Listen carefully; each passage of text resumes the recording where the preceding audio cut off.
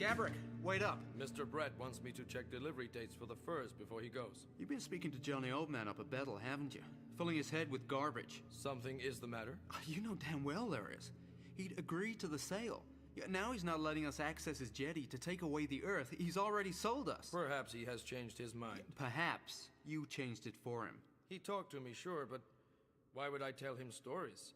Brett's money feeds my family just as it does you. Precisely. And when this place is finished, that money dries up, doesn't it? Huh? Brett will discard you along with everyone else. Ever since he made you his personal assistant, you've been stirring things up behind his back. You do not understand, Tulung. Because you see the world with one Koyukan eye, and one that is American. Your kind will never understand my people. You are acting for yourself in this, not our people. Johnny Oldman will act as he will. I have not turned him against you. Brett knows about the bad feeling you tried to spread in the Koyukan about this house. It amuses him, you understand that? He doesn't really care. It's a hindrance, sure, but he knows he'll win in the end. It amuses him to think that you, the Koyukan, could ever stand in his way. If that is true, and as your job here is to run between him and my people, finding ways to make everyone happy, at whose expense is he really gaining his amusement?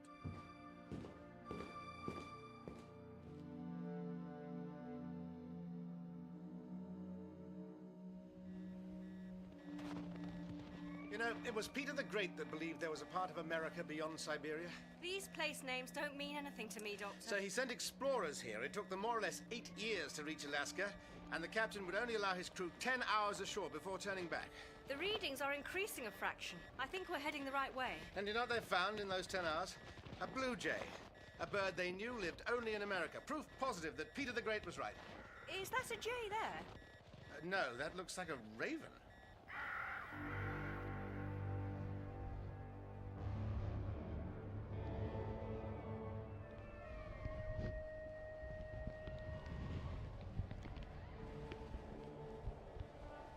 Of course, the raven is the creator god in the beliefs of the Koyukan people, the descendants of the original settlers who came here more than 12,000 years ago. Doctor, shh. What's that? What's what? I heard something. Like there's something out here. Watching us. Probably a wayward blue jay wondering why his ears were burning. Come on.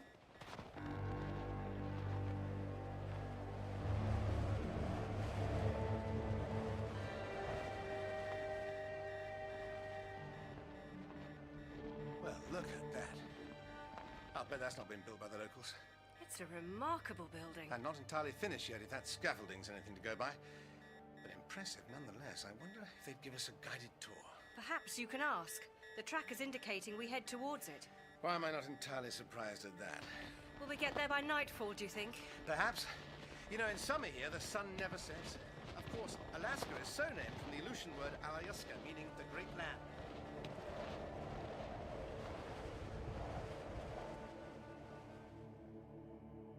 Johnny Oldman could be talked around, Brett. Give me time with him.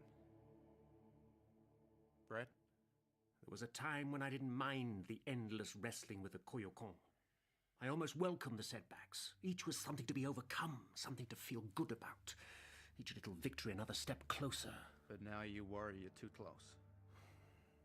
You know me better than anyone, don't you, little Tulung? Always so very dependable. I'm tired. It's taken so much to make this place happen. You worry what's gonna happen to you when it's over. And what will become of you, little Tulung? Well, my work here will be done, but I still belong. I'll always have my place here with the Koyukan. Oh, well said. But not really all that convincing. Look at you standing there. Even now you feel the mixed blood that flows through your veins pulling you this way and that. No peace, only conflict. But you don't belong to the Koyukan. You don't even belong to the white man. You belong to me. You feel that deep down, don't you? Little Tulung. I do wish you had a brighter torch. Batteries must be wearing down a little. Well, at least it's doubtful we'll step in anything unpleasant out here. It's there again. That sound. Yes. We better keep moving. This track must lead direct to that building, and if it stays clear, then... Doctor!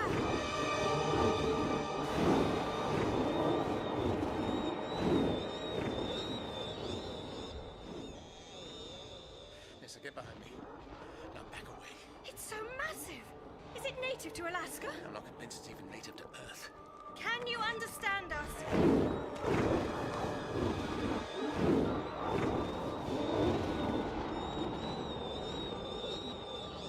We mean you no harm. I'm not sure it can say the same.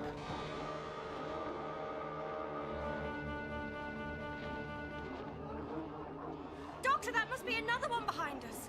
It's been tracking us. Or hunting us. Trapped. Can we outrun them, do you think? We'll have to take that chance. I'll flash the torch at it, try to keep its attention, circle behind it, but keep well clear. Make for the building. What about you? If I'm not right behind you, see if you can get help. Now, quickly!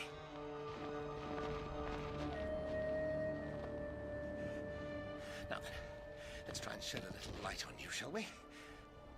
You and your friend here.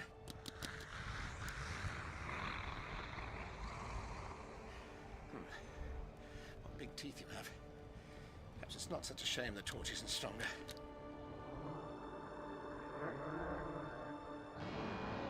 Doctor! Doctor, it's after me! Well, its friend here focuses on me. If I could just overtake on the inside. Come on, Nissa, quickly, run!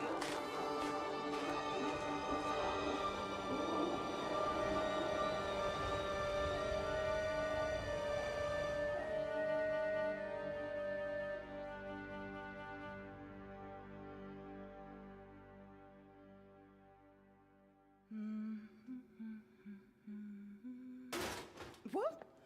Oh, hello, Chulung. Don't tread in that paint, it costs a fortune.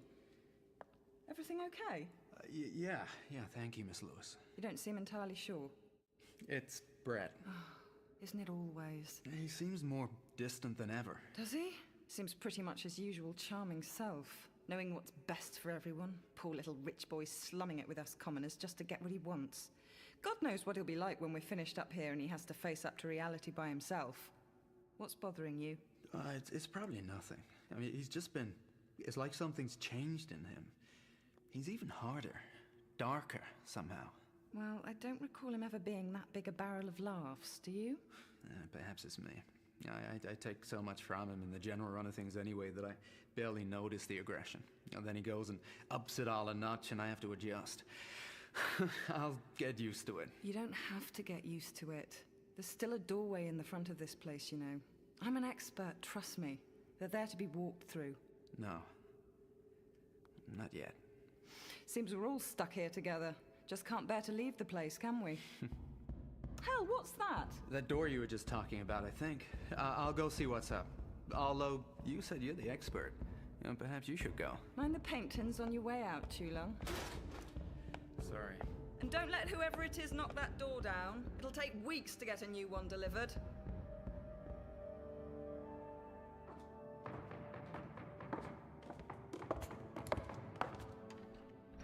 What is this? What do you want? To come in. Thank you. Who are you? What do you want? We're visitors. So sorry to drop by unannounced. We were attacked. Something out there. Attacked? Yes. What something? What was it? There's no time to explain now. We need flashlights. It may well be coming this way. Your clothes. Quite striking, aren't they? Now, please, you must listen. Something very large and aggressive was lurking out there on the track. I don't suppose you know anything about it. Strangers. Only until we're introduced. I'm the doctor. This is my friend Nissa. And as I was saying to your friend here, Mr. You must leave here. This is private property. You can't just throw us out to face that thing. You have no business here. You have no business yourself, Gabrick. Throwing out these people to the night. It is for Mr. Brett to decide, is it not? Oh, absolutely. Good old Mr. Brett. Fetch him, Gabrick. I'll watch them. Thank you. Yes, thank you, Mr. My name is Chulung. Are you lost? Well, I wouldn't say that exactly. We know this is Alaska. Well, welcome to Kayatsk. I'm sure Mr. Brett will be absolutely delighted to see us, but we may find some rather less well-mannered guests dropping by for dinner if whatever's out there is still following us. We need to, What a terribly lavish reception area. Not very homely, though, is it? More like a museum foyer than an entrance hall. No coat stand. Doctor, Miss, what's wrong? I'm not sure. My head, it's tingling. Please, sit down here. You've been running? Yes. Perhaps the exertion and the change of temperature. Well, Nissa? I'm fine, really. Please, Doctor, we must find out what that thing was. Yes, you're quite right. So, Mr. Chulung, this is an impressive building. Do you have equally impressive floodlights for the grounds? I'll switch them on. Splendid. If one of those creatures has followed us, at least we should be able to see what we're up against. Be careful, Doctor. The readings are clearer here, look. Interesting. Whatever it is, we must be right on top of it. Ah, lead on, Mr. Tulung.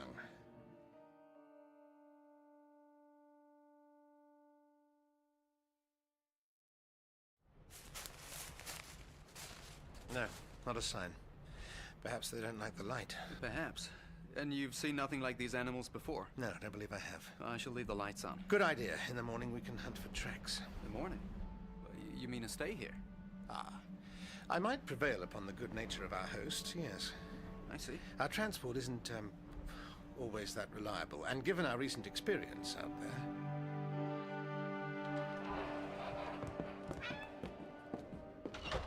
Well? Nothing. I can't say I'm not relieved. How are you feeling? Better, thank you. Mr. Brett invites you to the drawing room. How very pleasant of him. Take them there, Tulung. I have business to attend to. I don't think your friend likes us much. Gabrick doesn't like anyone, and few care for him in return. He holds little respect for the ways of our people, unless it suits him. But come, we'll be more comfortable in the drawing room.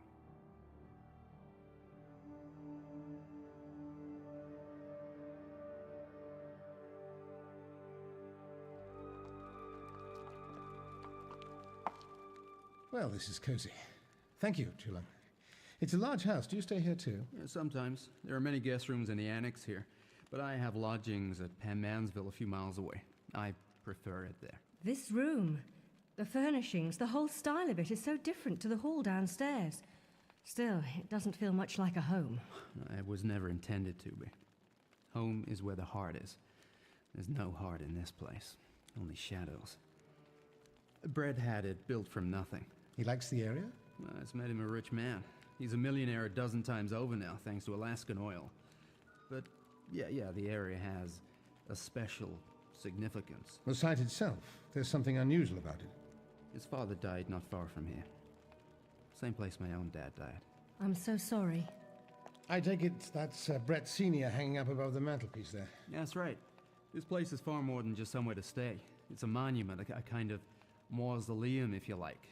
A tribute to Brett's father and his all-consuming passion for the land and its secrets. He was an archaeologist? It was his hobby. He used to joke that he'd dig up Alaska any way he could. But for my father, he was a professional. These lands are rich in fossils, buried deep in the permafrost. My father was from Colorado, but he spent much of his life out here. It wasn't easy, especially after he married a Koyukin. We moved about all over the state when I was a kid, always chasing more funding. Another dig. And that's how you and Mr. Brett first met? Yeah, and how my father died. What Brett's father lacked in knowledge and ability, he made up for in cash. He funded the digs, but he made damn sure everyone knew who was calling the shots. That's one trait he passed on to his son. An admirable trait, in my view. Everyone knows so clearly where they stand, don't they, little Tulum? How do you do? I'm the doctor. Sean Brett. And you, my dear? My name is Nissa. Thank you for your hospitality. Oh, it's a most delightful pleasure for me to have company. This is such a solitary place. How came you to be here in Kayutsk? Well, dressed for a game of cricket, I see. Yes. Sadly called off. Due to snow, apparently. My assistant says you were pursued out there. Something like that. Tell me, do you know this area well? I do. He's hoarding great chunks of it downstairs. I am cherishing this area, shall we say. So you notice anything unusual about it? Would you care to be shown around downstairs, Doctor, to experience a little of the landscape? I'm sorry. Do join me, please. And you, Miss Nissa? Nissa? My head, neck. I'm sorry, I think I'll stay here. I'll wait with you. Do so, little Tulum. Will not be long. Doctor, what about the tracker, the energy readings? That's exactly why I think I should take a look around. Lead on, Mr. Brett.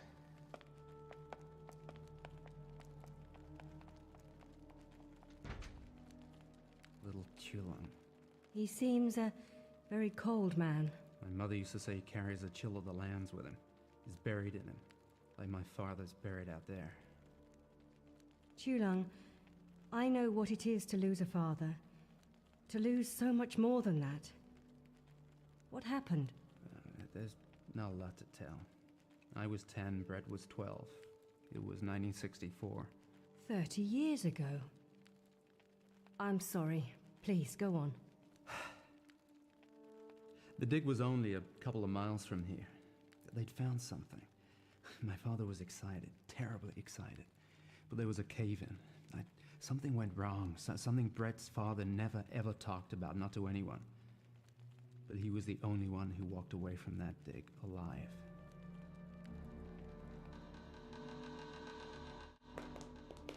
And this is the stone room. Everything's solid rock. Naturally. Floor, walls, ceiling, furniture. And all local materials? The raw stuff of the area.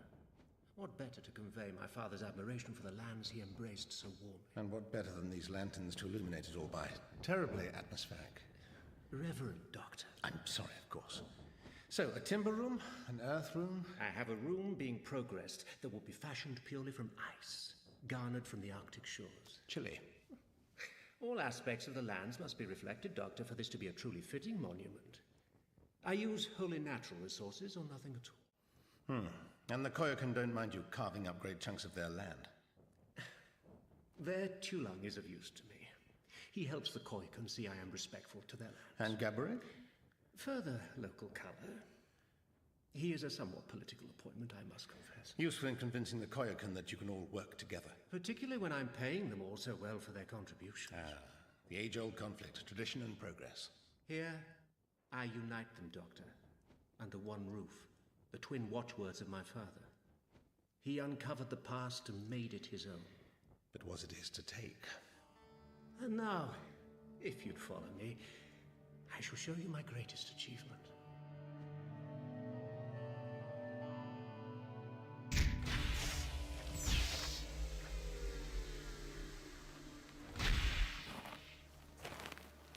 My sea room. Shame it's so cold. You'd always have somewhere to lay your beach towel. Remarkable, isn't it? The house is actually built into the rock face. It forms the far wall there. And is the rest of the landscape so genuine? 500,000 gallons of Arctic seawater and an actual stretch of coastline. All transplanted and reconstructed. You even have your own virtual tides. Keyed to the movement of our holographic moon. There's even sea life here. Seals, walruses. Oh, I'm sure they appreciate it all, far more than the real thing. Perhaps that's why we can't see any of them today. You don't approve, Doctor? Oh, it's an extraordinary achievement, absolutely. It's only the context I question. I can show you someone who would argue that's precisely the point.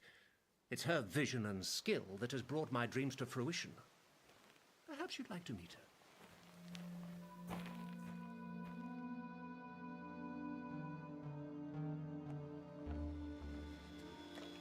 Doctor, may I present Monica Lewis, a most gifted interior designer.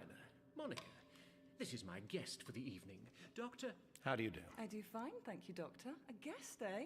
Can't remember when one of those last came to call. I imagine you're a little cut off here. Mind the paint.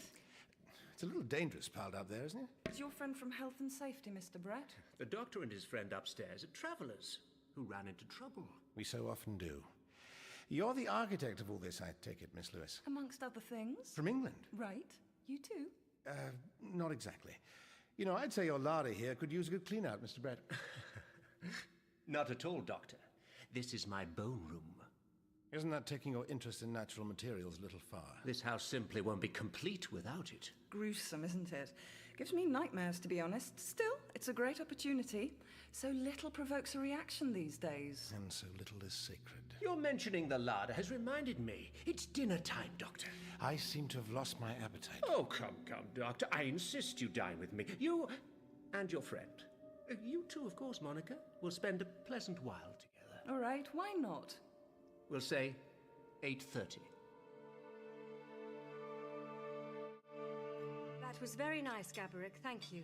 It certainly looked delicious. I'm sorry I wasn't very hungry. Yes, thank you, Gabrick. Workmanlike as ever. The flesh of the animal was wrong. The taste is not right. Really? Glad I'm vegetarian, then. I wouldn't know sea otter from sushi. Great salad, though, Gabrick. It is what they are doing to the sea to get oil that spoils the taste. Is it? That's your parochial paranoia speaking again, Gabrick. I shan't allow you to sit at table again if you insist on being so discourteous to the traditions of my Western guests. Mr. Brett. Please, you shouldn't. There's really no need to. You all right, Nissa? I think so. What do you think, Monica? Will these choice table leavings benefit our bone room? It will be a magnificent sight when finished.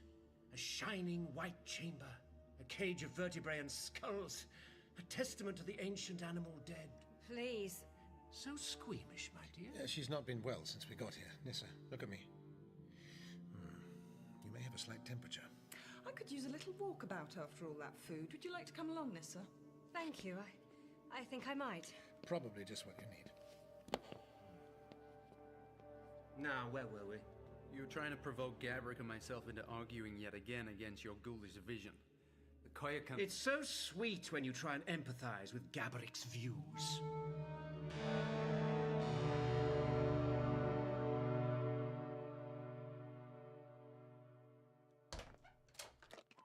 Something stirring.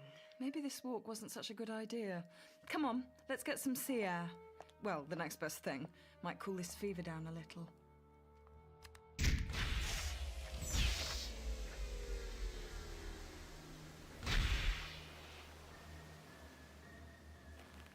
The sea. Something from the sea. You're not well, are you? Tell you what, you just rest here. I'll go and tell your friend. He's a doctor.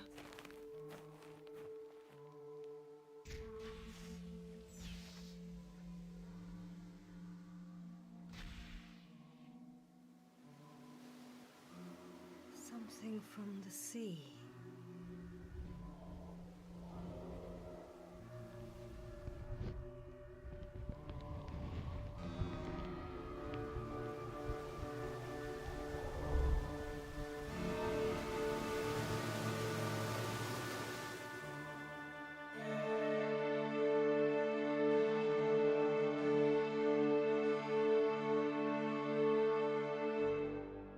You just don't get it, Brad. Animals need to be treated with respect, or they would not give themselves to the hunter. Such tedious superstition. It's not superstition. It's something that's evolved over thousands of years. The culture, the land, the animals. They can't be separated and packaged up the way you're doing. Listen to your choice of words. Does that sound like a Koyokud to you, Gabrick? I wouldn't really... You're really trying too hard, you know, little Chulang. I won't let you... I really do think... Doctor, I think you'd better take a look at... What the hell was that? It came from below us. That's the stone room. Quickly!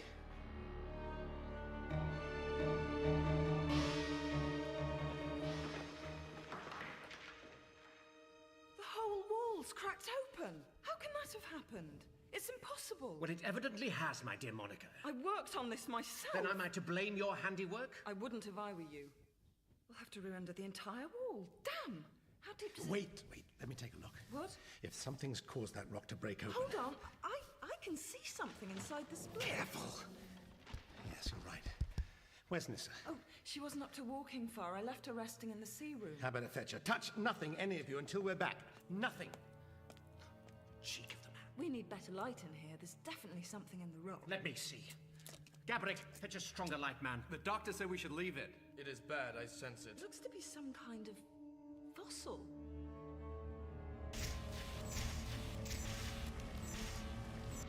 Nissa?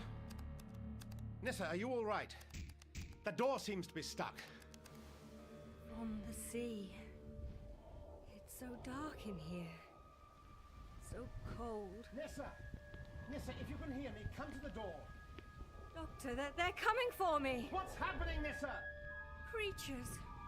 Born and reborn. They're all around me. They want to kill. Want to kill us all. Nissa!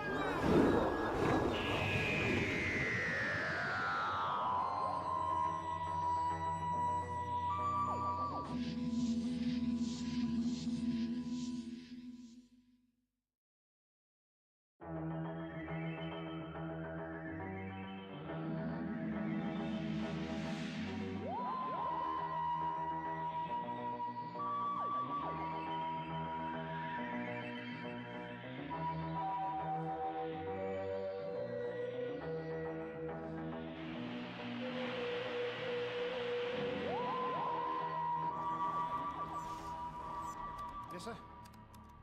Nissa, are you all right? The door seems to be stuck. From the sea. It's so dark in here. So cold. Nissa! Nissa, if you can hear me, come to the door. Doctor, they're coming for me. What's happening, Nissa? Creatures. Born and reborn. They're all around me. They want to kill. Want to kill us all. Nissa! What is happening? Gabrick, help me, man. There's something wedged up against the door. Nissa's trapped inside. Doctor! What are they, Nissa? Too dark. Right, together, come on. 1, 2. Quickly, come on again, it's giving! One of them's blocking the door. My leg! Watch out! Nissa, quickly squeeze through! Oh, Doctor! The door, Gabrick, help me!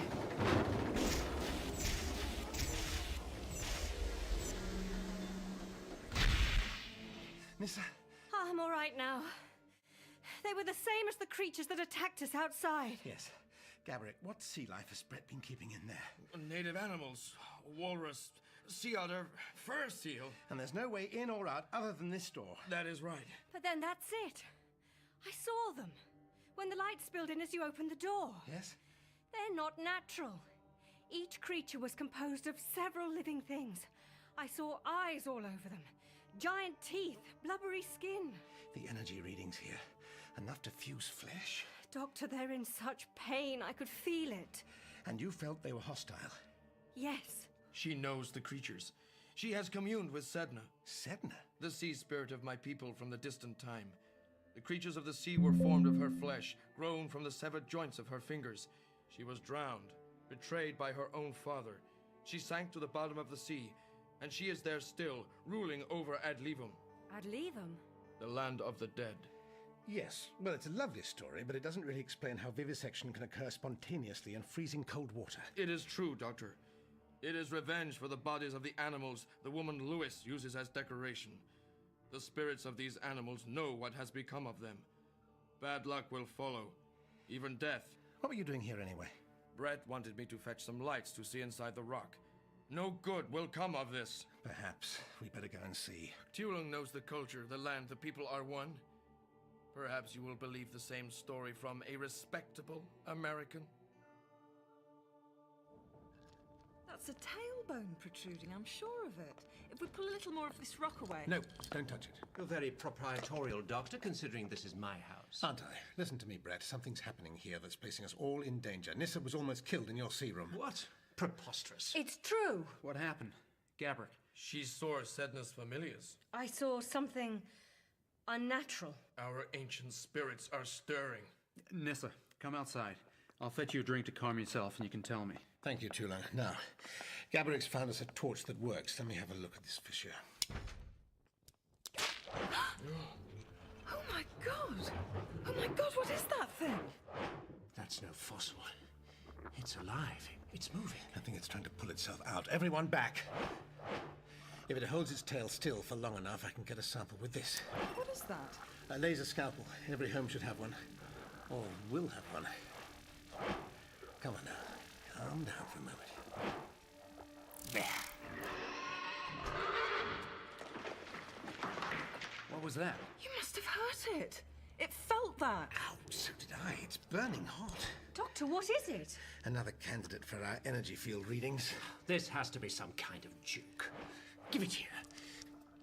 But it's just bone, isn't it? How can it be moving about? I don't know, but I think we'd better find out. It seems to be held pretty tight in there, whatever it is. Could the heat from its tail have caused that fissure in the rock? Together with some other force. I'm locking the door. Very sensible. I'll just take a couple of samples of the rock while we're about it.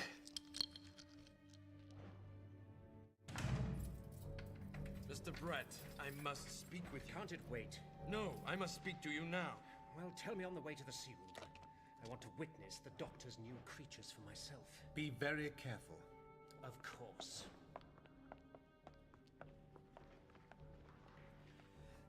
Gabrick's really rattled.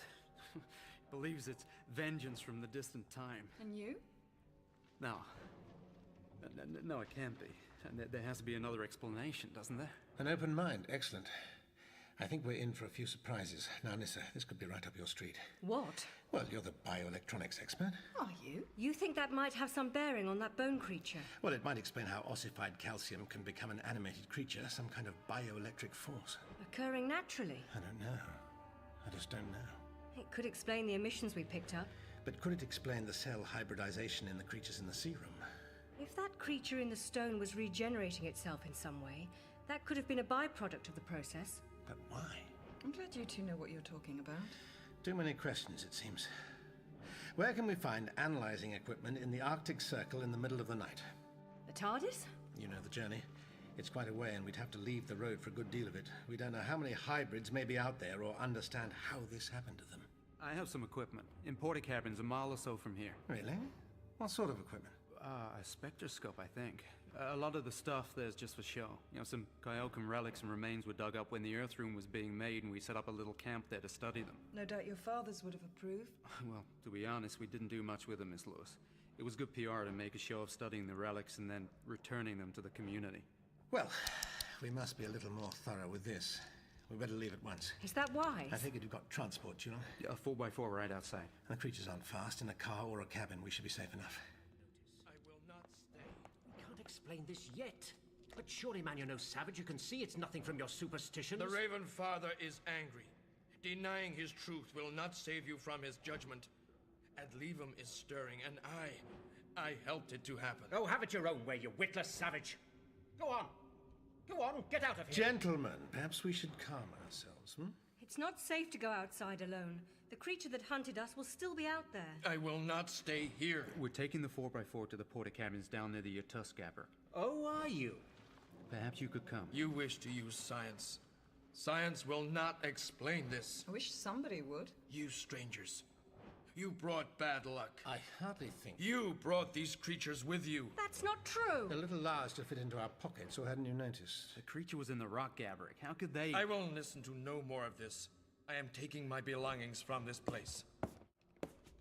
Great. Pretend nothing's happening. That'll help. He's scared. He's not the only one. I can't. Are you all right? Brett, you look unwell. Let me see. Much the same as you were, Nissa. Slight fever. I'm much better now. I'm sure you'll be right too, Mr. Brett. You should rest, Chulang. I'll take him upstairs. When I felt unwell, I felt like I was being called to. Who by? What were they saying? I don't know. It wasn't words. I just knew. Could that creature have affected us somehow? A side effect of that energy force, perhaps. Or an intended influence. Keep on like this, and I'm going to join Gabrick hiding under the bed. We must know more about that thing rattling about in there.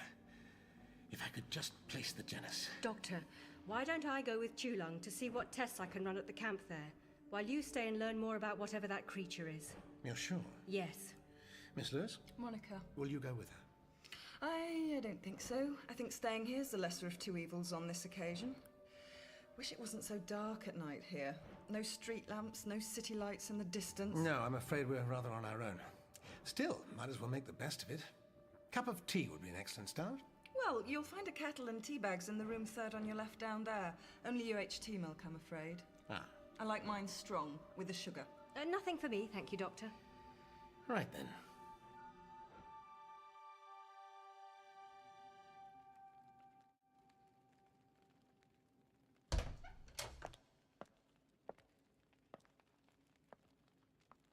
Brett's looking pretty rough. How about you? You feeling okay? Leave me alone. I know why you're so afraid. You know nothing. I said leave me. It's the pelts, isn't it? The furs Brett's been importing for the fur room. I know you've been taking them to Anchorage, selling them yourself. You know nothing. Well, Brett would never know, would he? He can always afford some more, but poor Gabrick, on what he earns. Enough. You know nothing of the things I have had to do. Leave me. What you've done is down to your conscience to settle. But you needn't leave. The spirits aren't judging you, I'm sure. I used to think so. Told myself the skins were already defiled. Respect for the animals that had given them and the land they ran upon already lost. That it was all Brett, not I. But now... We can't explain what's happening yet, but it's nothing to do with you or those skins. It can't be. Why are you here? Why have you come to me? Please, Gabrick. Say you think it isn't the spirits. You come here for yourself, not for me. I have nothing to say to you. You're acting like a scared child. I can give you no comfort. Believe me. All will come out in time.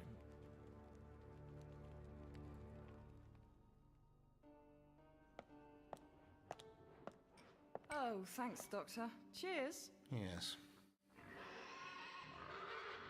Please tell me this isn't happening. Chulung, you look pale. I'm fine. How's Mr. Brett? You're lying down upstairs, delirious. He's not making much sense. Is anything round here? We should go. Just you and me? Nissa's more than capable. I think I should stay here to keep an eye on our little friend in there. And I'm just staying warm.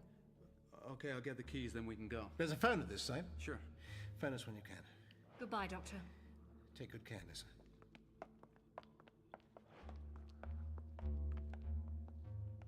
So, you and her then, are the two of you... Just good friends, yes. You know, I tried Nissa for finishing other people's sentences, but... It's quite fun, isn't it? Come on.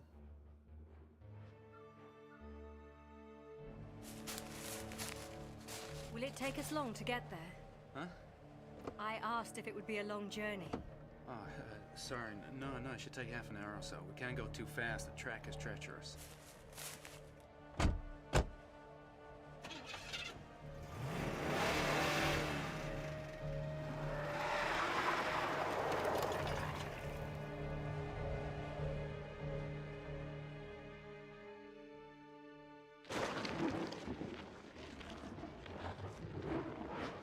Oh God, look at it. It's working its way loose, isn't it? What do we do then? We try not to panic. It's a mystery at this stage, not a threat. It's done us no harm. There's just something about it. Let's have a closer look. It's radiating even more heat now. No, not just heat. Where did I put that?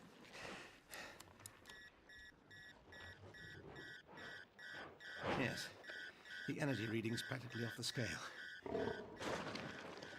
Fascinating. Always hated skeletons. You'd find it difficult to get about without one. No, I've never seen anything like this before. I mean, even from an aesthetic point of view, they look so ugly. Functional, though. There's a thought. What is? How is a fossilized skeleton moving about without flesh and blood to clothe it? Just to spite us. Unless the bone is its flesh, and its blood runs inside it. See the linkage of the tail there to the backbone? Lovely. If this were just a skeleton, there'd be a joint there. They wouldn't be attached. Let me get this straight. A fossil forms when an animal dies near water, gets covered and buried in sand and mud or whatever, and is preserved. Correct. This thing must have been in some kind of hibernation when it happened, lying dormant. And it looked like this right back then. I don't see how else to explain it. But that must be thousands of years ago. Oh, millions. And it's still alive? Unsettling, isn't it? Come on. Where? I could use another cup of tea. Your turn, I believe.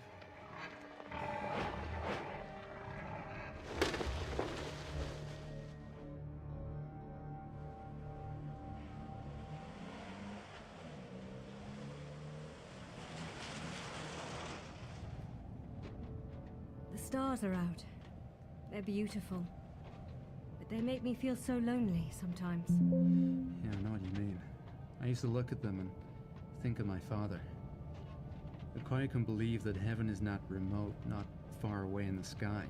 It's here, around us, where the footprints of the living were impressed on the land where the ancestors walked, and where the spirits of the dead drift forever on the wind. Yeah, that used to comfort me. Tonight it only makes me feel afraid. My people blended the spiritual and the rational, Chulung. I know how difficult it can be to carry tradition with you, but you have to learn when to let the one lead the other. My world has been destroyed. Yeah, it can feel like that sometimes, can it? Yes. Yes, it can.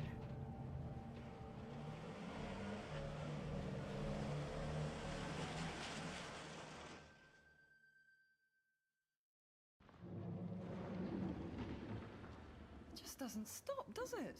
Even without an audience. I do hope Nissa and Chulung get in touch soon.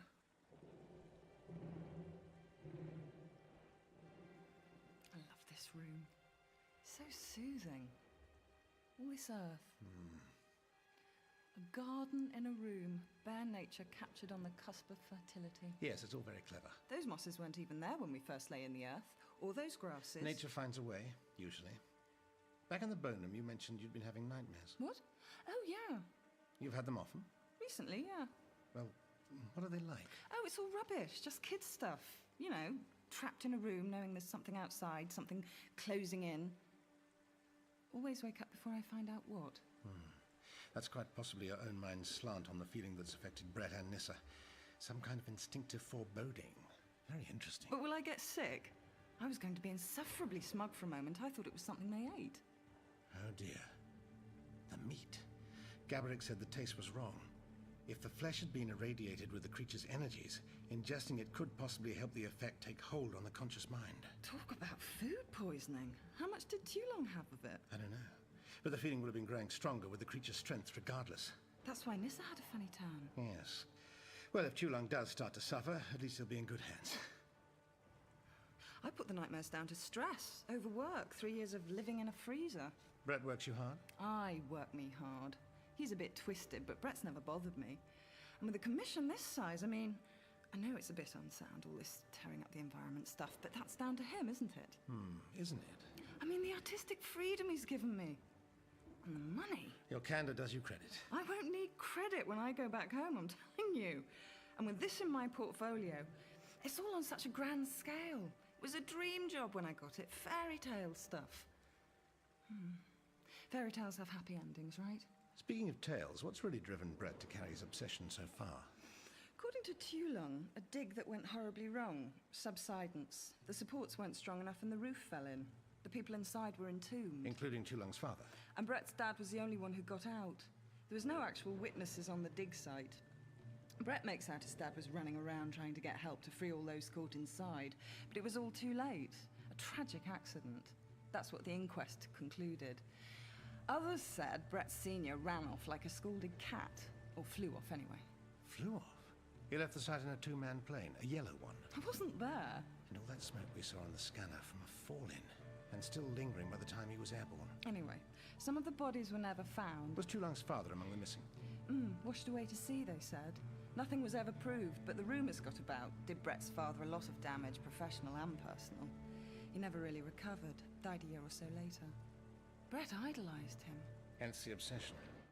Hence the monument. Hence your involvement. Funny how things turn out, isn't it?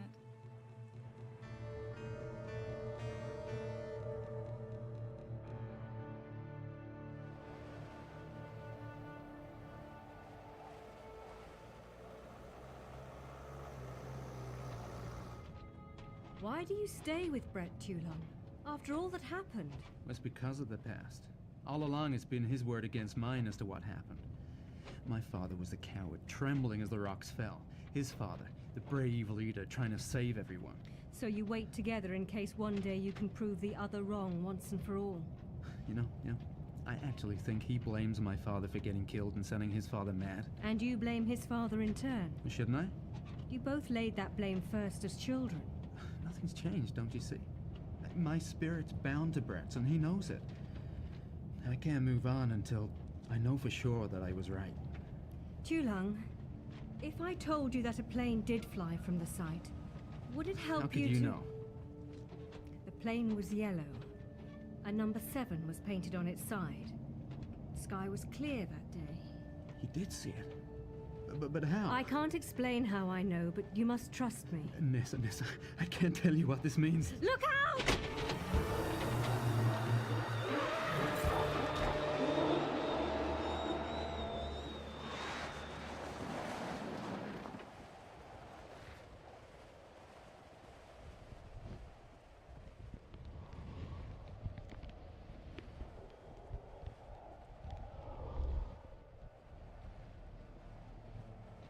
Mighty Father, protect us. That was one of them! Did we kill it? I don't know! I never imagined. Tulong, we must keep going!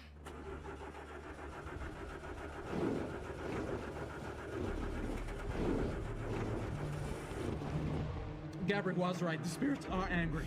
No! Keep trying! Oh, it's no good!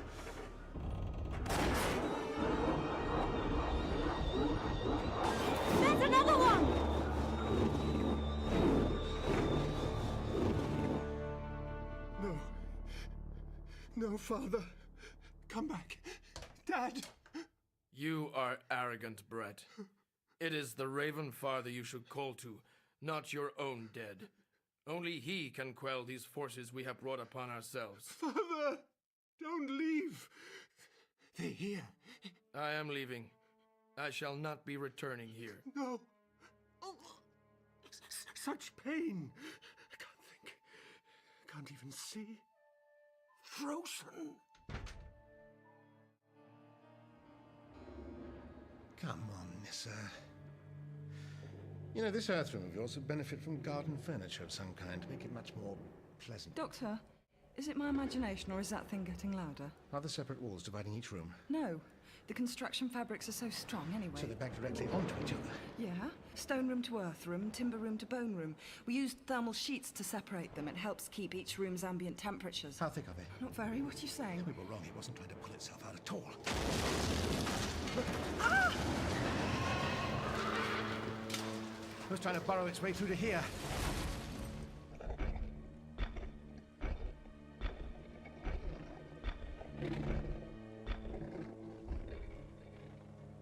Look at it. It's blocking the door. It's got no eyes, only sockets. How can it see us? Hold on.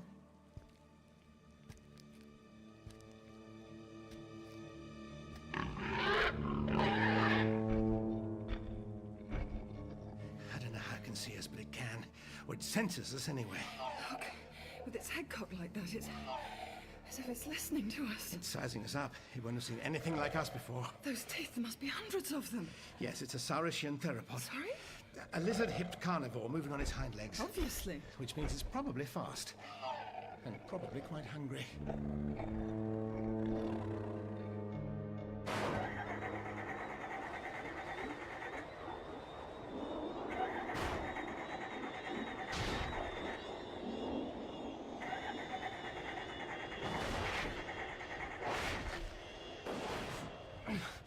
It's no good. We must do it!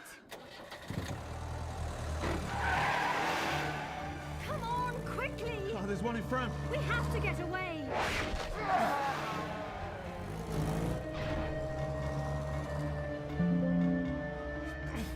We killed it. We didn't have any choice.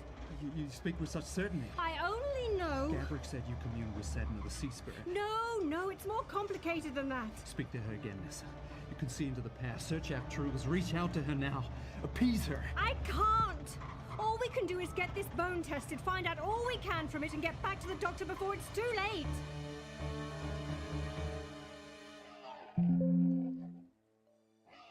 So what do we do? Try and crawl through the hole it's made to the other room, slowly as you can, then double back and open the door. Oh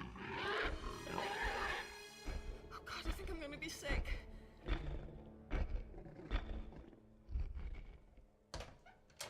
That noise. No, Gabrick, get back! Raven Father!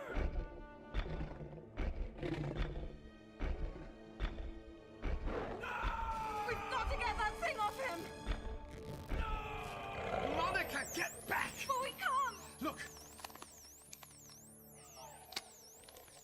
Oh my God! The energy field that thing gives off. It's strong enough now to peel flesh from the bone at close range. But how? Why? So it can eat faster. It's developed a more efficient way of removing meat than simply chewing. And yet the way that it tore at his clothes before... Fussy eater? I don't know. Now quickly, up the stairs before it decides it's still hungry. Come on. Go!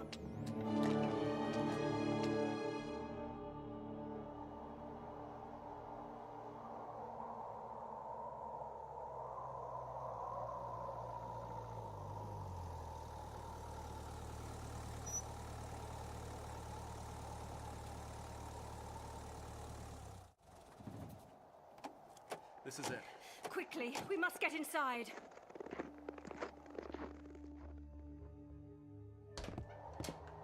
Where are the lights? Here, everything's run from a generator below us. Oh, I'd hoped for more to work with than this equipment. Quite primitive, but I should be able to get some results. Primitive? This technology's state of the art. For all the good technology can do us now. The spiritual and the rational, Tulung, remember? Each must lead the other.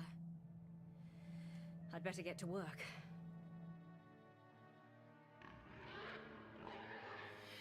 What's it waiting down there for? Why doesn't it come after us? Looks a little unsteady on its feet, doesn't it? A spot of indigestion at its first human, perhaps. Don't use words like first. And there it goes. This must be a very unsettling world to find itself in. Oh, poor little thing. You must find Brett. See how he is. We should all stay together. So we can present a 3-course banquet to it. Perhaps we should all just take our clothes off while we're at it. Save it a job. I don't think that'll be necessary. We're not ready to become a dinosaur dinner just yet, are we? Neither was poor Gabarick, and look at him. Well, look what happened to him. Just fetch Brett, would you? All right. Now, come on, Doctor. Think. Tell me more truths, Nissa. What really happened to my father? I don't know, Tulung, I swear. I can only tell you what I saw. Goodness. What is it? The doctor told me that the dinosaurs died out 65 million years ago. So? I estimate this fragment to be over 260 million years old. And yet that thing is still alive? We have to find out how that can be. With this primitive equipment? With a small amount of iron bonding, I may be able to enhance it. Brett, wake up. You have to wake up. Why should I? Because we're in trouble, and because I think the doctor's the only person who might be able to get us out of it. Everything in the sea room. All that cold, slippery life. Like the past. Like everything I've known. All ruined. Changed. Dead. There's no time for this. Can't you feel it? Ancient death. Stalking us like animals. Can't you feel it? Yes, I can feel it. I've bloody well seen it. It killed Gabarick, ate him alive. Now, are you coming? Dead? Gabarick's dead. I think I can hear something outside. Oh no. Tulung. Shh! There's something out there, I'm telling you. We must phone the doctor. Well, how can he help us? I need to tell him what I've discovered. Nissa.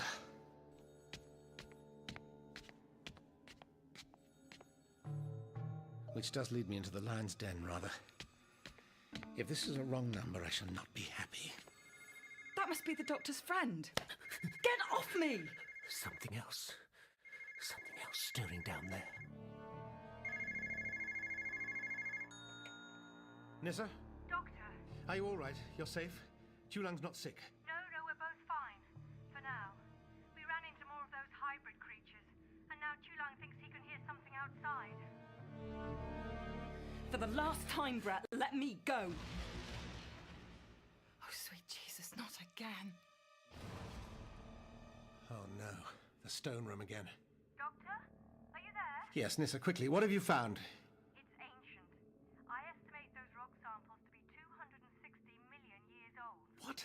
That's 30 million years before the first dinosaur. About the time of... Yes, that might fit. Go on. You were right. It carries a bioelectric field inside itself.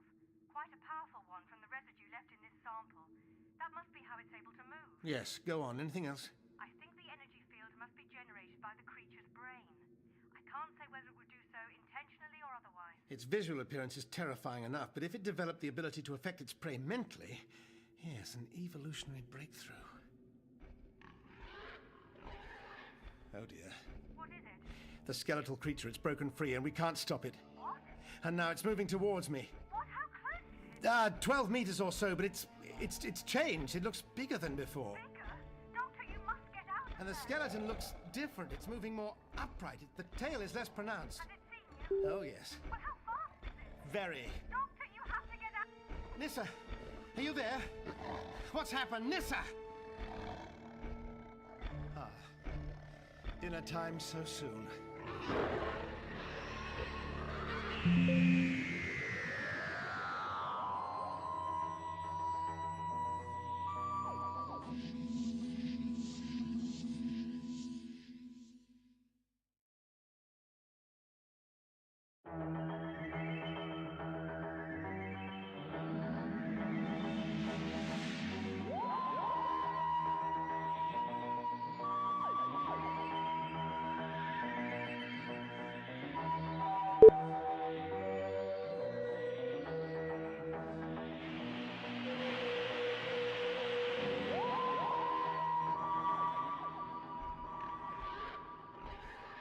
Oh dear. What What is it? The skeletal creature, it's broken free and we can't stop it. What? And now it's moving towards me. What? How close is it? 12 meters or so, but it's changed. It looks bigger than before. Bigger? Doctor, you must get out of And the there. skeleton looks different. It's moving more upright. The tail is less pronounced. Has it seen you? Oh, yes. Well, how fast is it? Very. Doctor, you have to get out. Nissa, are you there? What's happened? Nissa! Dinner time so soon.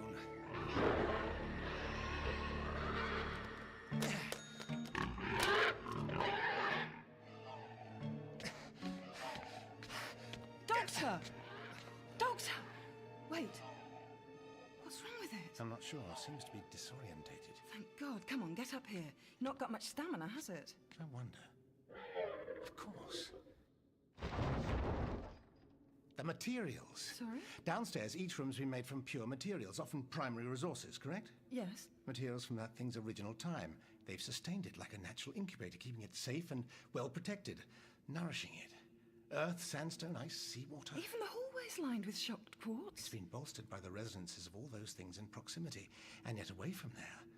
Upstairs, this charming carpet, the varnish on the banisters. Synthetic A materials. shock to its system, something it can't understand, like presenting a caveman with a modern alarm clock. So is it dead? Stunned, I imagine, but perhaps we can get close enough for a more detailed study. What? It's made of bones and it's horrible. What more do you need to know? Hang on, it's got bigger, hasn't it? Yes. The entire curvature of the spine's changed, too, and the femurs have elongated slightly. You mean it's growing? I think it's processed the genetic information from Gabrick and used the energy from his body to enhance itself. That is just disgusting. You mean if it ate any more of us? It could gain more human characteristics, perhaps even intelligence. It seems it really is what it eats. But how can something as primitive as that know anything about genetics? Oh, it doesn't. But then you don't have to understand exactly how you breathe in and out to be able to just get on with it, do you? If I stay alive long enough, I promise I'll learn. Where's Brett? You were going to fetch him, weren't you? He's gone weird, turned a bit nasty on me. Oh, God, Doctor, what about that crash earlier? Yes. It seems our friend here may soon have some company. Then we've got to get away. And risk these things getting out? No. Anyway, Nissa and Tulung have taken the transport. Was that them on the phone? Yes, but we were cut off.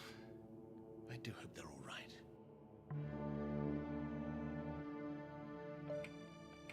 Doctor? Doctor! Chulang, the phone's dead. They found us again. They must have done it. How would they know to cut a phone line?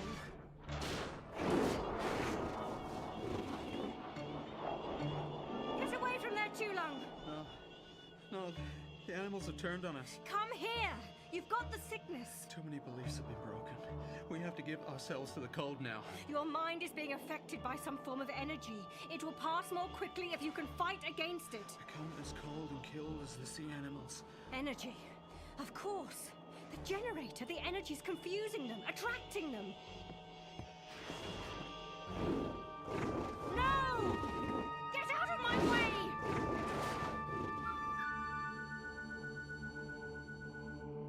I wonder how our friend's getting on in there. As long as it isn't getting out. Shall we risk a look? No. Good. Here we go, then.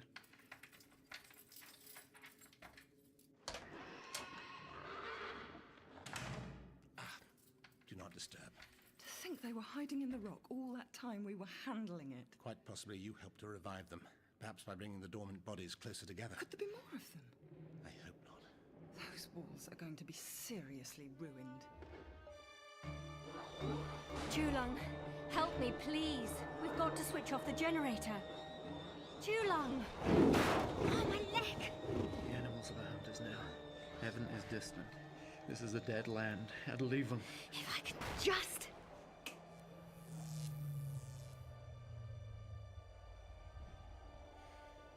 Chulang, are you all right? I can't see you. Nissa? Have you made them go away? I don't think so. But at least they've calmed down. I think the creatures back at the house have done this to them. All I can imagine is that they've made them more sensitive to any sources of energy. They're still outside. We have to get back to the doctor. I'm dreadfully worried about him. No. We must hide here in the dark, where they can't see us. That won't work. I said they're sensitive to any energy sources. That includes us. They mustn't get me. Not now that I am so near the truth. Chulang, we only have to reach your vehicle and drive to the house and you'll be safe. The doctor will know what to do. You stop them screaming. You'll keep me safe. I'll do all I can. Now carefully, quietly, we must go.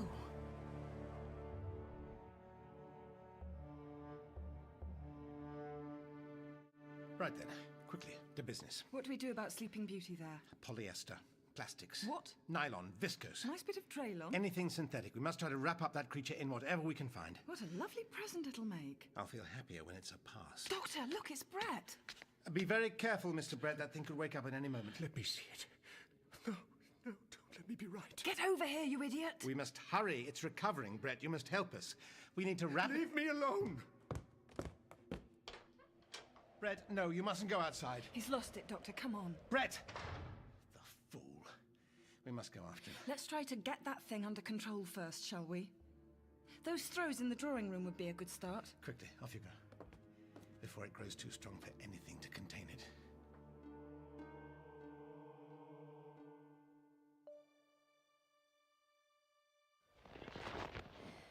Almost there.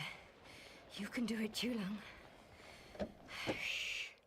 Now, quietly. We'll both get in this side. You first.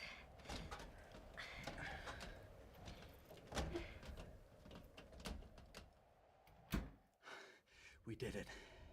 Quickly, Chulang. Oh, not again. Not again!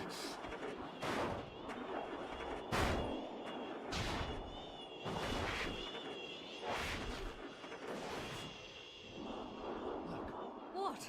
There, on the bonnet. A storm petrel. It's just a bird. Get us away from here.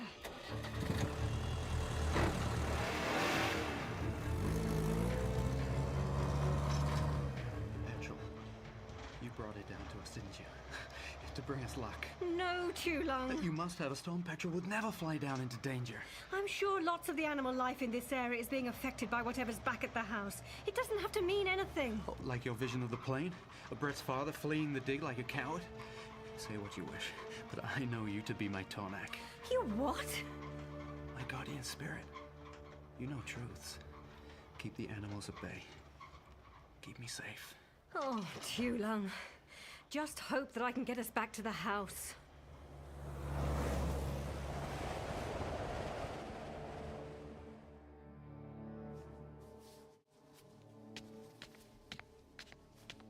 What kept you? My room's the far side of the annex.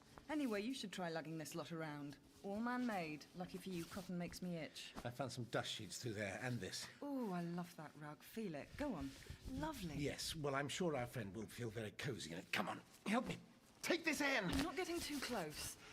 Here we go, then. Quickly, help me with this. It's gonna get out. We must smother it before it... Oh, The heat. it's no good. The creature's too powerful. Run, quickly.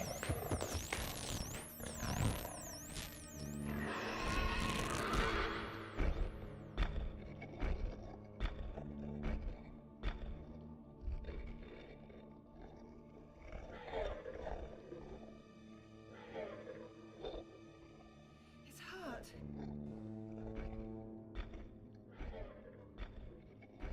We must follow it. Have you got a death wish or something? It can't be allowed to escape the house. Right, and just how are you planning to stop it?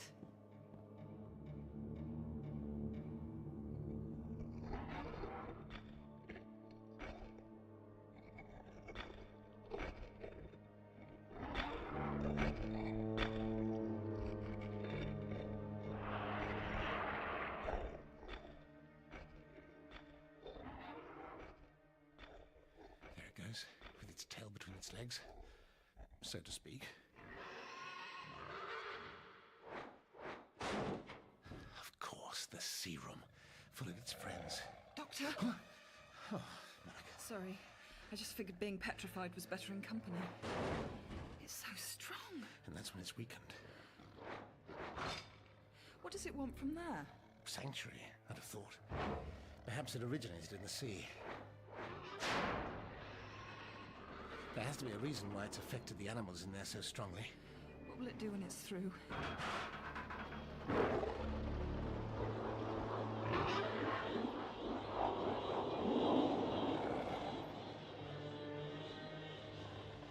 Feed. Right. I'm really going to be sick this time. We must block that gap. Hold it inside. My workbench is in the bone room. Paint tins, too. Oh, and there's some chairs in storage under the stairs. We could maybe jam the door shut with them. Yes, anything like that. Anything at all. We need time. I think Brett had the right idea. What about when the other one breaks out of the stone room? First things first, Monica. Oh, I'm so glad there's an order to our crisis. If only. Years of hard work, wrecked in minutes by a hyperactive bag of bones. Please don't get out of there. Brett, is that you? Brett? Too long, Nissa, thank God. What's been happening here? Where's the doctor? Down the corridor, everything's been happening here. What's that? I thought the bone animal had escaped. It has, that's its friend. There's another one? At least. What happened to you two? The doctor said the phone went dead on him. The monsters attacked us. Nissa saved us. You did? It wasn't like that, really. He's still weak from the same sickness I had. Him and Brett both, then. Is Brett with a doctor? I must speak with him. No. Come on, help me with these chairs. The doctor's filling in a hole in the sea room door. He might as well fill you in on what's been happening at the same time. Might as well give you a bit of a challenge. Look who I found. Nissa, They're just good friends. Come on, Tulung, help me pile these up. you're unharmed. Just about. Did you discover anything else? There wasn't time. The sea hybrids attacked us, but we got away. Well, the ones in there won't be bothering anyone anymore. The creatures in there? Yes, and by the sound of things, it devoured them all. A familiar kill. Now I think it must be resting. You must tell me what's been happening. In a moment. Monica, you and Tulung keep strengthening that barricade. Nissa and I will start blocking the stone room. And the earth room. It can climb through the wall, remember? We're not going to be able to stop them getting out, are we? Nissa. We could telephone for help. No one could reach us out here before it's way too late. Always assuming anyone actually believed what we had to tell them, of course. Maybe we should drive to Anchorage and get help. Better yet, just keep driving until there's 49 states and Canada between us and this place. Those monsters are out there. They stopped us, nearly killed us. This house must be isolated. We can't leave it before we've made it as secure as we can. We cannot prevent the spirits from leaving if that is their wish. They're not spirits, Tulung. They're animals, as real as you and I. No, the stories from the distant time, they're true. Coming true again. Said in the spirit. It's possible that the creature's energy levels were strong enough to affect the racial unconsciousness of the peoples that first came here, even 25,000 years ago. Perhaps the stories were attempts to interpret those feelings. No, Gabrick was right. Ask him. He will tell you. Where is Gabrick? Oh, Gabrick's dead. Dead. I'm afraid so. That creature in there. Where's Brett? he wasn't well. He went outside. We couldn't stop him. We should find him. He could be hurt. And we need his help here. Gabrick was right. He did not treat the dead with respect, and the dead arose to claim him. Tulung, no. No, it's true. I must find Brett before he's taken too. I have to confront him with the truth you saw, Nissa. Tulung, Brett's not well, and neither are you. You should rest. There can be no rest for us now. Brett has brought this upon us. Tulung! The truth you told him? I told him about the plane we saw. The one carrying Brett's father away from here. I thought it would help him deal with things. Oh, Nissa. Why wouldn't he listen to me? He's not thinking straight, terrified out of his wits. Perhaps we should start a club. And the energy field of that creature in there won't be helping either. It'll only aggravate his fears. And now we're 2 men down. We'll have to work all the harder then, won't we? If these things want to get out, can't we just let them? There's thousands of miles of ice out there. Leave them to it. And risk them being able to breed again, forming a colony? Can you imagine thousands of those creatures attacking mankind? All right. How am I ever going to be able to sleep now? The nightmares. The bedclothes, they're ruined. Look at them piled up against the door like draft excluders. Come on, Nissa. I'll bring you up to date as we go. We'd better get started. Not long after you left, we realized the creature was actually tunneling out of the stone room and into the earth room next door.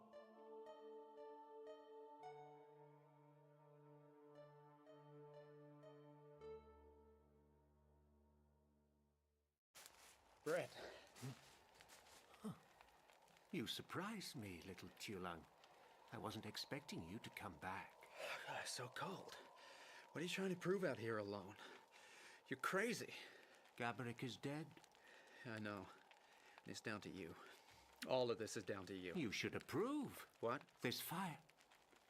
It's to ward away the creatures. Oh, shame on you. There's food here also. For Gabrick. I know the customs of his people. Of our people. I was a fool to ever try to distance myself from them. When people die, their spirits linger at first. They don't want to go away, don't understand what's happened to them. So, we burn their favorite food, so that the smell will make them feel less lonely. The spirits stay away, but only because they respect your fire. If you're still here when it dies, you'll die too. Die? I know the stories of these lands. I've heard each one a dozen times. My father collected them from native guides. They quite entranced him. Oh, I love to hear him speak as much as I love to see the look on his face as he shared the stories with me. My father told me stories too. But he was never able to tell me of your father's cowardice, of how he left everyone to die. I remember a story now. How the Raven Father began the world long, long ago by making men who'd live forever. They were happy, content with their lives. They knew nothing else. Then the Raven Father grew bored. Why make it so easy for man, he thought. Nothing ever happens. He stays exactly the same. So, he determined to make things harder, to make men who would die and who would never be alive again. Imagine the fear those first mortal men must have felt. Imagine the pain, the confusion of their family, their friends as they simply ceased to be. Imagine learning of death so suddenly without warning. And when my father died, I knew then exactly how the first mortal men had felt. Killed by a bored god, a god whose time was running out as progress tore him down from his heaven, who gave up to the world a new way to kill, dredged up from the depths of Adlivum. Only my father held it at bay. What are you saying, Brad? Don't you see? Your Raven Father knew I'd beaten him. He watched me steal his land, wrestle it away, capture his kingdom, humiliate it under a man-made roof behind doors. I should never have helped you in this. Now we're all gonna die. But that special death never took my father, as it did yours, little Tulang. It was the memory of it. The guilt, the fear. The knowledge of his betrayal. And now it wants to take me, like it tried to take him. And so, this special death crawls out of the ancient mud and the rock of Adlivum to make the land its own again. The girl, Nissa. She told me she saw your father's plane leaving the dig. Leaving everyone behind. You still don't understand, do you? And you do? I do now. Come with me. Where? To the place that binds us. That pit of mud and old bones. To the dig.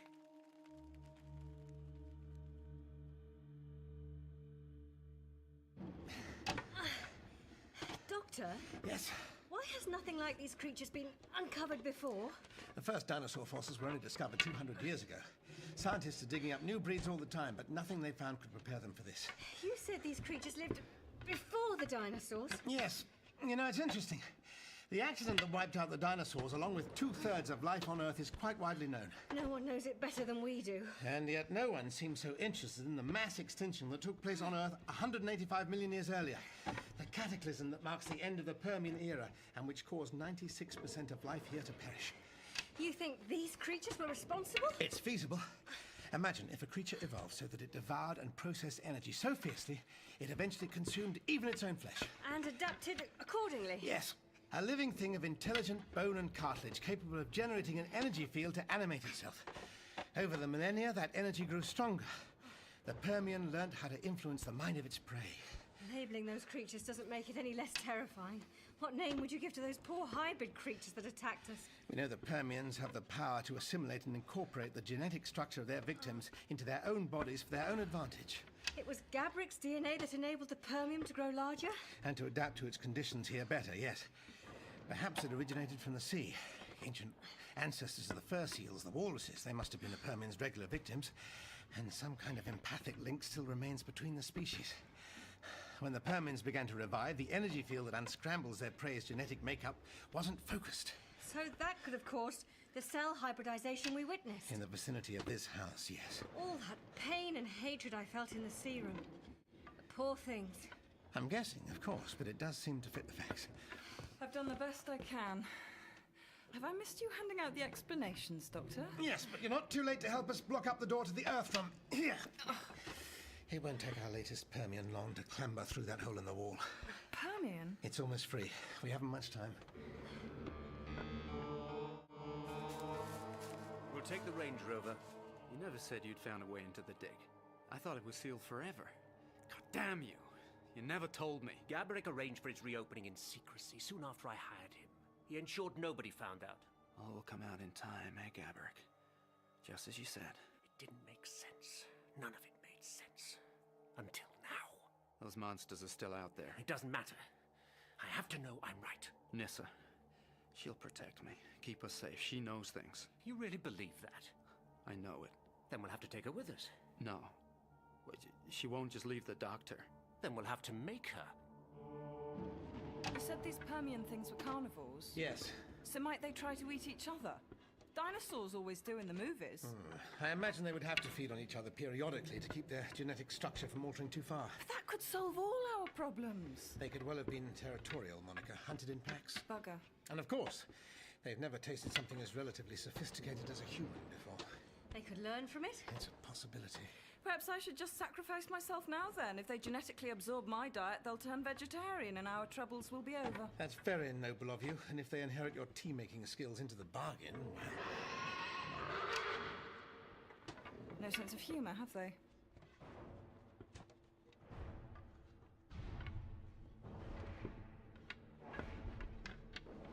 Our friend in the sea room. I'll check the barricades holding while I'm there. Be careful. When we piled up the last paint tin, then can we go? We'd have done all we can here, yes, then we need to get help. I'm not entirely without influence in this time period. Perhaps if we get to Anchorage... Whoa, we can hold convince- on. What do you mean, in this time period? Sorry.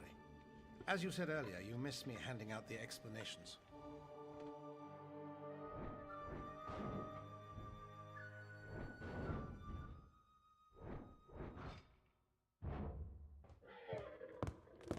Got you. Hello, Nissa. Oh, it's you. Yes, it's us. Are you recovered? There is much to be recovered, Nissa. Please, Nissa, come with us. Where? Chulang, what's wrong? But you know all the answers, don't you, Nissa? Get out of my way, please. We won't be safe without you, Nissa. The doctor will be taking us all away to get help soon. No, my dear. Little Chulang and I have other business to settle, and he really won't travel without his guardian spirit. Stay away from me.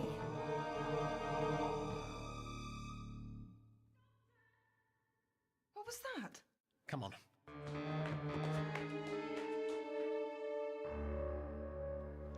Nissa, Back, Doctor. what is this? We asked her so nicely, Doctor, but she simply wouldn't listen. Doctor! What is it you want? From you, Doctor? Nothing. He's taking the car. No, that's our only chance to get away from here. My dear Monica, do be reasonable. I think I'm allowed to take my own vehicle where I choose. We're going to the dig. Why take Nissa? She's done you no harm. And no harm will come to us whilst we remain with her. Oh, Chulang. They're raving mad. Brett, listen to me. There's no need for this. We can all go. Stay away from me, Doctor.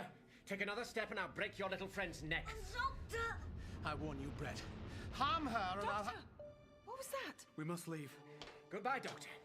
Monica, please don't try to follow us. Nissa, don't struggle. Do as he says. We'll find you.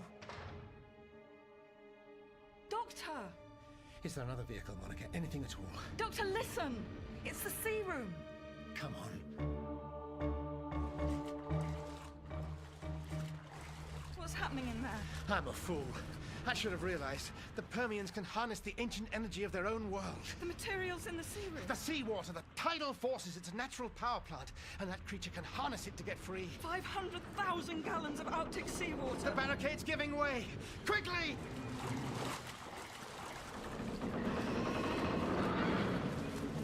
Another one's going to get out!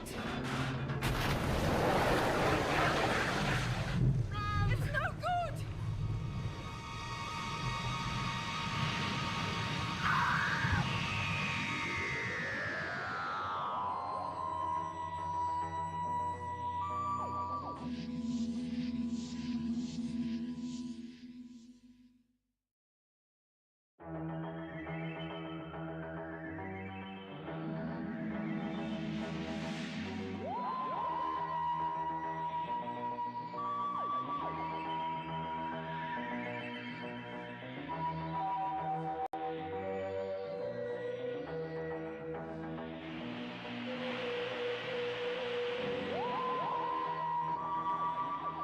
I'm a fool. I should have realized. The Permians can harness the ancient energy of their own world. The materials in the seaweed. The seawater, the tidal forces, it's a natural power plant, and that creature can harness it to get free. 500,000 gallons of Arctic seawater. The barricade's giving way! Quickly!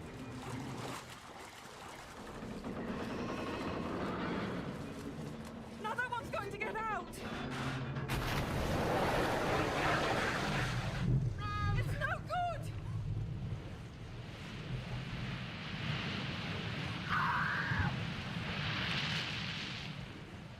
If we can reach the stairs!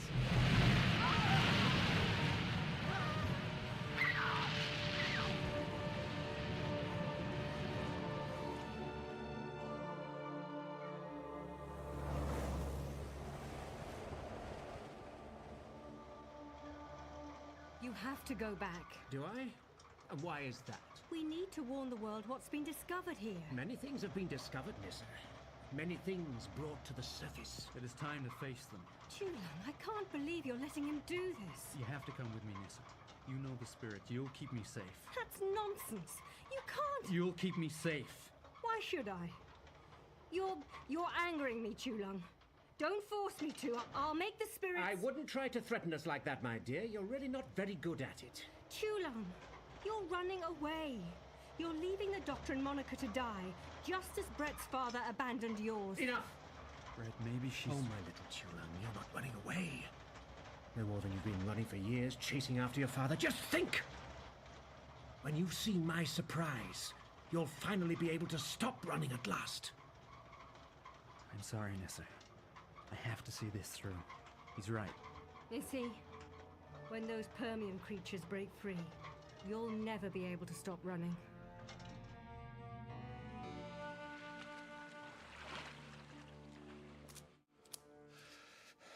Early bath. It's freezing.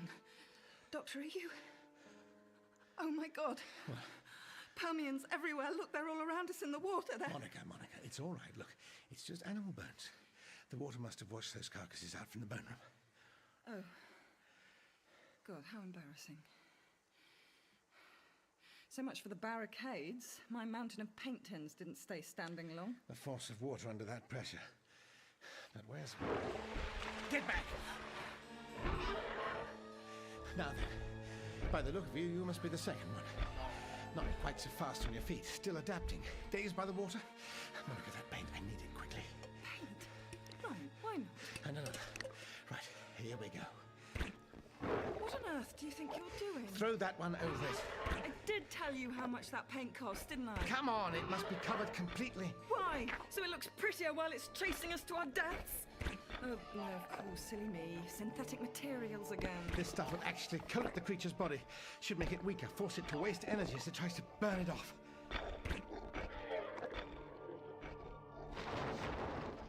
There we are now. This has been quite a night, hasn't it? I mean, just look at me. I'm soaking wet. I'm freezing. Oh, I know, but look on the bright side. Bright side? You're a less garish shade of blue than our painted Permian is. Are you trying to cajole me out of my petulant moaning with weak humour? Yes. Yes, I expect I probably am. Thought so.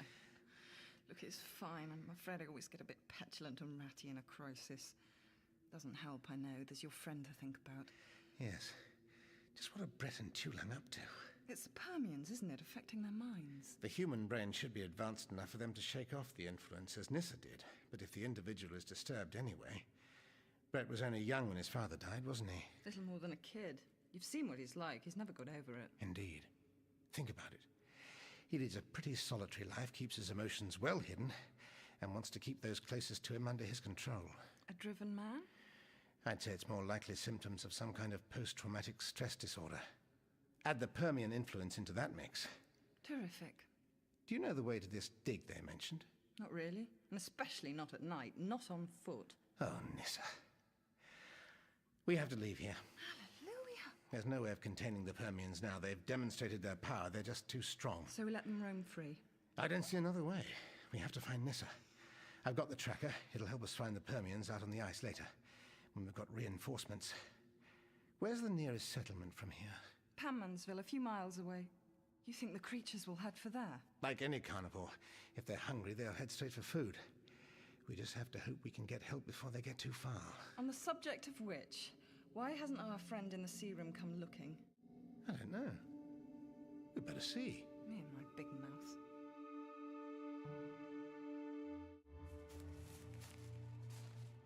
Where's the entrance? Hidden. Move those rocks out of the way. I'll hold the girl. Clever. You never know anyone who'd disturb this place. Naturally.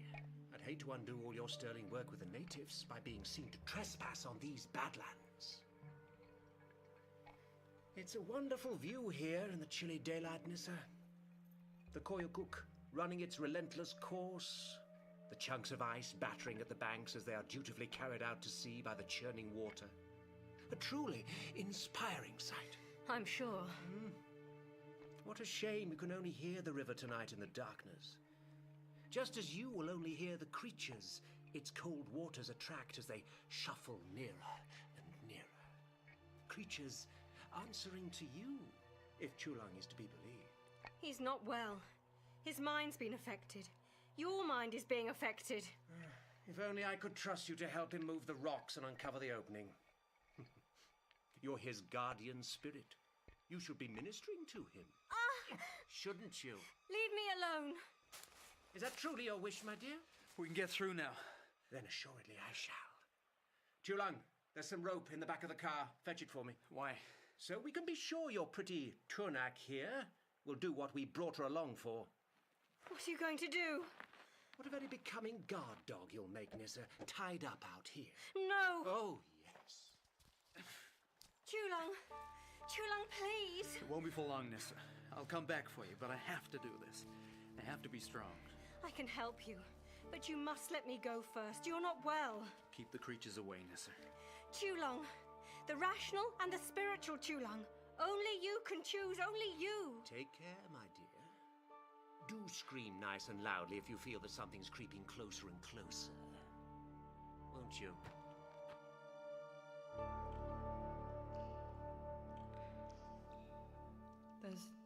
There's no sign of it. It was the night before Christmas, and all over the house nothing was stirring, not even... A moose? Sorry. A mess would perhaps be more accurate. You're telling me? Look at it. So much for preserving Alaska's unspoilt coastline. A rather gloomy mess at that. I can't hear anything moving, though. Can you? No, but I suppose the Permian may be hurt, lying here somewhere. Do we have to wait until dawn for some light in here? There's an override switch. Where? Along this wall. About 20 feet into that nice patch of pitch blackness there. Stay here. Oh, must I? All right.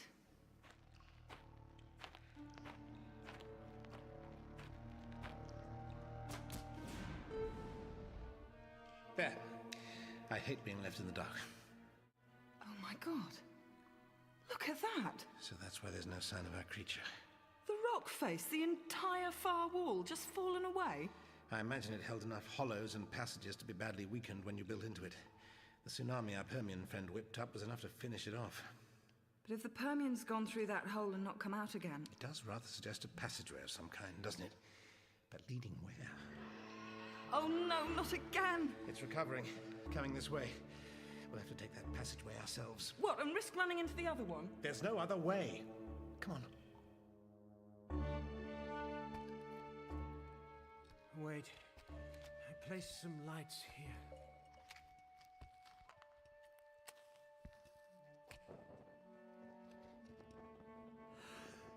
Raven Father. Drink in the devastation, my little Chulang. Take a long, long look. Like me.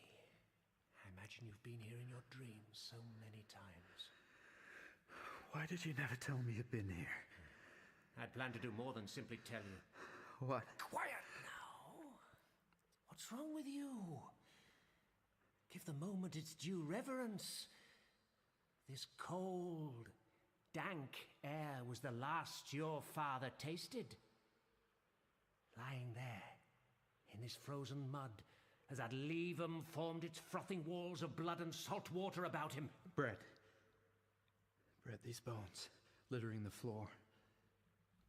They're like... The creatures? It's so obvious now, isn't it? The same spirits that have come crawling up from the dead land to finally make us see what really happened. I couldn't make sense of it until I saw them tonight. Those things killed my father? Yes. But my father was too fast for them. He must have sealed off the dig deliberately. Yes, I see it now. He left his party to die. Men and women he was responsible for. He left my father to die. He had to, you fool! He had to! He had to trap the spirits underground in their own lair.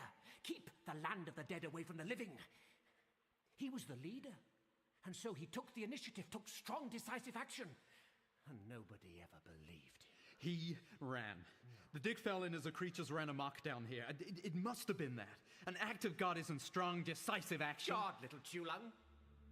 God has no dominion over this land of the dead. Yeah, and neither do your warped imaginings. I offer you the truth at long last, and all you can... Truth? No, the inquest showed the dig fell in. You know that. The few bodies they managed to recover were crushed by the fall. The others were swept away into the sea. They were never found. Look around you, Tulung. Look more closely at those bones. Go on. Look. Come on. Oh, this stupid rope. Come on. Wish we'd brought a torch. Keep hold of my hand. A huge, enormous gun would have been quite useful too. Don't be too sure. That's a pretty formidable energy field the Permians generate. Projectile weapons may do them no harm at all. Comforting. Thanks for that. You're welcome. It's still coming after us. Of course it is. Wouldn't be a proper nightmare otherwise, would it? Watch out. The passage narrows here. Permians to the left of them, Permians to the right of And them. try to keep quiet. Okay, sorry. Can I just say my shoes are entirely ruined, by the way? Evidently you can. Can't hear anything up ahead yet. Oh God, the water's getting deeper, isn't it? You know, I reckon that in a crisis, once I'm past my petulant stage, I start wittering on about anything. I think I find it comforting. And after the wittering stage? I've never been in a big enough crisis to find out. Well, there's something to look forward to.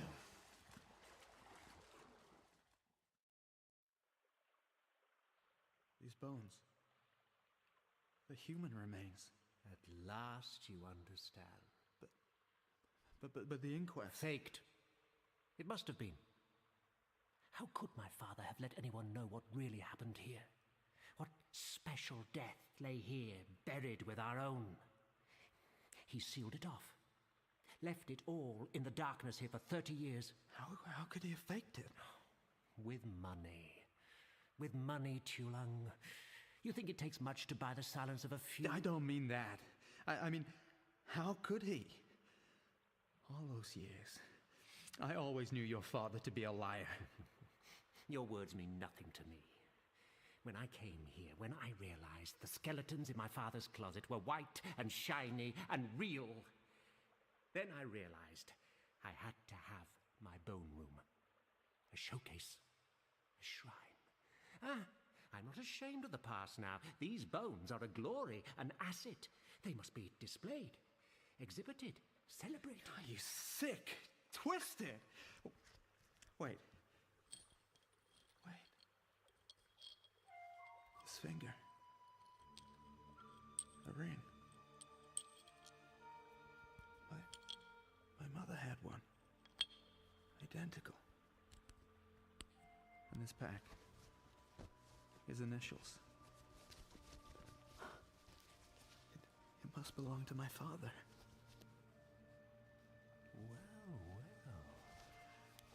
You put my father's bones on display like they were trinkets. Oh, you filthy!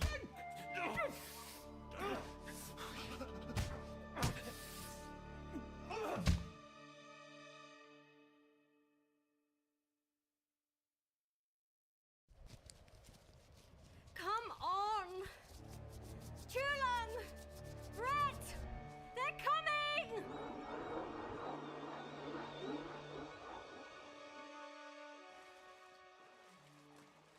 We must have walked for miles. What's that noise up ahead? I'm not sure.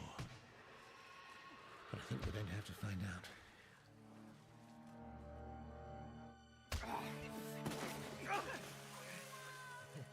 It's Nissa.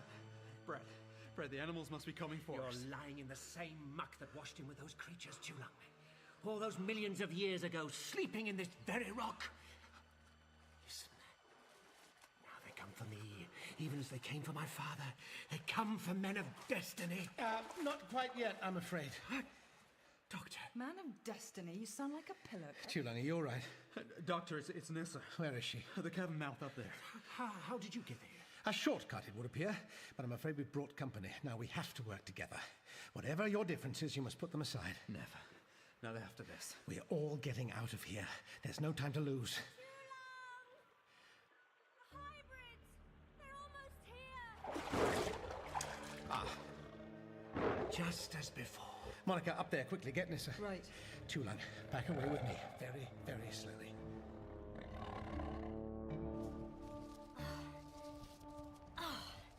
There. Nissa? I'm here! Thank God you... Look out! Thanks. You know, I had hoped I'd get away without seeing one of those things. It's the Permians. They draw these poor creatures to them. I'm not sure what's so poor about them. Horrible great things. The hybrids are sent mad by the process. They don't understand what's happened. They can only lash out blindly at the world that's left them like this. Sound like anyone you know? Brett. But you fought it, got through it. Even Chulong seems to be more his old self now. I don't think Brett has tried to fight it.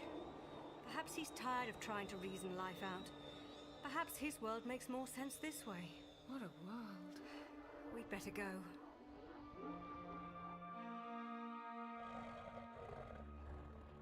Doctor, what are you doing? Becoming ever more desperate. How can the creature's dead bones help us? Let's find out. Spin bowl, I think. Quick, Tulang, help me find any others. I must stop it. Don't you see? Then help us. Find any Permian remains you can and throw them as hard as you can. If it thinks it's under attack from one of its own, it might buy us some time. Time to do what? Well, time to think of another way of buying time, if nothing else. Nissa, Monica. Doctor, there must be over 20 of the hybrids coming this way. So many. How can the Permians be attracted? There, look at them all! Great.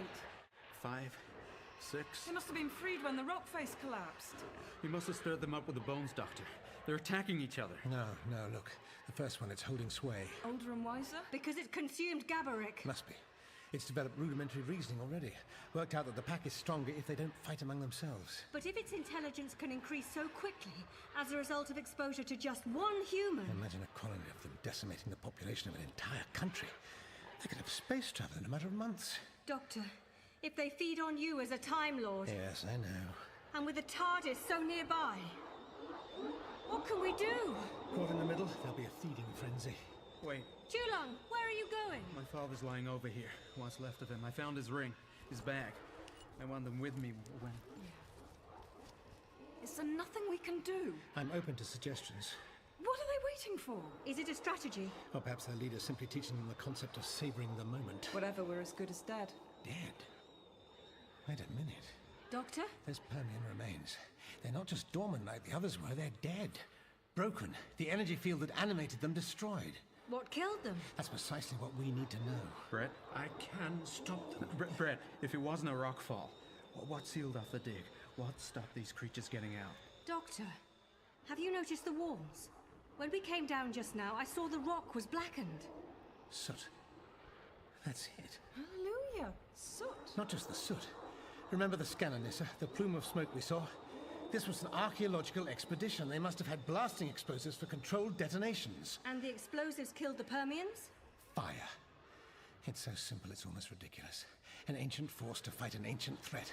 A substance too volatile for them to harness its energy. It'll destroy them. Or entomb them again. Wait, my father's pack.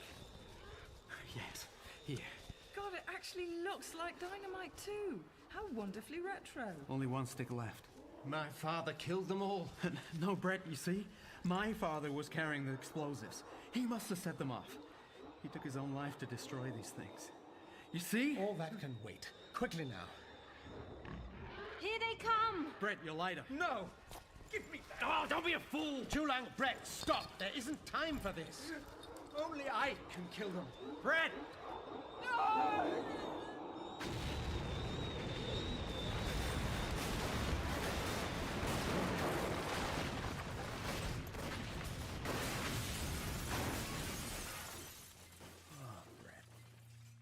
be wrong, could you? Are they all dead? I can't see. The smoke. No. It wasn't enough. Look, their leader's still alive. That is so typical. That one too. Quickly. While they're distracted. You mean while they're finishing off the first cooked meal they've ever tasted? And the hybrids. Oh, God, you know I've threatened to be sick a few times. There's nothing we can do. This way. Poor Brett. Yes, I know. We all know. All of us saw how it happened. At least that's something. We must get back to the house. If their leader has absorbed Brett too, it'll be more dangerous than ever. Joy of joys. Oh, by the way, Doctor. Yes? I think that after my wittering phase, I go sort of calmer, but a bit more sarcastic. Just so you know, I'm really getting something out of all this. I'm so pleased our time together hasn't been wasted. Now, move!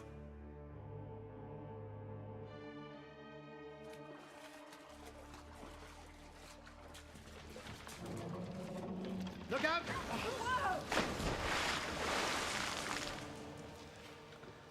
Is everyone all right?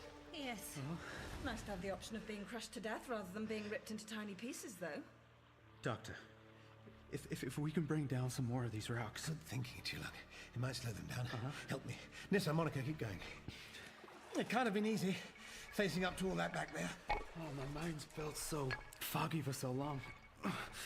But now, Yes? well, if I can live through all this, well, I can leave my evil spirits down here and I'd leave them. Like the past. They belong to the dead. While we, Chulang, belong very much to the living. Come on. This won't hold them back for long. We must get back to the house. And then what do we do? Destroy it. Doctor! There's absolutely no time to lose. There never is there? We must wait until the Permians are inside, then burn this house to the ground. Burn it? Does deafness follow the sarcasm in a crisis? Pardon? Obviously. You're going to wipe out these creatures? Nature turned her back on the Permians 260 million years ago. Their time has passed. We cannot allow them free reign in a future that isn't theirs. But it's all soaking wet in here. How can we survive? Monica, you're terribly expensive and exotic pink. Right again, flammable. Oh, what are we waiting for? Eureka.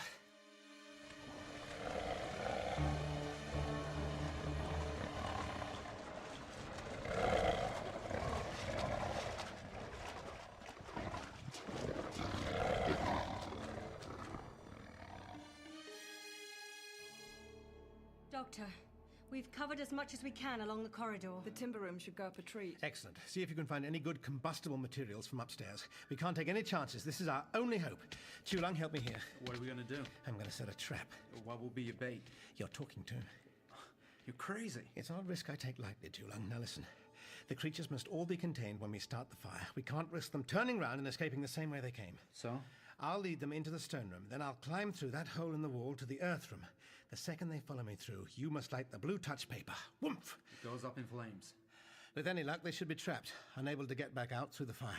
But what about you? Oh, I'll close the earth room door very firmly behind me and join you around here. We'll make sure the fire spreads and... Perhaps call it a day? why not? More kindling. The rest of my wardrobe. Might as well torch the lot, eh? A fresh start? More of a frozen one, I guess, but yeah. I want it all left behind. Well, this isn't finished yet. Quickly, get back. They've got to follow me. Doctor, you'll be killed. Only lightly singed, I hope. Do as he says, Nissa. Come on.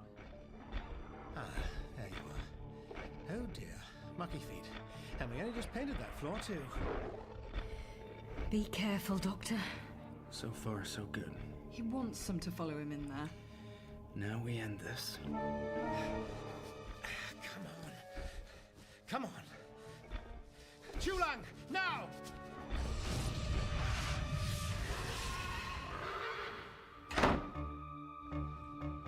I'll set light to the other rooms, hurry things along a bit. All right. Doctor, are you safe? Nissa, Chulang, help me!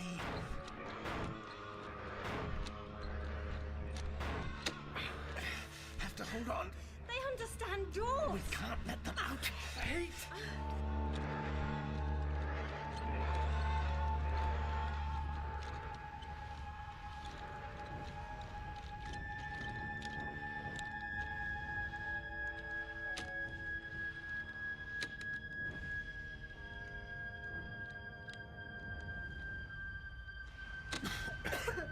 That's done it. The whole place is going up. Time we were going ourselves. Come on.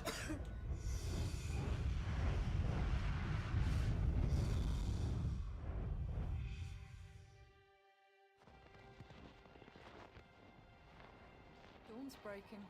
So it is. So please, can I wake up now? No more nightmares. What? You call being stranded in the middle of freezing nowhere with nothing more than the soaking wet clothes I'm standing in, having just worked my bum off for 3 years for absolutely nothing, not a nightmare? Ah, but just breathe in that clean northern air. When the smoke's blowing away from us, naturally. Doesn't it make you glad to be alive? Glad to be... You're right.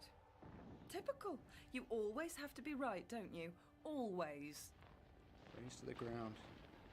It's all gone, Brett. All gone. What will you do now, Chulang? No. I don't know. Move on? Yeah, perhaps. Now more than ever, I feel the importance of the beliefs of my people. How they can be married to the rational. A mix, like the two bloods inside me that feed my veins. But I hope, I have learned which to let lead me on. I'm glad. Well, Nissa, time we were heading back to the TARDIS. Safe to do so? I imagine any remaining hybrids would find it hard to survive long without the energies of the Permians. Poor creatures. What is the TARDIS? Our transport. Any chance of a lift, then? I can honestly say you'll find Brett's vehicle back at the dig a lot more reliable. Nissa. If we got the TARDIS working properly again, do you think it would stop landing us in danger all the time? Oh, Nissa, I do hope not. Goodbye, Monica. Chula. Bye, Doctor. Bye. Nessa. You know, the settlers here often refer to Alaska as the last frontier. Really, Doctor? Fancy a walk then, Chulong, or are you enjoying the bonfire too much? It's a long way back to the track, Miss Lewis. Have to start somewhere, don't we? Call me Monica, for God's sake. You've known me long enough. Chilly, isn't it? You know, you can put your arm around me if you like. Oh. That's better.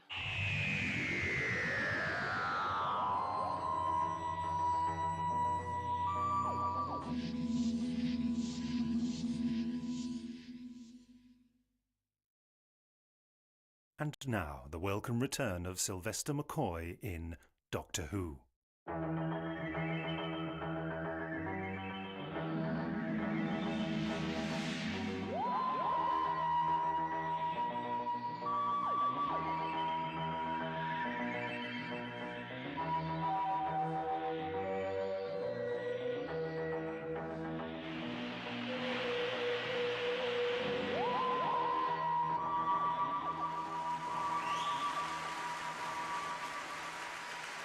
People these days are afraid to point the finger. After all, it might cause offense. But we know what the problems are, and we know who they are. Oh yeah, we know all about the monsters. Stephen, the security patrol. They're on the way. It's all right. I'm just waiting for a clear shot. We've got about 2 minutes. Plenty of time. I wouldn't have the nerve to wait. I wouldn't even have the nerve to... Even though you can hear it, how can you pull the trigger? Hey, something's got to be done. Wait. Get ready. Now. By our fears. Oh, they got her off the stage. Come on, let's go. I'll catch you up. I can still just see her. I think that's her in the wings with... Oh, there you are. Came up here to meet me, huh? Well, you can't scare me.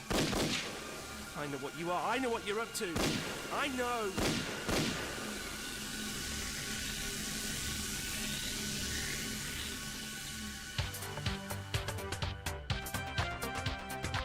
And we're back with another hour of the Mick Thompson Show, home of the real story. All the little things the uni-loonies and greasy PC freaks don't want you to hear. And now it's time for our latest round of official denials, folks. Yep, the officials have spoken, and there is no truth to the rumour that Sherilyn Harper, the New Britannia party leader, was too drunk to stand at the party conference last week. A spokesman for Mrs. Harper said she was fatigued and suffering from a sore hip, and that reports to the contrary were, and I quote, scurrilous and politically motivated. And we all know politically motivated are the last words we can use to describe Mrs. Harper, folks. And more things that are simply not true about New Britannia after this quick station identification. Excuse me, what are you doing here? Me? Oh, don't mind me. Go right ahead. Oh, sure. Okay. Okay, there is no truth to the rumour that Mrs. Harper's party is reconsidering its opposition to gun laws in the wake of the recent attempt on her life. In fact, My private sources suggest that they consider the shooter's inability to hit her to be a sign of the shocking state of gun training in this country, which New Britannia is attempting... Look, will you stop staring at me like that? Oh, don't let me bother you. Look, I'm on the air. You shouldn't even be in here. Oh, that doesn't matter. It's radio. No one ever needs to know I'm here, unless you talk to me. They can't see you, you can't see them. Right, if you don't get out, I'm going to call security. No, I'm just waiting. No need to call security. You've got a show to do. There's no truth to the rumour that Mrs. Harper is insisting that the government treat the assassination attempt as an act of international terrorism. She just said that because of her stance on immigration. Look, if you got something to say, why didn't you just come out and say it, huh? Why, thank you. Walter Jacobs, I know you're listening to this, and you're absolutely right. There is a monster out there. We'll be right back. Hey, Paul, over here. There you are. Ace, you've aged well. Easy when you know how. I mean, it's been, what, just over 15 years since you left the old neighbourhood? And now you just... Yeah, it's a bit of a long story. Right, you got the box? Yeah. Look, I built this thing just for the sake of building it. I don't want it used to hurt anyone, you know? I won't let you lay a finger on it till I'm sure about that. Well principled. We don't get much of that. Yeah, you don't get many people who can build a gadget like this either. Yeah. All right, then. You've got my word. Okay. We'll need a payphone, somewhere out of the way. Oh, back there near the gents. This way. I don't mean to be paranoid, but how do you know you can make sure your word's good? 'Cause I got the doctor's word. And how do you know he can? 'Cause I believe in him. Over here. Right then. First, you pick up the phone like you're making a normal call. But then you put the handset on this gadget of mine and push that, and then you're right into the system. Some serious brains at work there. Thanks. I call it my hack in the box. So now you press this and dial the number you want to scan, and it'll trace the next call that goes through to that number. Right. Mick Thompson's studio line is 0207 69... And if you don't give me one good reason not to throw you out here right now... 21 seconds. What? Till you come back from the commercial break. And every single one of your listeners will want to know what that was all about. 16 seconds. This is nuts. Now, do you want to try and explain to your audience? Or should I? 11 seconds. 10. 9. Look, I don't know what you slid my producer to let you in here in the first 7, place. 6, But if you don't give me the answers, I'm still going to take your head. 4, and I'm going to 3, grab it and I'm going to... 2, Hi, we're back on the Mick Thompson Show. Let's open up the phone lines and see what you all have to say about the way of the world today. Walter, you're our next with Mick. Talk to me, Walter. I don't want to talk to you. I'm calling for the other guy. Hey, wait a minute. Walter, I want you to listen to me. I know what you did at the New Britannia rally last Sunday, and I know what you heard. They're looking for me. As an accomplice. I know. I also know you didn't do anything. Didn't do anything yet, eh? No. You didn't. You just ran because you were afraid. That's all. I ran because I know. Stevie showed me what was happening. That's why it got him, because he knew. And you know too. You've got to tell them. Wait a minute. Stevie, is this the guy... Shh. Walter, I know what you saw. But in order to prove it, I'm going to have to meet with you. Well, if you know so much, you should know where I am, right? And what I'm going to do. No, Walter, wait! Oh, dear. Well, you're listening to the Mick Thompson Show, and we just had a call from Walter Jacobs. And we have to ask ourselves, who is this man who may be the mysterious second figure who helped Stephen Keys? Got it? Yeah, it's just looking it up. It's a hotel phone. The Garden Towers at Earl's Court. Extension 219. Right. Thanks. Look, Paul, we'll give you a call when we need you again, all right? Should be a day or so. Okay. Take care of yourself. I always do. And if you meet Mick Thompson, punch him in the nose for me. Fan of Sherilyn's? Well, between that Keezer guy and Mick in his little booth, I'm not sure who's the bigger sniper. And I'm here right now with Dr... You never told me what your name was. No, I didn't, did I? And I don't suppose you'll tell us how you knew about this guy, Walter Jacobs, Oh, I've been assisting in the investigation. Young Stephen Keezer was willing to tell me things he wouldn't tell anyone else. Well, I wonder why that was. Because I believed him. And among the details Stephen gave me was the fact that Walter is a regular listener to your show. So the police sent you? Well, then why didn't you just say... Because I didn't tell the police. Do you understand that, Walter? If you're still listening. I had to try and find you this way before the authorities got you. They wouldn't believe you, but I Just shut up!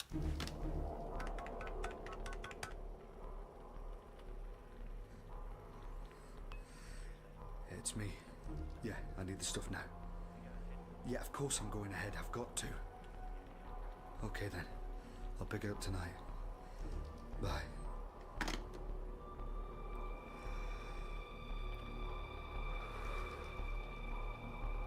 So you used my radio show to try to make contact with an attempted assassin? Yes. What kind of moron are you? The kind who knows what to look for.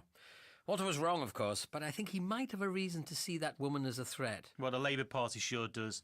And all the other one-worlders and Euro-Nazis are going nuts. If her mob ends up with the balance of power after the election, then I'm not talking about politics. This is something more fundamental. Something evil. Evil? Look, Doc, Sherilyn Harper and New Britannia may give us decent folks a bad name, but evil, they're just wackos. You don't like using the word evil, do you? It's too powerful. Ladies and gentlemen, live in our studio, Captain Righteous. What did you call me? Captain Righteous. That's a very silly name, isn't it? Just like wacko or Euro-Nazi. But it helps, doesn't it? You're faced with something you fear, so you have to give it a name, don't you? Nothing that makes it sound serious, like evil. Just something glib, a catchphrase, a bit of noise. But the thing I'm looking for doesn't have a name. Not yet. Yeah, well, great speech, Doc. Pity no one heard it, because I've been playing a commercial for my new book for the past 30 seconds. Oh, typical. I figured you need a reminder who decides what gets said around here. You didn't hear a word I said, did you? Yeah, well, that's why they call it talk radio, Doc, not listen radio. Oh. Okay, now let's go back to the phones. Ace, you're next with Mick. Talk to me, Ace. Shut up, Toadface. This is for the Professor. Tell him I've got what he wanted and I'll leave directions in the usual place. Got that? Perfect job. Well done, Ace. Ta, I'm on my way. Oh, and Mick, I'm a first-time caller, and I'd just like to say that you're a self-righteous loudmouth, and your show eats weasel dung. See you later. Ladies and gentlemen, the nerve of some people. Coming on the air and just flinging around petty insults instead of trying to be sensible. Listen, Doc. Where's he gone? Okay, Wayne, you're next. Somebody normal. Talk to me, Wayne. Maid service. Yeah, sure. All right, so I'm not the maid. I'm still here to help. Why'd you lie to me? If I said I was from the bloke on the radio, you wouldn't have believed me then either. I'm going to open the door now. And then there's going to be a gun pointed at you. So stay back. I don't want to have to... Yeah, got it. Okay. Now say something. What about? Just keep talking. I have to hear your voice. All right. Tweedledum and Tweedledee agreed to have a battle. For Tweedledum said Tweedledee had spoilt his nice new... Okay. You're clean. Yeah. Showered and everything. It's just... I had to be sure. I can hear the monster, you know. Yeah, I believe you. I hear it. The noise in her. Stevie taught me how to hear it. That's why I helped him. Really? I believe you. It's all right. We know about these things. We can help take care of it. No, I've got to do it my way. She won't be a problem after tomorrow. Just give us a chance, all right? When I lived here, if someone like Harper had been around, I'd have gone off half-cocked myself. But the doctor taught me how to take care of What doctor? Just the doctor. The doctor? Yeah, it's like a... Hang on. Put the gun... No, don't you come near me! Oh, come back here! Walter, just hold on. You're stuck now. The stairs are the other way. Just take a deep breath and... Don't! Whoa, hang on. Just don't... Going down. It's all right. I'm not going to harm you. Stay back. Hands against the wall. You don't need the gun. Don't even try it. I know you. I know your tricks. Stevie told me... Stevie's in a psychiatric ward under police guard, terrified out of his mind. That's what this creature does to you. I know what it does. That's why I have to... This wasn't exactly how you imagined spending your university holidays, was it? Something's got to be done. Something's got to be done. Yes. And we can help you stop this thing, if you'll trust me. Keep your hands on the wall. Come out of the lift, and I shoot. You don't have to do this. We could just have a nice cup of tea and talk things over sensibly. Isn't anybody interested in doing that anymore? No luck. No luck. How about a nice cup of tea then? Or several. Let's go. And that's about all she wrote for Do you really have to listen to that garbage in the office, Roderick? Oh, apologies, Ma'am. It always helps to keep up with what the opposition is saying about us. We know what they're saying. So, what have you got lined up for me for the rest of the day? Approving next week's media coverage, another 3 position papers for you to read an initial, and then dinner, and standard speech number 4 at the St. Andrew's Church Hall. God, number 4 again. Can't we rewrite it to make it more interesting? Tell the audience I'll give them each £500 to vote for me or something, just to see who's still awake. I'm afraid the Electoral Commission never sleeps, Ma'am. If I don't get some rest, I'll be dozing off in the middle of the I'm South. sure we can arrange a night off for you after the rally. A night off? I had one of those once. I'll never forget it. Mick Thompson, talk to me. Hello, Mr. Thompson. It's me again. Oh, boy. Just wanted to tell you what to do if you hear from Walter again. Hey, look, Doc, talk to my producer after we're off the air, because wherever you're going, I really don't want to go there. And that's about all the time we have. Stay tuned for the news. And, Doc, the men with the butterfly nets are coming for you. I'm Mick, and I'm out of here. Who's that? The man who made contact with our Mr. Jacobs through Thompson's show. He's called the Doctor. I've been aware of him for some years now. What's his angle? He's a rogue element. Reports on him crossed my desk during my time at the Ministry. Even his UN paymasters had very little control over his activities. The UN? Intelligence Division, Department C-19. And he's contacted the man who took a shot at me? Evidently. Ever have one of those days? I think I'm having one of those careers. I'm afraid there's more. He was a freelance consultant to the United Nations Intelligence Task Force. And the kind of things they deal with? A UFO nut like Keezer must have known about him. If they planned this together. If I might suggest, Ma'am, I'll have my contacts with the police add the Doctor to their wanted for questioning list, and I'll arrange to sit in on the interrogation myself. Find out what the UN's planning to spring on us. I like it. I knew there was a reason I kept you around. Indeed, Ma'am. And you should hear what Thompson thinks it is. Now, don't concern yourself further. I'll make the necessary calls. Good morning. How is the patient today? He is still very agitated. I can't allow you more than 5 minutes. Oh, it's you. Dr. Smith. Come back to pick my brain a bit more, Hello, Stephen. This is my assistant, Miss McShane. Hiya. We don't have much time. The officer outside your door still thinks I'm just another specialist, but once he hears about what I did on the radio... You lost Walter, didn't you? After all the help I gave you. But he figured out who you were and ran, Smart boy. Real smart. Even if he always was a bit twitchy for my tastes. If you're so scared of the Doctor, how come you're helping him? Because he's the only one who believes me about the monster. Who'd have thought? Stephen, we need to know where to find Walter again. He'll be going after the fearmonger. You mean Harper or the creature? Harper's just the host.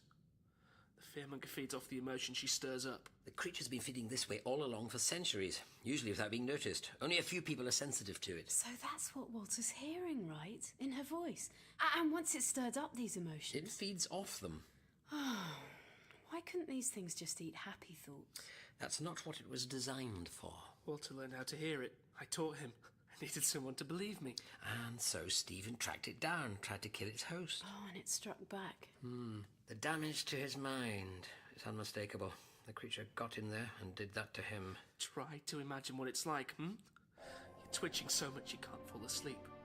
Finally you drift off, smack into the hardest nightmare you've ever had. You wake up screaming again.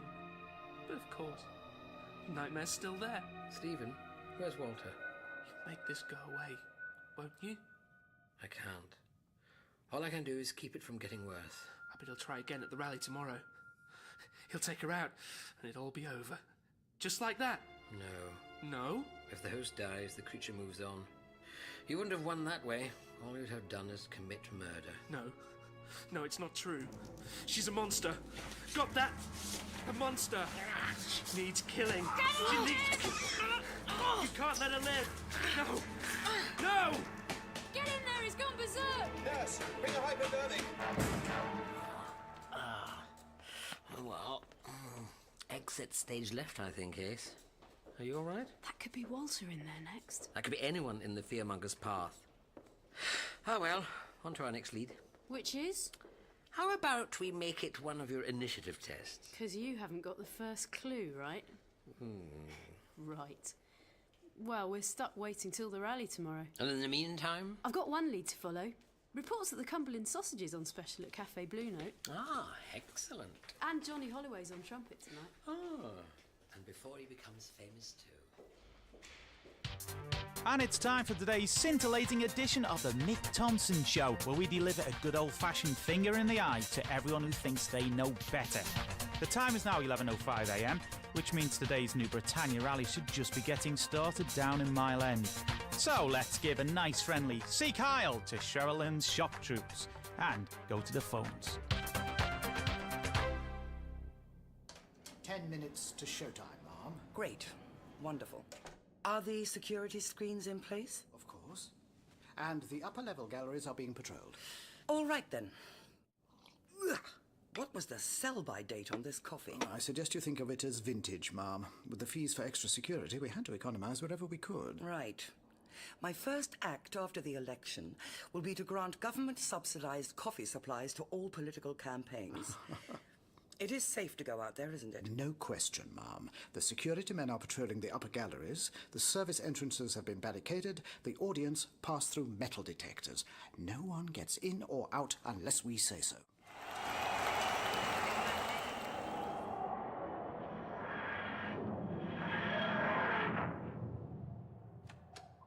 All right, which way? You're asking me? You were the one watching the scanner. Yeah, and you saw how many blips there were on it.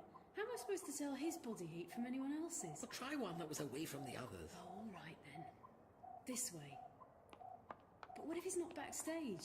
He could be out there in the audience. Then he'd have to go through the security checks with everyone else. Now, what's the best way to avoid security measures? Don't be there when they have them? Ah, so he came here last night before they sealed the place off. Of course. Very good. Pity we didn't think of it last night then. Yes. Keep an eye out for the security guards. Something's got to be done. Stevie was right. Something's got to be done. Something's got to be done. Something's got to be done. Something's got to be done. Thank you. Thank you all for coming. And now, a lady who needs no introduction, so I'll get off this stage as quickly as possible. Your party leader and mine, Sherilyn Harper. Thank you all. After what happened last week, there were people who said I would have to be crazy to face another crowd again. And I'll be honest, for a while I was one of those people. But then I realized why it was so important that I stand here with you today. People these days are afraid, and with good reason.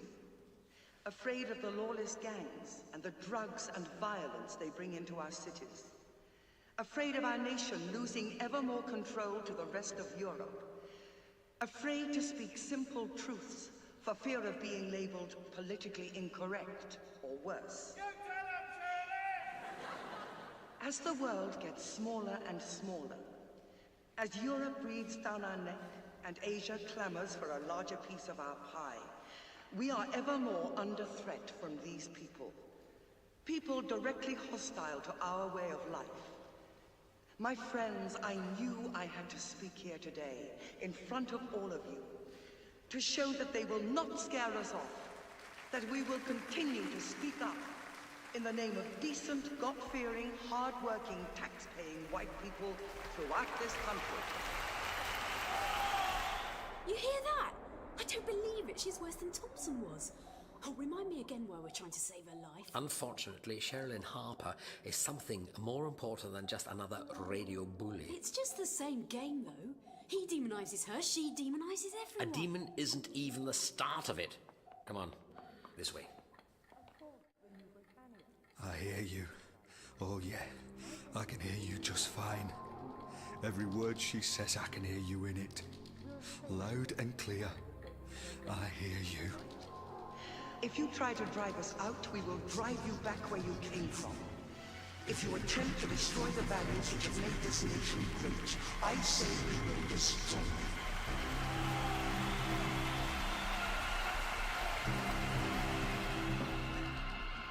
I can't believe we're doing this. Have you even listened to a word she said? No. No. No, I'm listening to the noise. Which noise? The way she's speaking, the roar of the crowd, the rhythm, the repetition, all designed to stop people thinking and start them feeling. Sounds without sense. So the creature's controlling them like that? No, that's just public speaking. But it does produce plenty of what the creature wants. Shh! This way. Of course. Right underneath centre stage.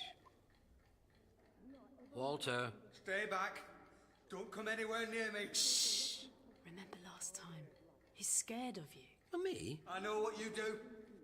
Stevie saw all your government files, heard all the stories. They say if you talk to someone, you'll bend their mind. They'll do whatever you want. You better stay back a bit on this one. Good luck. Yeah. It's just me. I'm unarmed. Yeah, well, that's good, because I'm not. You don't have to do this. No closer. This is a dead man's switch I'm holding. Why? You're not a dead man. Don't even talk to me! If I let go of it, boom. If you try to stop me, boom.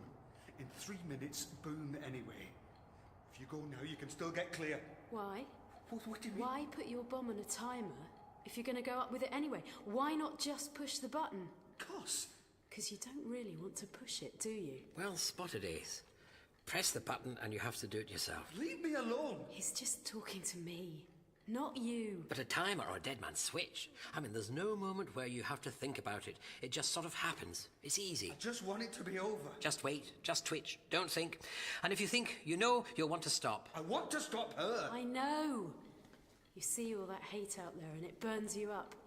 You just want to blow it all away. But another bomb's not enough for that. You have to think. You have to know. And he knows. I know how to drive this creature out of Sherilyn Harper. You can hear it. Can you hear the noise in her now? No, we can't. And that's why we need you. We need you alive. What's that? I don't know, Ace. I don't know. It started. The creature's war. It started. No, not like this. Ace, the dead man's switch. Not like this. Walter, no!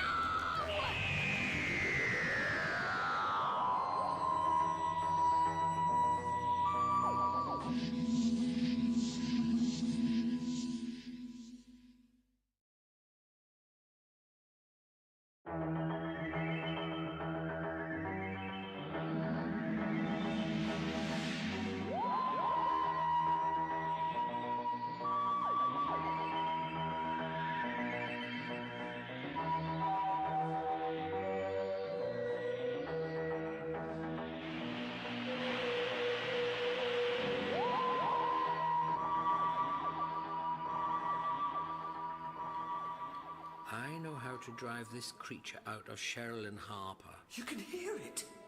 Can you hear the noise in her now? No, we can't. And that's why we need you. We need you alive. What's that? I don't know, Ace. I don't know. It started.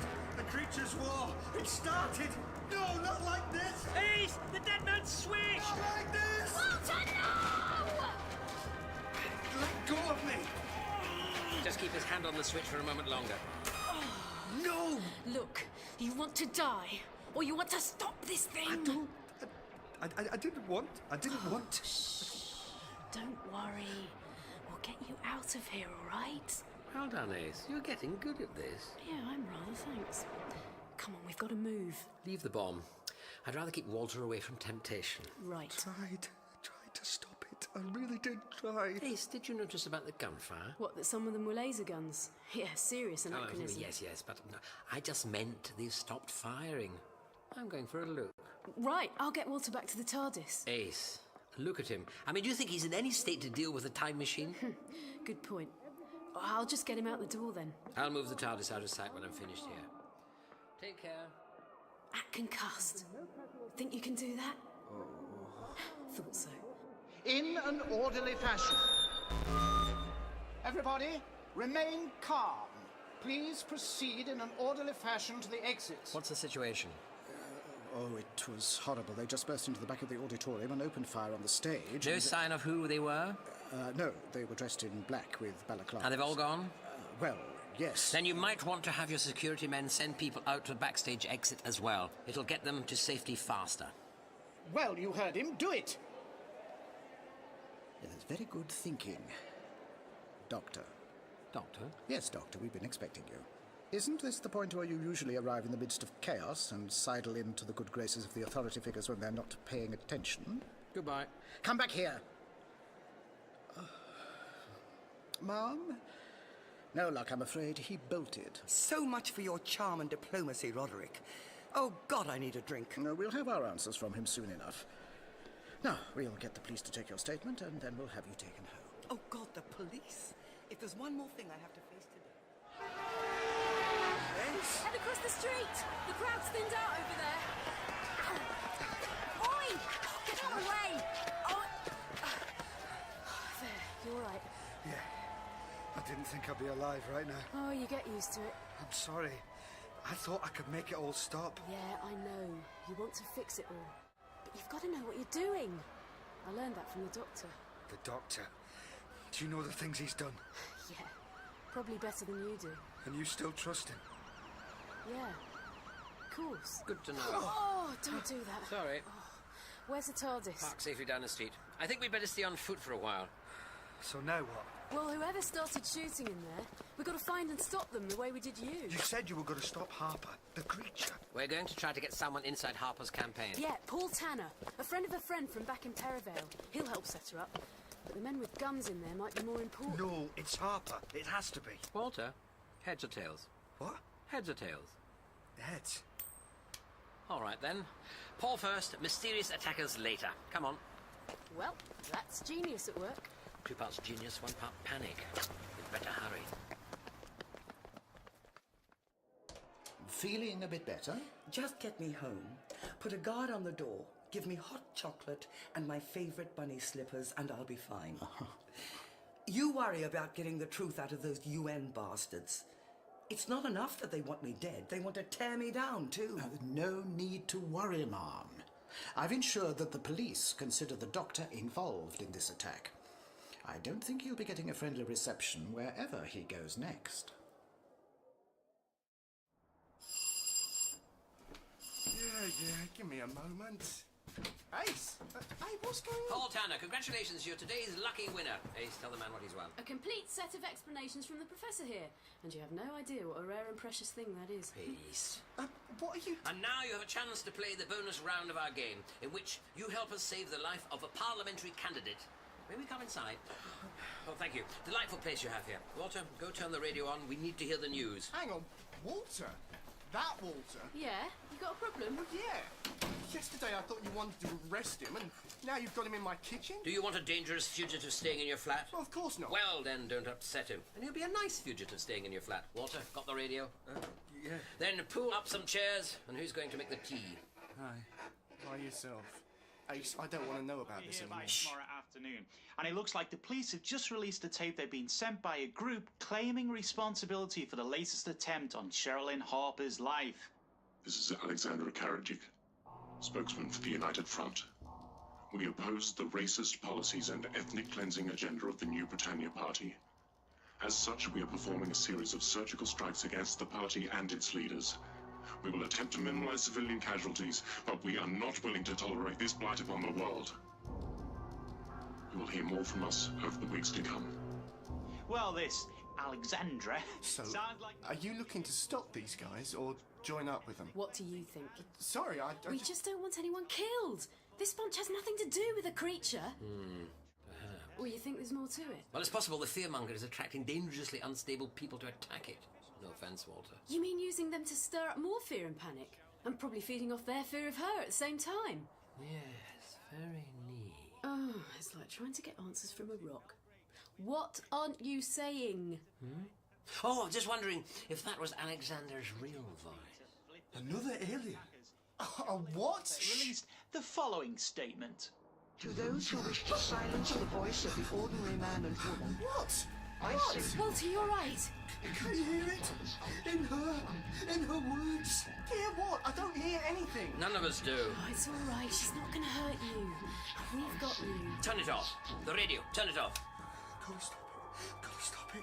Gotta make it stop. I can't deal with this. I just can't.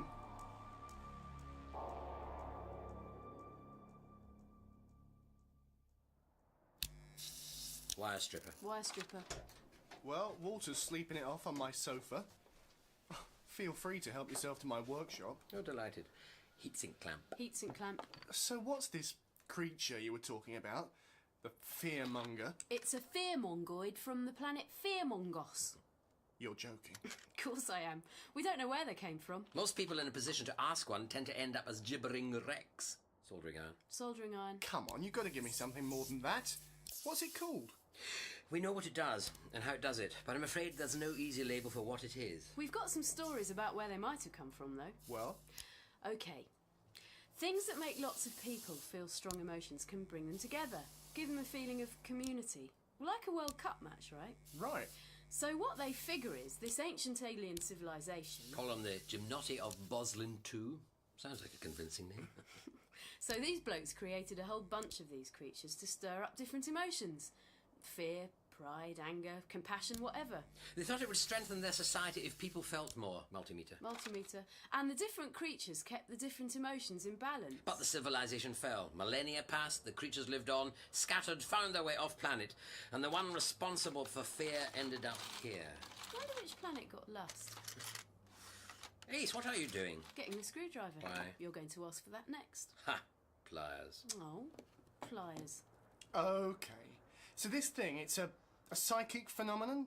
Something electrical? Not really much of a difference, is there? They can move around on their own, but they tend to stay in one host for long periods of time. Screwdriver. Ha ha! Screwdriver. They pick a host who's useful to them, someone with plenty of fear of their own, or someone who's good at cultivating fear in others. Like Harper. Oh, come on.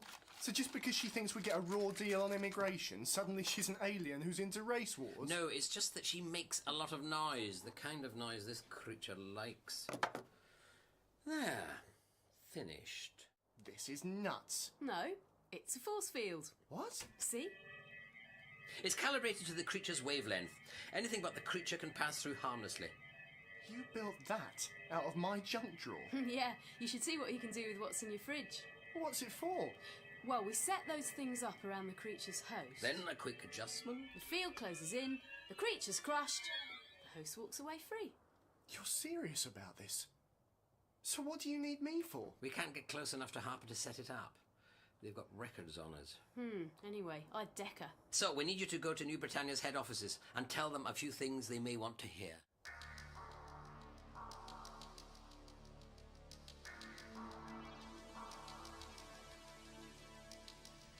So, you say you've got some information on the United Front for us?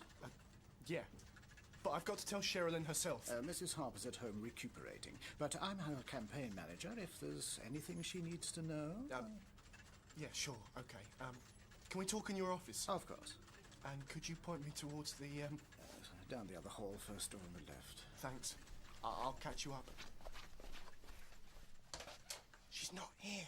We won't get another chance. We'll have to set it up anyway. Oh, right. Just keep him busy for a few minutes till we're finished in there, all right? We'll meet you back at the car. Okay, sure. Oh, God. We'll just have to hope they don't search our office before Harper comes back. Hide one behind that houseplant. Right.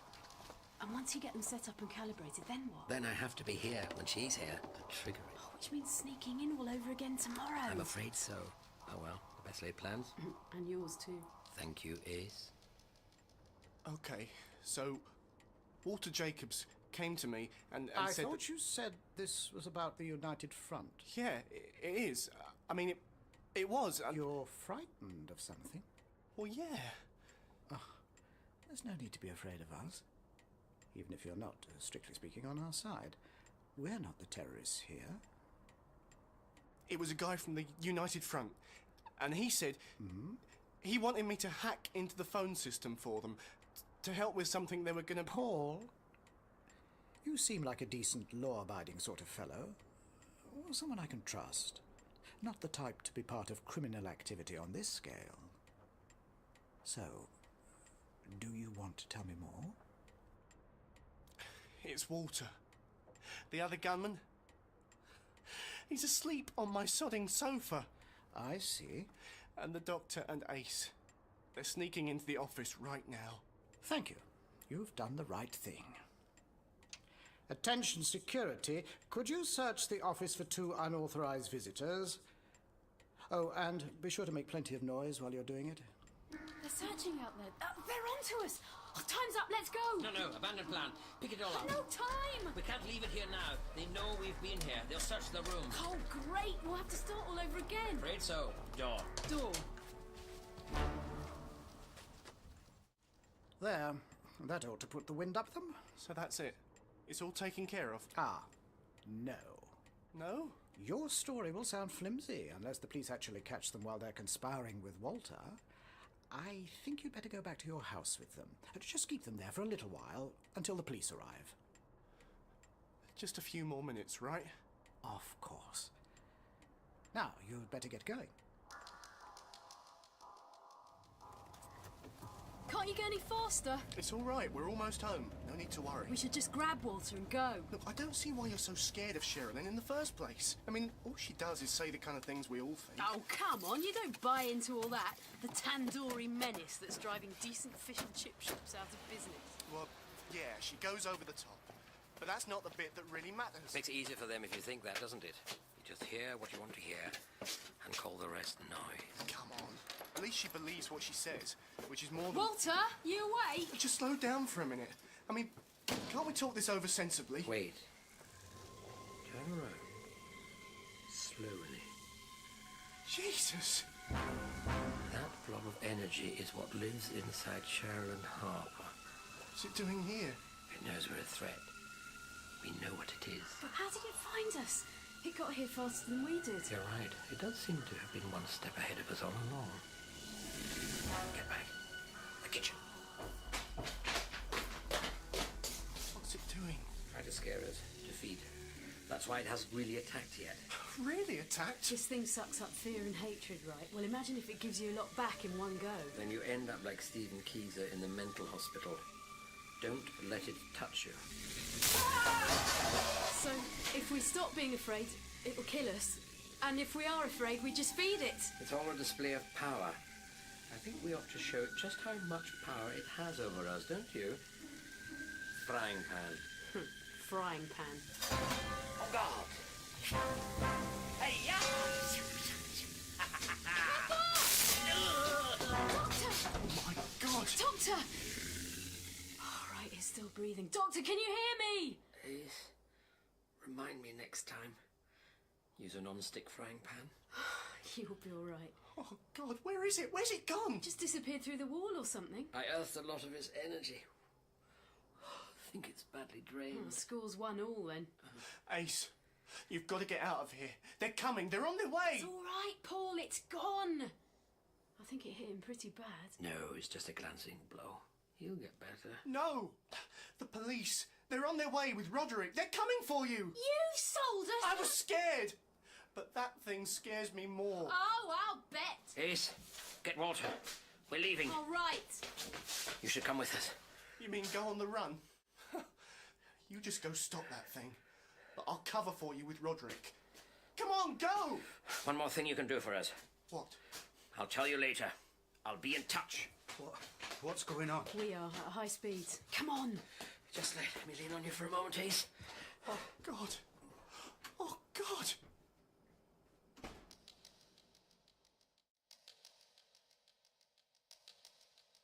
And I tried to stop them, but Walter shoved me out of the way, and I hit the wall and... I see. Well, they left Walter's gun behind, so it's clear they left in a hurry. You think I might be making this up? Like I hit myself over the head to make my story look good? Well, it has been known. In any case, if you hear anything further from them, you should contact me immediately.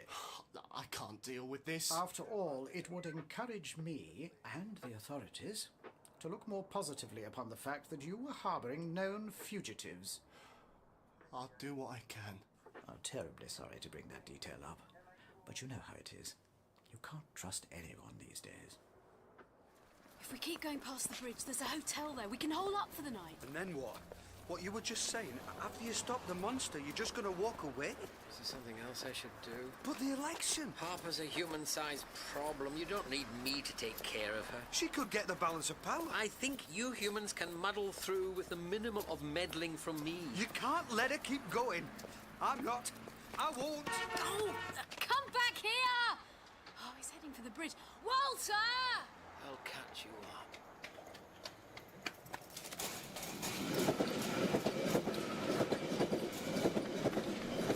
Walter, get down from there. You jump and you'll never get to stop Harper. You know why Paul sold you out? Just climb back down and tell me. Because Harper's still part of the system. She's a bigot, but she follows the laws. So she's not that scary, right? So? If the system gives people like that an edge, nothing changes. Unless you take her out, take the whole thing out. Is that a reason to top yourself? Well, you're not going to stop her. She just goes on. I thought we were going to... I'm scared of not stopping her. I'm not scared. I just scared you. That's why you came after me. No. I'm here because I want to keep you in one piece. Why? Because you're worth it. Someone thought I was worth it. It's only fair. Yeah, that's it. Come on. Let's get you to the hotel. Thanks.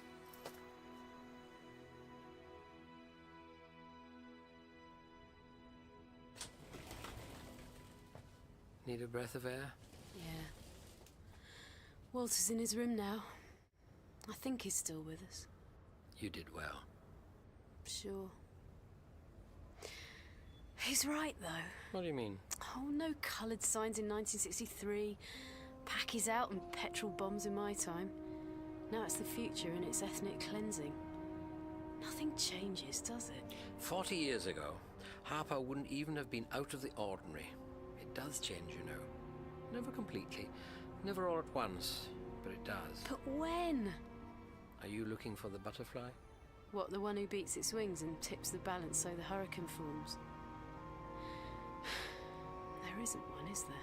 Not often. They just tell the butterflies that to keep them happy. Should have known. No. Mostly they break the butterfly on the wheel of time. But over the decades, the millions of butterflies, the weather still changes somehow. That's time. A million multicolored pieces of time. Thanks. You could turn it all around, you know. Reach your hand in and just change everything. Yes. But then I'm a silly old man with far too much time in his hands already. Come on, let's go inside. History can sort itself out. 10, 9, 8. Right, stop recording. This is Alexander Karadik. We of the United Front claim responsibility for...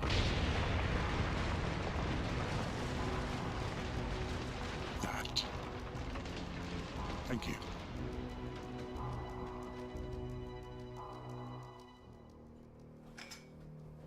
Morning, Professor. Heard the news. The United Front? Yeah, they took out one of New Britannia's district officers around midnight. No one was there, but still. This is getting out of control. Walter, I want you to arrange a meeting with someone from the United Front. What? You've got contacts. You must know someone who knows someone. And the United Front will have heard of you. Oh, just drop your name a bit. Tell them that we want to meet them somewhere out of the way. Maybe the Isle of Dogs. It's the only way to stop this. You think this should be stopped? I'll make the calls.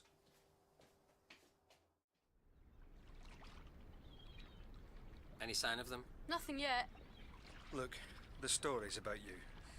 They say you're not even human, right? Well, human is a relative term, and I will admit, my relatives are rather odd. And you've helped with lots of revolutions out there? Oh, all sorts. Against fascists, capitalists, insects, mad computers, anything you care to name. So why not this time? Because you don't need one. And I refuse to be responsible for the fall of every sparrow. And if I do it all, there's no fun for anyone else. I mean, if people want a real change... Um... Oh, dear. What do we do? I think we'd better do what the nice men with the big guns tell us to do. Get in the car. I think I can get my blindfold up a bit. Very good. Keep trying. Doctor, did you see the gun the lead one was carrying? Yes, a high-radiation beryllium laser. A particularly cruel and lethal piece of weaponry. They're banned by almost every world that's ever developed them. So this lot are aliens too, then? No. Human. How? The guns are based on a prototype they were working on when I was at UNIT. They won't ban them here for another 20 years. So they're still classified? No doubt. Then this lot must have some powerful backers somewhere. Guess this is it, then.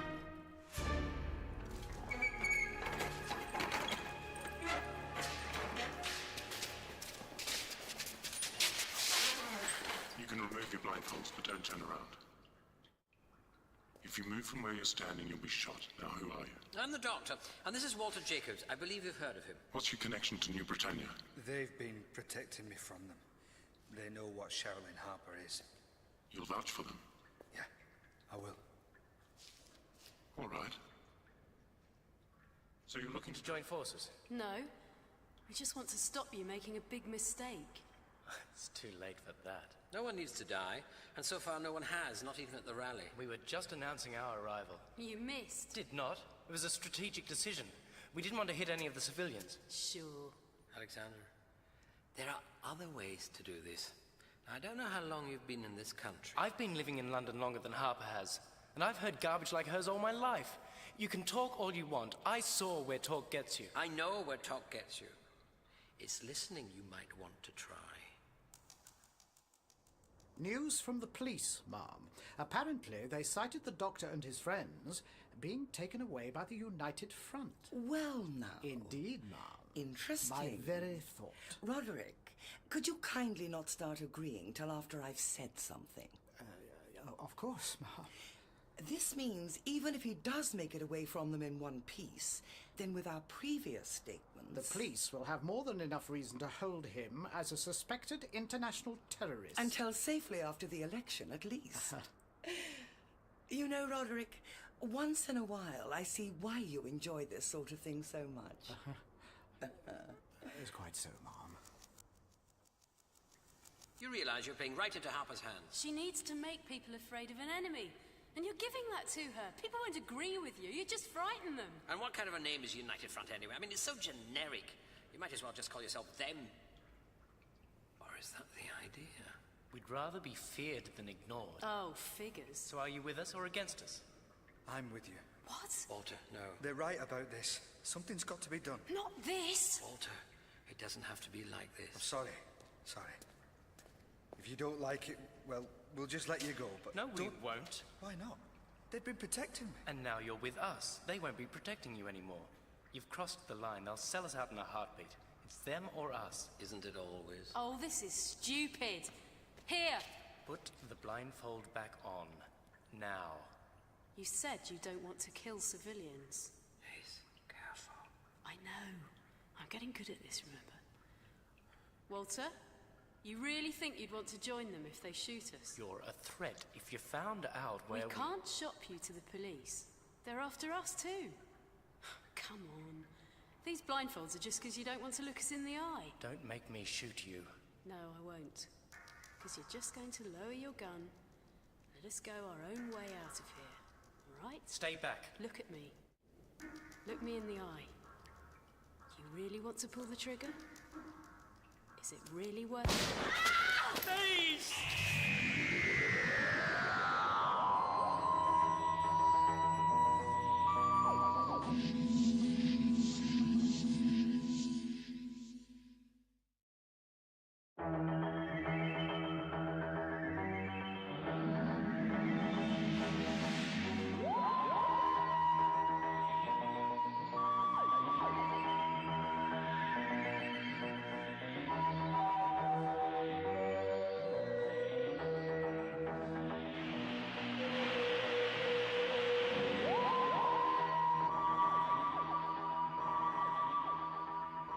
Put the blindfold back on. Now. You said you don't want to kill civilians. Please, careful. I know. I'm getting good at this, remember? Walter, you really think you'd want to join them if they shoot us? You're a threat. If you found out where We can't shop you to the police. They're after us too. Come on. These blindfolds are just because you don't want to look us in the eye. Don't make me shoot you. No, I won't. Because you're just going to lower your gun, let us go our own way out of here. Right? Stay back. Look at me. Look me in the eye. You really want to pull the trigger? Is it really worth it?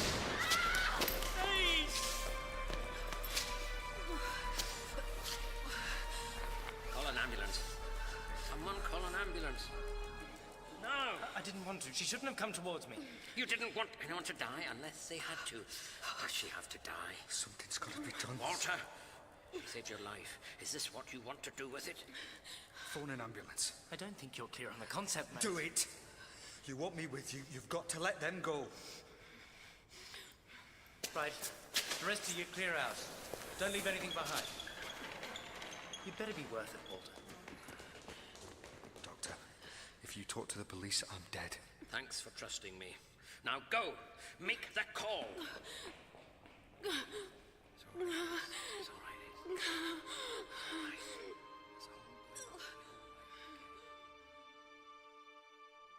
Dr. Benjamin, please go to room 35 now. Dr. Benjamin, to room 35 now. Doctor? Is she all They're right? not sure yet. She'll probably be all right. Eventually. I came as soon as I got your message. And I rang Roderick like you said. But do you really I'm want me... giving you a chance to impress him. He'll know what to do.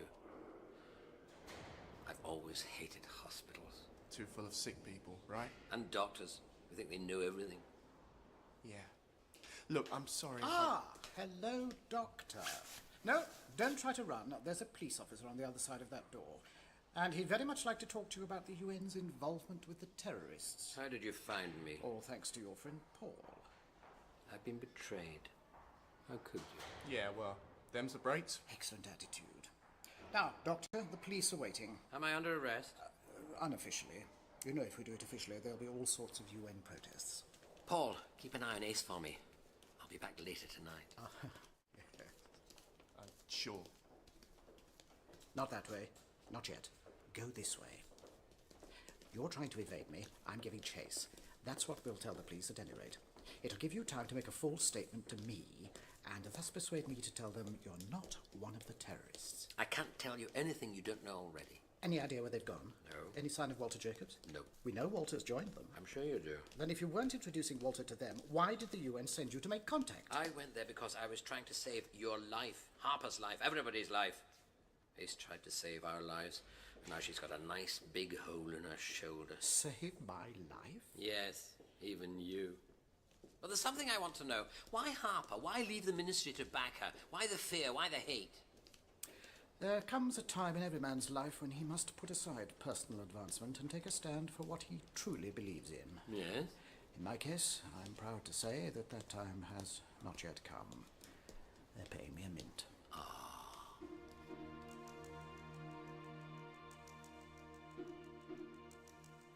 Well? I think that UN security pass of the doctors had "get out of jail free" printed on it. They let him go? Now, they'd need something a lot stronger to hold him. I'm going to need any further information you have on what he's planning. Mr. Allingham, I was wondering, any chance of a proper job with the campaign? Well, I lost mine a little while back. You know how it is. Competition? Oh, come on, look, what are you worried about? You've got all the cards. You already said, if I give you any trouble, you can send the police after me. You don't have to scare me any more than that. Yes. Yes, I suppose it's a reasonable price to pay for help against the doctor. Where's he gone now? I left him in the waiting room. He said he was staying here tonight. The look in his eyes when he said that, I almost felt scared for him. Well, almost.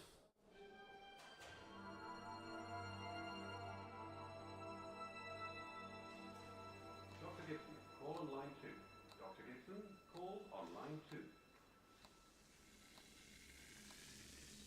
Hello there. Come to gloat?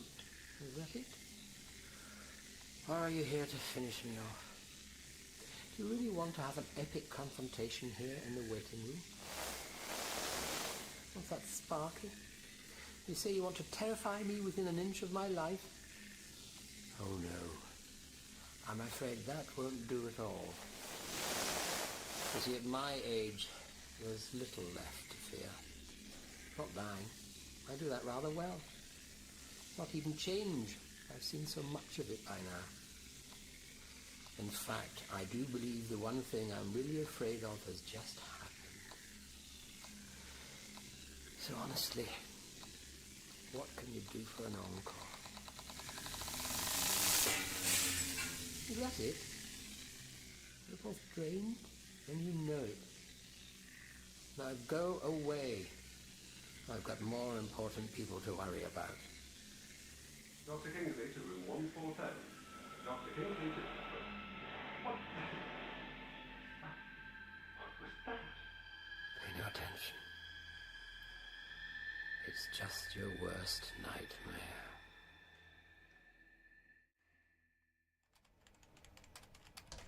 Morning, Roderick. Everything on schedule for the day? Shipshape and Bristol fashion, ma'am. And you might be interested in this. I've just received an email from an old colleague in the ministry, the man responsible for the doctor's file, and the UN's denying any knowledge of the doctor's actions. Mm-hmm. So either he's deep cover or he's gone freelance. But either way, the next time he's seen with our United Front friends, the police will be much more interested than before. Brilliant! Toast? No thanks, ma'am. I've already eaten. Okay, Walter, so this one's going to be a real hit-and-run job. One shot and we're away. You up for that? Look, Alex, I've got to know. Why are you trusting me like this? Hey, you're the real thing. My gang was just getting started when you and Keezer took those shots at her. You gave us the idea. No, I couldn't have. Come on, I mean it. You started all this. Yeah. Anyway, we're almost there. Hey, when you make the tape Next time, can I use this thing and Hey, say... give me that. It's mine. Sorry. Right, get the bottle. Now don't light the wick till right before you throw it. This whole thing feels weird. It's not her waiting. It's just a house. It still makes the point. They have to listen to us. Now come on. Light it up. You might want to break the window first. Doctor! After all, if it just bounces off the glass, well, firebombing her petunias isn't much of a statement. What do you want? I just came by to see if Sherilyn was at home. She's not. But you knew that, didn't you? If this is about Ace, I told you, I never meant to... Oh, she's fine. Good. They say she'll even recover consciousness later today. Hey! I didn't want you to burn your fingers. Right, that's it. Get out of the way. Oh, guns, guns, guns. Don't you realize how pointless this is? It shows we're not going to take it. You're just doing the creature's work for it. No, we're scaring people off. Papa wants them scared. Which one of you is doing more to scare them? No, it's not. Oh, it is. I didn't. It's true. You really started all this. No! Missed me. Oh, good one, Walter. Well, no point in hanging around if you don't have your bomb anymore. Unless you think it's time you stopped all this. Just keep away from me. It looks like I've just made you more afraid. Let's go. You think you've won, eh? Well, just you listen to the news tonight. Oh, no.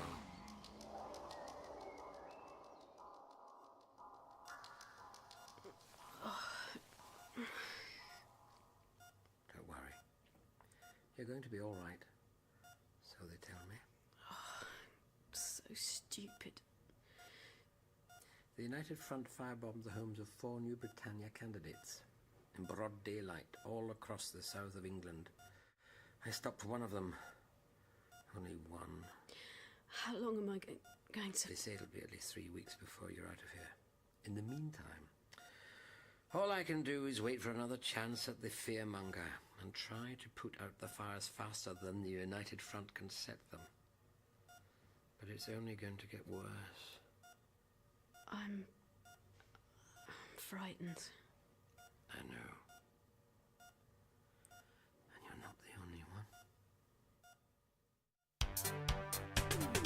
And coming up next on the Mick Thompson Show, Sherilyn Harper pokes her nose out of her bunker to face her critics. Yes, after 3 weeks of United Front bombs and Black Lightning stabbings and White Wolves blowing people up for the hell of it, with the city at fever pitch and the election only days away, Miss New Britannia will be appearing here, live, so we can take our best shot. Coming up after the news on Mick Thompson. So, you're the flunky they sent to set things up for the interview, eh? Yeah, I'm Sherilyn's new assistant media liaison. Don't give me that. You're a gopher. You've got that scared rabbit look in your eyes. So, what are these security arrangements you were going on about? Oh, it's something new we're trying today. An experimental force field system I've been developing for public appearances. You see, she sits in that chair there, and at the first sign of trouble... Whoa! Shields up. Well, it's pretty radical. Of course, we're New Britannia. We like radical ideas. Looks good, Paul. Mrs. Harper, what are you doing here? You're not on for another hour. I talked to your producer. She said I could go on first. If the United Front's planning anything, I'll be in and out before they know I'm here. And you didn't even tell me? Or anyone on the staff? Just Roderick. It was strictly need to know. I'm getting too good at saying things like that. Yeah. OK, well, 10 minutes to showtime. So then, in about an hour's time, Harper arrives at the studio for the interview. And Paul's got the force field set up. Ready and waiting for me. All I need to do is twist the frequency knob and zip. So I'd better be going. Can't Paul handle it himself? He wouldn't know what to do. I've got to go, I'm sorry, Ace. Oh, don't go all sorry on me again. I can hardly apologise for it now, can I? You haven't had a shot at Harper for a few days now. If you miss this one, who knows how long you'll have to wait. Go. It's all right. There's plenty of time. He shouldn't even be here. Most people die like this, on their back in a hospital bed, not for anything. Doesn't matter. Doesn't it? Well, that's why I'm with you. Because no matter what happens, at least I've done something real first. I should keep that in mind. After all, some of my lives have ended for less. And on that cheery little note, I'll be seeing you. Bye. Oh, now maybe I can get some sleep. Ace. Hello, Walter. OK, Sherilyn, 10 seconds. Let's give him a good show, all right? I never do anything but. Paul, get to the security controls. Of course. And now, on the Mick Thompson Show, her popularity has gone through the roof as she stands tough against terrorists, while everyone to the left of Genghis Khan is calling for her. Will the balance of power be... Come on, Doctor. You want to hear what I have to say? Or are you just supposed to kill me? I wanted to say I'm sorry. I didn't want you to get shot. And I don't want to do what I might have to. You're still looking for a reason not to believe him. Of course I don't believe him.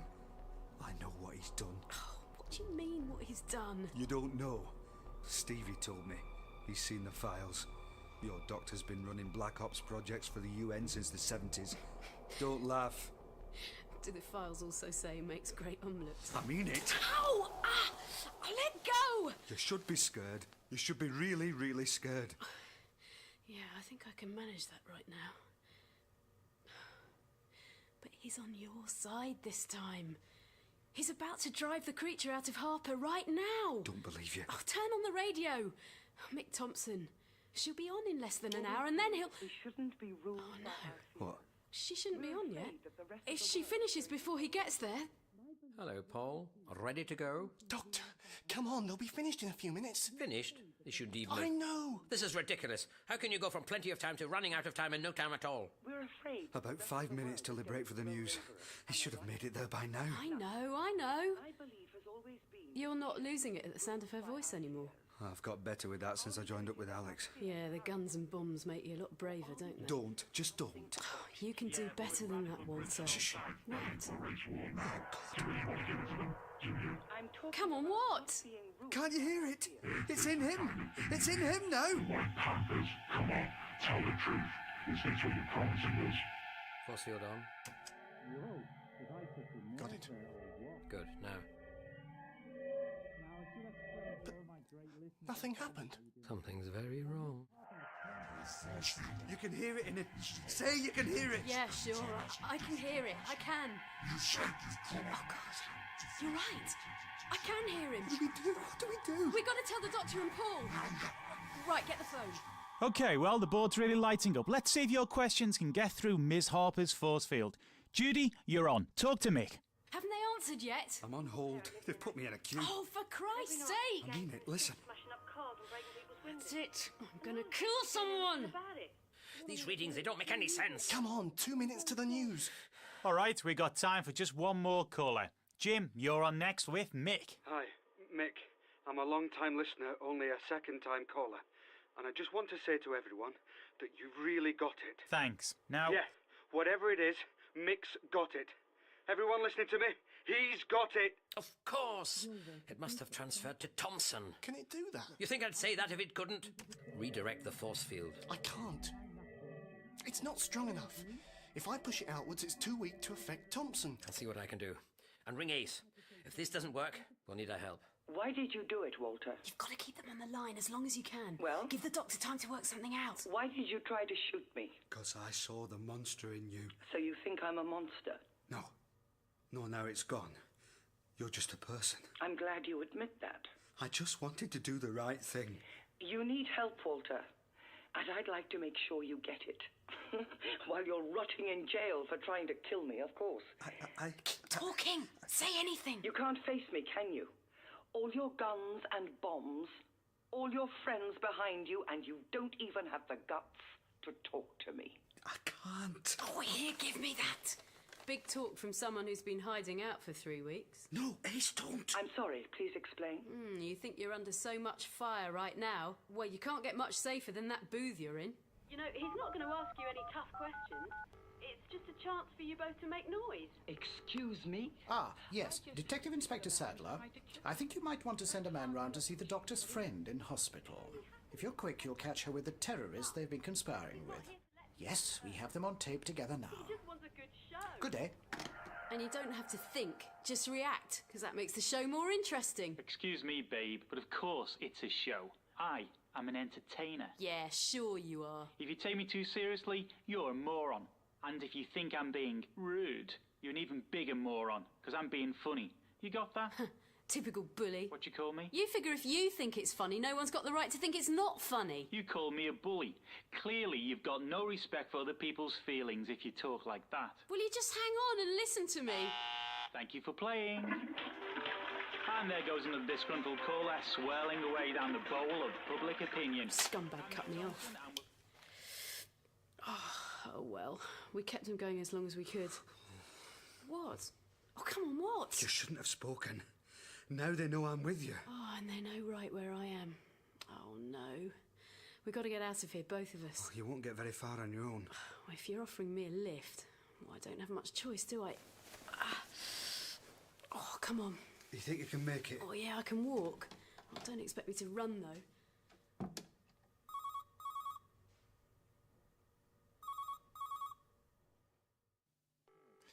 Come on, Ace. Answer. At least it's ringing now. What do you want me to say to her? I need to tell her where to meet me. If I don't leave soon, I'll be noticed. Right. No answer. Oh, dear. Give me a hand with these plugs. What for? So I can take the force field with me, so Ace and I can have another chance at Thompson. Oh, right. Anything else I could say would be an anticlimax. Paul. Be right there. Quick, your phone. Let me borrow it. Sure, here. You called?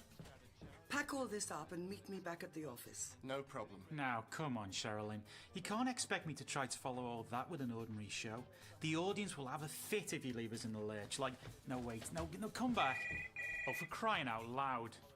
What? Hello, it's me. What do you want? I've got a very special exclusive story for you. Come to the Brewster's Warehouse on the Isle of Dogs right after your show. Goodbye. Wackos. Where would it be without them? So now Thompson's studio, I guess. We'll have to see if we can catch the doctor. Okay. Walter, would you have killed me back there? No, couldn't have. Harper was right about me. Too scared to do it. She makes it sound like it's a bad thing. Thanks. Sorry I froze on the phone. Never mind. At least you were smart enough not to get pulled into his game. I didn't help, I just added to the noise. And whoa! What kind of maniac? People could get killed. Uh-huh. Thanks. I really needed that. Anyway, I think that rock was meant for that white kid back there. He'd just thrown one at them. Something's starting, isn't it? Yeah, I know. And that about wraps it up for the Mick Thompson Show for today. Stay tuned for the news so you can hear about today's dose of mayhem and chaos. I'm Mick and I'm running for cover. Was he in the studio? No, Thompson show's over. Everyone's left. Are you alright? Oh, a bit sore from all the exercise. What's happened out here? Whatever they're shouting about, it's getting louder and closer. Oh, just give me a minute. I've got to figure out... Shh, get down. Thompson! Where's he going? Well, wherever he's off to. Looks like we'll have to take care of him ourselves. How? I'll think of something. Come on, let's go.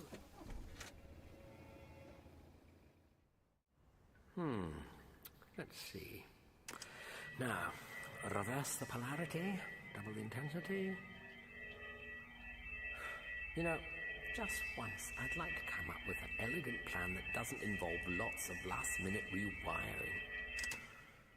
Ace, where are you? I think we lost him. No, wait, that's him. Round the side of the warehouse. Oh, he's parking. Oh, in there. That's where you got shot. Great.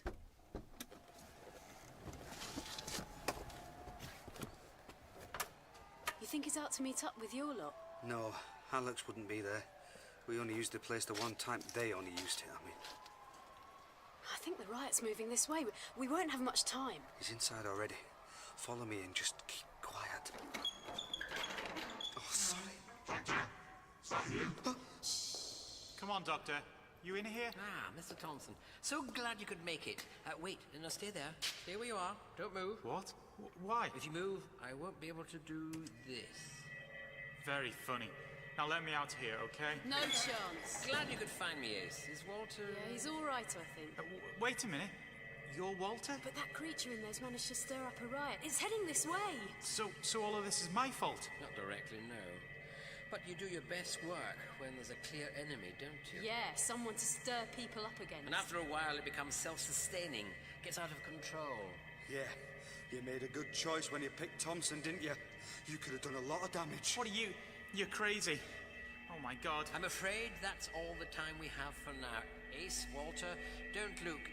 This might be a bit messy. Hey, wait. Don't. No! What was that about? I don't understand. Something should have... Look, are you going to tell me what this is all about? According to these readings, not only was the fearmonger not in Mr. Thompson, it was never in him. Huh? But I heard him. I heard it jump to him from Harper. These are the same readings I got from Harper. No, I think I've been following the wrong trail from the beginning. Will someone just give me a straight answer here? No. But there is a monster. We saw it. Yes. But it mustn't have been in who we thought it was. I heard it in Thompson too, though. Was Walter threatening you at the time? Well, yeah. Then you probably thought that you should hear it. You mean I made it up? We know what a little fear can do to someone's perceptions. What are you talking about? It was in them. I heard it. Yes, I'm sure you did. You're the only person who could hear it in them. But you're not entirely well, are you? No, it's not like that. You were already scared of Harper, even before you heard the voice. And then you were willing to kill her. To kill lots of people, to get at her. If someone like that told you they were hearing voices, what would you think? No, it was real. You don't really want to think about being wrong, do you? If she wasn't a monster, then you weren't justified. And maybe you're not all right. Maybe you do need help. No. Hey, it's all right. It's okay. I only wish I could have helped you. It still doesn't make sense. Come on, Ace. We'd better be going. Something wrong? No, it's nothing.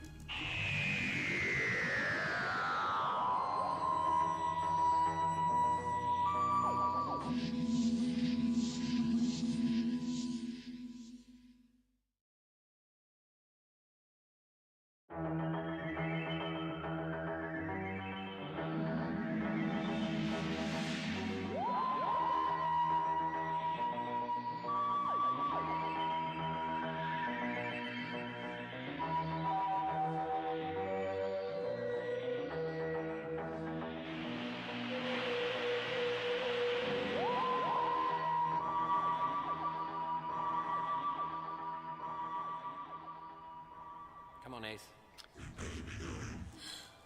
Something wrong? No, it's nothing. Look, I'm only asking you once more. What is going on? Just listen. The riot will be here shortly. A torch-bearing mob out to destroy any monster that crosses their path. But what crosses their path is another mob. And we're going to try and stop it. Are we? I'd have thought you'd rather go after the fearmonger. No, not just yet. I don't know if we can stop it. It's past the butterfly stage and into the hurricane.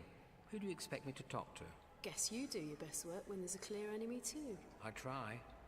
That's all I can do. Of course you will. After all, you wouldn't want me to get suspicious, would you?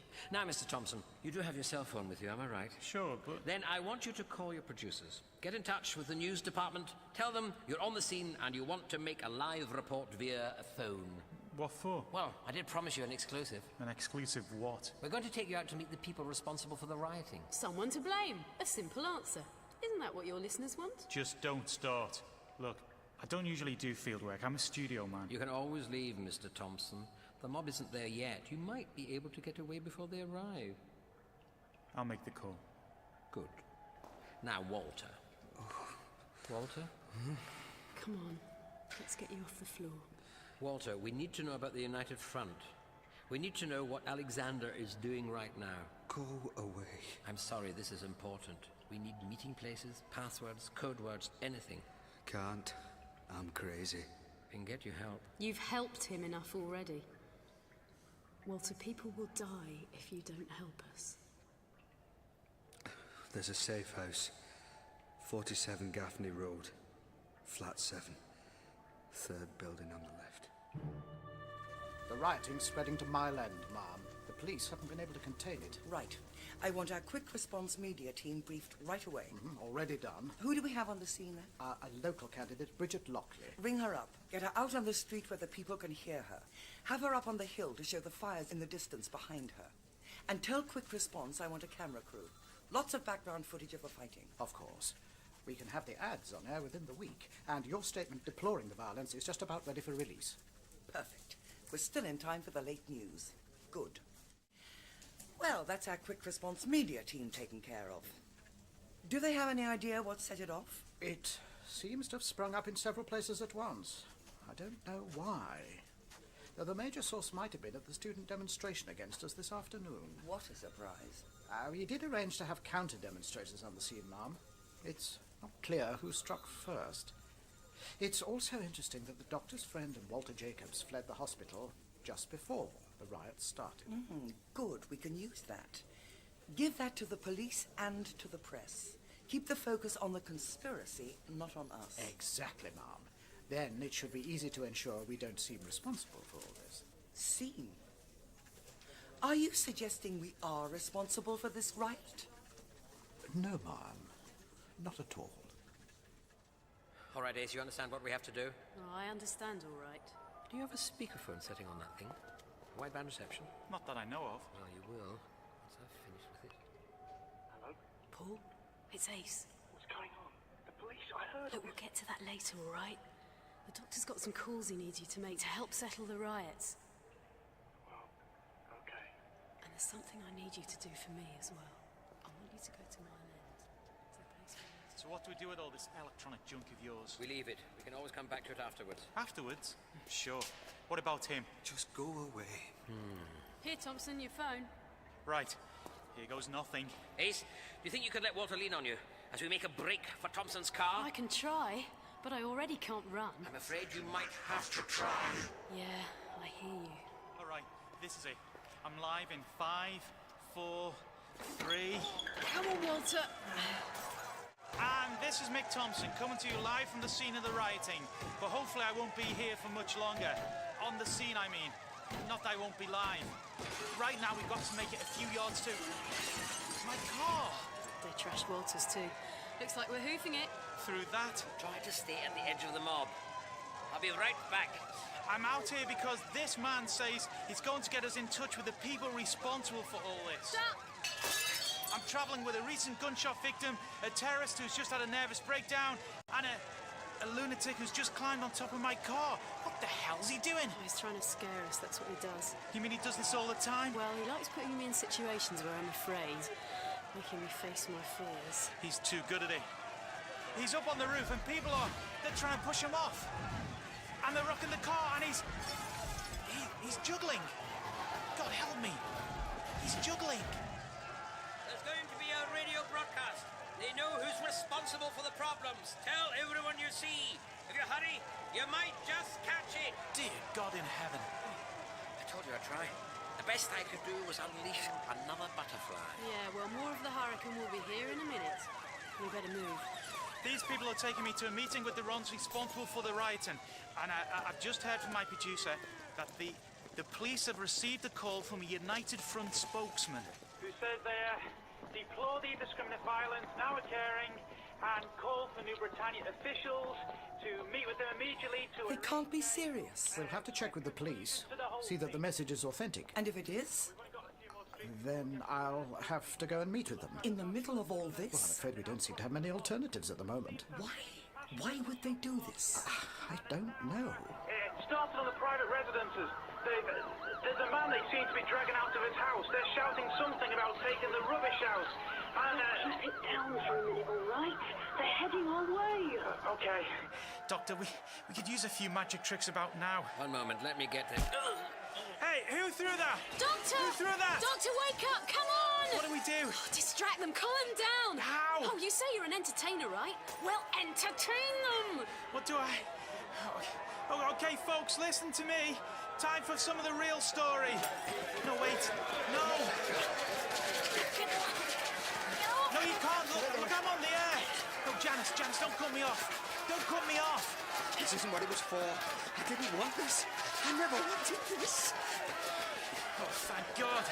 No, wait. The cops will arrest us. We keep going.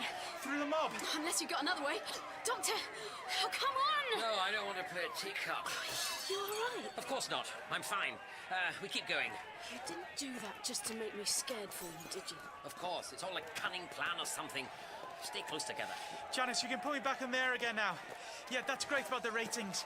Guess they love having me be the man on the spot, right in the middle. Okay, it's Mick here again. We're going forward through the mob. There's a clear patch on the far side of the street, and there's a woman just there sitting on the street. She was bleeding from the side of her head, and I can't get back. There were too many people. I tripped over and Janice, go to a commercial, okay? Please, just get away from me for a while. The police say the message is genuine. The caller used the correct code words and named the location for the meeting. I guess you'll have to go then. I'll take care. This election was supposed to be a bloodless revolution. What went wrong? They did. Out there. They just don't appreciate what it means to have a leader who really believes what she says. I never thought you bothered much about that yourself. True. But I can at least appreciate its rarity. You don't deserve to be brought down by this. And I thought you said you can't trust anyone these days. I do make exceptions. Keep yourself safe.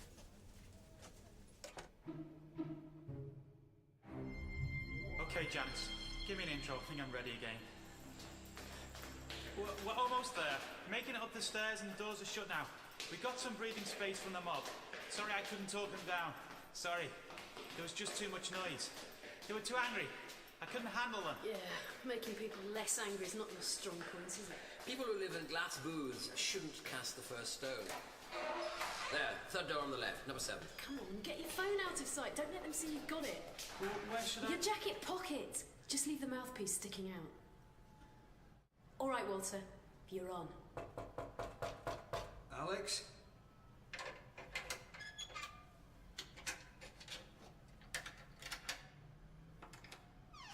Walter, what? Oh, no, not them. I think I've been wrong. I need help. You brought these people here. You need real help. You all get inside before I blow your heads off. Don't be afraid. I won't hurt you. You think I scare that easily? If you didn't, you wouldn't have shot me last time. No, I don't... It all got a bit out of control. You just wanted to scare people till they listened to you, but now it's your own base that's under siege. Look, what do you want? Same thing as you. We just want this to be over. Well, I want it to be over with my skin in one piece. Can you make me an offer like that, Mr. UN man? They're going to blame you, you know. They'll say you started the rioting. We didn't. We always said we weren't targeting civilians. Doesn't matter. The people out there need a scapegoat. They're afraid. They feed each other's fear, and the fear feeds off itself. And he knows what he's talking about. So what are you offering me instead? A chance to tell the world the truth. We brought Mick Thompson here to interview you. Let you tell your side of the story. You're Thompson. Who do you think I was? What's the price? That's the price. The truth. I didn't want any of this. This was just supposed to be a chance to give those New Britannia bastards a good kicking. It was too easy almost. How'd you get started? I just got a bunch of my mates together, we asked around, and we started doing it. And that's all? That's all. No great terrorist army, just a few street thugs who got their hands on guns and bombs. Really good guns and bombs. I think we're about to get to that. Oh, no, not now. Better turn on the fan. I think something's about to hit. Just keep your head down, Ace. If all goes well. Just stay out. Don't come in here. Don't worry, Alexander. I've got it all under control. You just do what I say, and then we'll... Doctor. Roderick. Alex? Yeah, well, how did you think a bloke like me would get his hands on government guns? You were working for him all along? Yes, that's the sweet part of it. He gave us the ammo to go after his own people, for the publicity. It wasn't even real. Nah, it was. We could do whatever we wanted, so long as we tried not to kill anyone. He thought it'd help him look good. I knew better. We scared lots of people off. I made lots more respect because she was standing up to you. Real smooth. Now that you've so obligingly explained to Walter in front of these witnesses, Alex, the question becomes, what do you intend to do about it? Now that's a soundbite for the nightly news. Mention to anyone ever that you saw Roderick here and you're dead. Got that? Too late. What? I'm sorry. Didn't we mention we were already transmitting? You're dead. You're all dead. No, Alex. Do you really think committing murder live on air will help our chances? Switch off that phone. Then the cops think we're dead. Yeah, that would make him treat you gently. Just be quiet, all of you. I will make no further statement on my own behalf until I have spoken with my solicitors. I would, however, like to assure any potential New Britannia voters listening to this that Sherilyn Harper had no knowledge of this meeting and would never condone a deal with terrorists. Mrs. Harper's commitment to the principle of true social justice remains unequalled. Ah! Man, my TV. It's got to be stopped. Now, Walter, put the gun down. No, it's got to be stopped. So come on, Doctor, you take it. No, thank you. I'll take the bullets, though. I can't believe you were thick enough to barge in here and start yapping. Oh, please. If you hadn't made that call to the police, telling me to come here and pull you out of the fire... What are you talking about? I didn't call it. Bloody hell. You made the call? Well, not directly. All I did was make sure Mick would be broadcasting from here when you arrived. I got other people to ring the police. Code words courtesy of Walter, phone call courtesy of Paul. Paul Tanner? The same. Oh. Just goes to show you can't trust anyone these days. Well, what do you know? The men in white coats really do wear white coats. I'm scared. It's all right. You'll be well looked after. The police know you did the right thing in the end. But I'm crazy.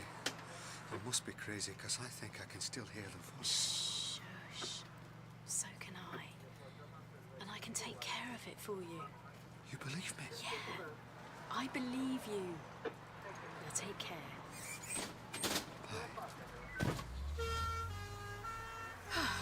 Right. Now for the big one. Well, what a nice little recipe that was. Ingredients: Walter, Alexander, Roderick, Mick Thompson. Heat to boiling point, mix well, then stir just slightly before serving to the police. And they tidy all the leftovers away for you. Very neat. I'm still astounded it all went according to plan. Plan? Well, according to Hope mostly. I've got a show to do tomorrow. And after all the stuff I said, what am I supposed to tell them? You could just listen. Yeah, whatever. See you around. You'll excuse me, Ace. I just thought of a loose end that needs tidying. Yeah. Look, how about you go and take care of that yourself, and I'll go and collect the force field stuff from the warehouse. Oh, good idea. I shouldn't be long. I'll meet you at the cafe up the street from there, all right? Lovely. And then we can take care of the... You said it. Come on, Roderick. What's taking you so long? They're coming this way, you know. How did you get in here? I just do. You're here to tell me... No. Don't turn the lights on. Just go back to the window. Keep watching. They'll be here soon enough. They're all slaves to their fear out there. You do see that, don't you? Oh, yes. If only they'd listen to me. They don't have to be. I wanted to show them strength in adversity. Be an example. Of course. For them to understand, you had to make sure they were a little bit afraid. You do understand. Of course I do. And so do they. What? They understand who's been making them afraid. Those people out there heard about Roderick's arrest. I don't think the election's much of an issue for you anymore. He covered for me. They didn't believe him. And why should they? You've been telling them for ages they can't trust people. You made the mob, and now it's coming for you. Ridiculous. We didn't hurt anyone. I told Roderick to make sure they only went after property. Yes, I thought so. For the gun attacks, I made sure I was the only one near the line of fire. If there's anyone who should have been that afraid, it was me. And you don't see me smashing cars in the street, now do you? And now everyone thinks I'm responsible for the violence and the bloodshed and the people being dragged out of their homes and beaten and... But you're not responsible, are you? No, you're right. Of course not, I'm just... Afraid? Yes. But I... Doctor? Where have you gone? Don't leave! Doctor! Where are you?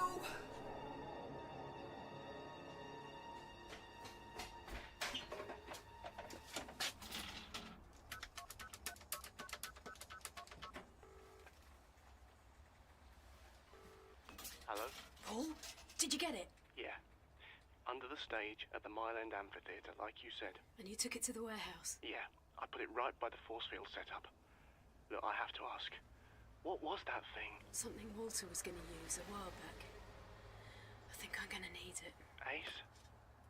How could this happen? How could that one creature control so many people? Make them do all that? You think it was controlling them? Yeah. They do that, don't they? Yep, well, if I don't stop the creature before it stirs anything else up, you ain't seen nothing yet. And neither's the rest of the universe. What do you mean? Oh, never mind. I don't even want to think about it. Everything sorted out, Ace? I have to go. Something I should know about? No, nothing at all. Well, just a few more details to take care of. We can be off. Yeah. You'd like that, wouldn't you? To start it all again somewhere new. Ace, I think it's time we have a bit of a talk. You'll have to catch me first. Ace, I'm back! Oh dear.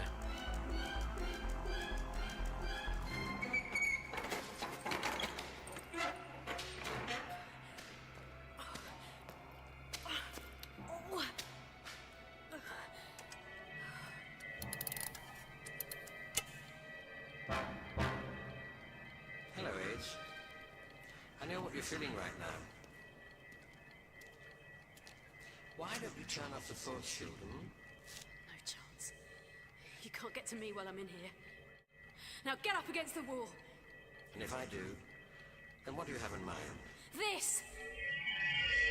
Just a twist of the knob. It won't hurt the doctor, but it'll cut through you like a knife. What if it doesn't? Well, the doctor knows what this bomb will do. Then I think I'd better not go over there, because it won't work. Would you really kill me? Only if I had to. I'm sorry. What? I'm sorry that you'd ever think about doing that. You don't get it, do you? I'm doing this for the doctor! You're what he'd never want to be. Full of fear and violence. He'd rather die than be used to make people hate. Always. Get against the wall! I won't let you ruin him! And you're willing to die for that? Of course. He knows that. No, actually, I didn't. Ace, listen to me. No chance. You're hearing it now, aren't you? The creature in my voice. Of course I am. Then listen to the meaning, not the noise. Listen to me. You say the monster's full of fear and violence, but which of us is ready to kill out of fear? Oh no. You tried this on Walter. I'm not making all this up. Of course not. You're right. There is a monster, but it's not in me. The monster wasn't Sherlin Harper or Mick Thompson.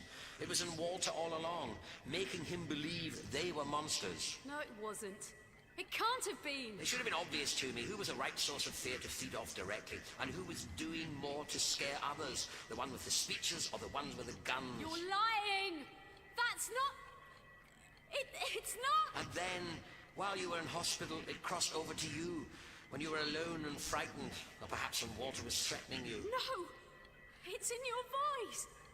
I can hear it! It makes you hear these things. That's what it did to Walter and Stephen Keyser before him. Just shut up! All it needs to do is tell you that one lie, that the monster's out there, and you know where it is, and the rest you do yourself. Your hate, your fear of me. Stop it! I'll set the bomb off. Don't make me do this! I'm not making you do anything. I'm just talking and asking you to listen. Listen to yourself.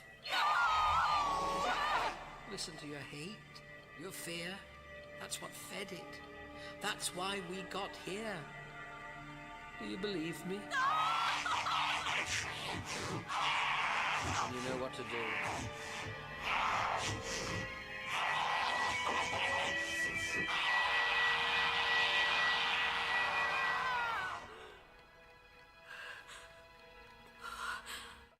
Oh my God. Ace? What? The bomb. Oh. Right. Here. Let me help you up. Thanks. I'm not that afraid of you, Professor. Am I? I hadn't thought so. But with the kind of life we lead, I suppose it's bound to be a bit scary. You're the right kind of scary, though. And I suppose if the worst thing I could imagine was that you'd go bad. I suppose I should be flattered, really. And coming up this afternoon on Mick Thompson, we take your calls about the rioting. Yeah, we want to hear what you have to say. Who do you think these kooks were who smashed up your city? You point the finger on the next Mick Thompson Show.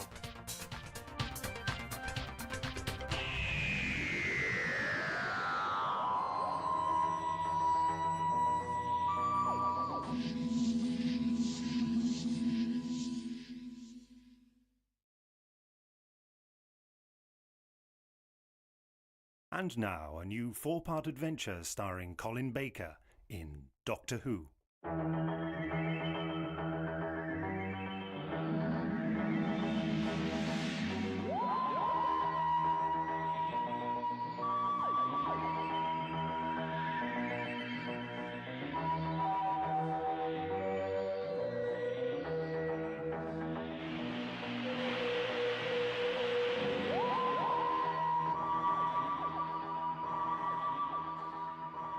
Considering her childhood, it's astounding that Elizabeth I became the greatest female ruler of modern times. Declared a bastard at the age of 2, as her mother was executed for alleged adultery and subjected to numerous humiliations in the years before she became queen, including being imprisoned by her sister Mary I, she... Would whoever is making that ridiculous noise please stop it at once? Sorry, I'm afraid I can't switch it off. Then would you kindly leave the lecture theatre? You're disturbing the other students. I can't really do that either, I'm afraid. The safety of the entire planet could be at stake. During her imprisonment, Elizabeth discovered who was truly loyal to her. John Whiteside Smith, for example, one of her most trusted advisers, was appointed to her council in gratitude for the service of his parents at that difficult time. And it was thanks to him that the Spanish Armada... I'm sorry, I'm not prepared to continue under these conditions. We'll have to make the time up on Friday. Thank you. And you... Are you talking to me? You're not one of my students, are you? What do you mean, disturbing my lecture like that? It's a bit hard to explain. Try me. And come up here where I can see you properly. It's you. Will you shut that thing up? Just a few more readings. Ah, You're the Nexus Point. That's a new one on me. I wonder if you'd mind accompanying me to my ship for a few tests. The students get warned about people like you on their first day. Student welcome pack, a pot noodle, hangover cure, and attack alarm. Or are you from the faculty? That's it. You want me to think I'm loopy, so I'll retire and save you the bother of forcing me out. Well, I assure you that 55 is far too young to retire, and I am not a member of any faculty, and I'm not trying to lure you away, but this is important. I've been tracking down a vital temporal nexus point in Earth's history, and you seem to be it. Or rather, you're connected to it in some way. I assure you, my only connection to Earth's history is in the field of Tudor scholarship. Really? I could have sworn it was Tudor fiction. I beg your pardon. Well, that lecture you're giving, all that Whiteside Smith stuff, utter nonsense. There was no such person. There certainly was. As a matter of fact, he happens to be an ancestor of mine, and the family records are quite clear on his role in history. And I happen to have been to the court of Elizabeth I, and there was no such... Ah. What now? You're related to a supposedly important historical figure of whom I know nothing. Ah, it's the nexus point, it has to be. Now, I wonder if I could examine these family records, Ms... I'm sorry, I don't know your name. Smythe. Evelyn. Doctor. Yeah. So you know mine? I'm sorry? You know my name. I'm the doctor. No, I'm the doctor. Well, a doctor. Ah, an academic doctor, of course. Well, wouldn't you say this was a rather academic problem? Conflicting sources, an eyewitness account that disagrees with your written records? But the problem is truly academic, as one of those sources is quite obviously a madman. Elizabeth died in 1603, and you certainly don't look 400 years old. Francis Drake used to say the same thing. May I be struck down with dysentery if you're a day over 350, Doctor, he once said. I was so overcome I let him beat me at bowls. I'm leaving now. Goodbye. Don't be so narrow-minded. Look upon this as an intellectual challenge. I'm going home. Goodbye. Da-da-da-da-da. Knit one, purl one, da-da-da-da-da. And two together, da-da-da-da-da. Damn. Hold on. You've made me drop a stitch. A stitch in time. That's what I have to talk to you about. Oh, it's you, the lunatic. Please, leave me alone. If I have to shout at you through the door, I will. But I've already attracted several very strange looks. That's hardly a surprise. All right, you can come in, but not for long. I'm very busy. I thought you were knitting. I'm very busy knitting. A jumper for one of my students. Very nice. And he has one arm longer than the other, does he? Have you come round for any particular purpose, or just to criticise me? Well, I was rather hoping to see those records you mentioned. The accounts of John Whiteside Smith. And that's it? You'll look at the books and then go? Well, a cup of tea would be nice. Doctor? Yes, I'll look at the books and go. Wait there. I'll find them. Amazed you can find anything in this mess. I may be old, but I have exceptionally good hearing. And may I remind you that you are asking a favour of me, and so might want to keep on my good side, Sorry. Everything has its place, nice and logical. None of your fancy filing cabinets. Answer that, would you? I would if I could see it. Ah! Dr. Evelyn Smythe's residence? No, I'm afraid she can't get to the phone just now. Could I take a message? Yes, I'll tell her. Thank you. Goodbye. What was that about? Someone wanted to thank you for the chocolate cake. I make excellent chocolate cakes. The trick is to use real melted chocolate in the mix. Sounds wonderful. Oh, it is. I'll make you one day, if you're good. Thank you. I find that cake is an excellent solution to so many of life's problems. That's what I tell my students. Which one was that on the phone, by the way? Johan? Oh, Johan, dear boy. Bound to get a first, too, if he can just get over this unhappy love affair. I always think mixing romance with study is a terrible mistake, don't you? Luckily, I've never been tempted. I take it you haven't either. Oh, I was led astray once upon a time. The trouble was, my husband just could not understand that wedding anniversaries come round every year, but the Bern Conference on the Administration of the Privy Council is a once-in-a-lifetime opportunity. I'm sorry. He left you because of that? I left him because of that. I see. Here you go. You'll find John in these. Well, could you possibly give me some page numbers, narrow it down a little? He's in the index. No, he isn't. No, in this one. That's ridiculous. You can't be looking properly. See for yourself. But I know these are the right books. This doesn't make sense. Why don't you tell me a bit about him yourself? He was an advisor to Queen Elizabeth, you say. Something about his parents? He didn't make it to the history books, not in any detail. His father was a learned man who was executed by Queen Mary. He'd been involved with a plot to put Elizabeth on the throne, it seems. And his mother was one of Elizabeth's household, I believe. John was the first distinguished member of the family. And your ancestor, Smythe? Centuries of corruption. Spare me the obvious jokes. It hadn't begun to cross my mind. We dropped the white side somewhere along the way. One of my more humble forebears, I suppose. But then at some point, one of them presumably decided Smith was too common. I'm not sure what makes people worry about things like that, despite what Darwin says. I doubt we'll ever understand our ancestors. Yeah, good old Darwin. He had a terrible time of it.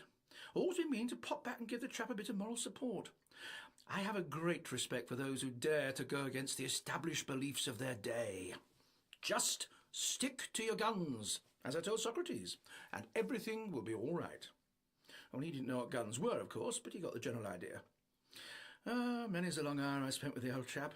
No wonder he was so willing to drink the cup of hemlock. I shall ignore that remark. Anyway, at least I don't spend my time claiming descent from ancestors who don't exist. I assure you, I've researched my family tree most meticulously. Really? Do you happen to have a record of it? One of my lads put it onto the computer for me. Ah. Different colours for different generations. Very clever stuff. There's a printout in the other room. I'll fetch it. Here we are. That's funny. What is it? Half of it's blank. I don't understand. Hmm. Oh, my goodness. What? There. The type's just fading away. This is very serious. Don't you see what this means? No, I don't. It's not just names on these pieces of paper that are disappearing. It's your history that's vanishing. What? The nexus point. Something has happened to change the past. Something to do with your family. And as a consequence, your family is being erased from history.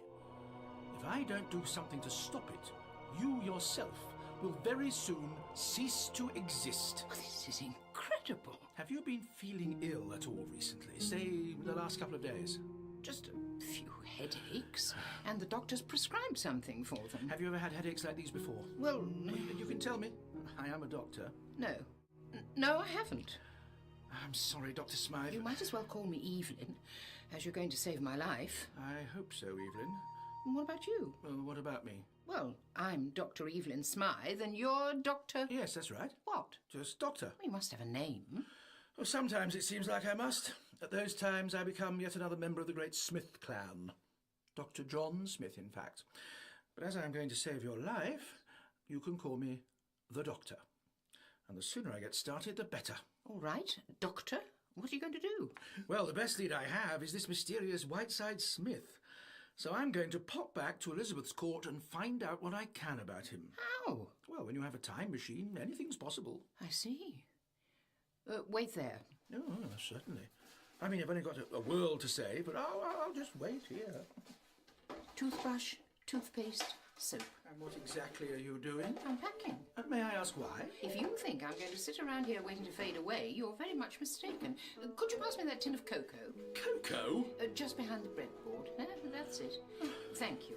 Chocolate wasn't introduced to England until the mid-17th century, you know, and I have no intention of going without my daily ration. Oh, I see. And what makes you think I'll take you with me? Doctor, I'm a historian.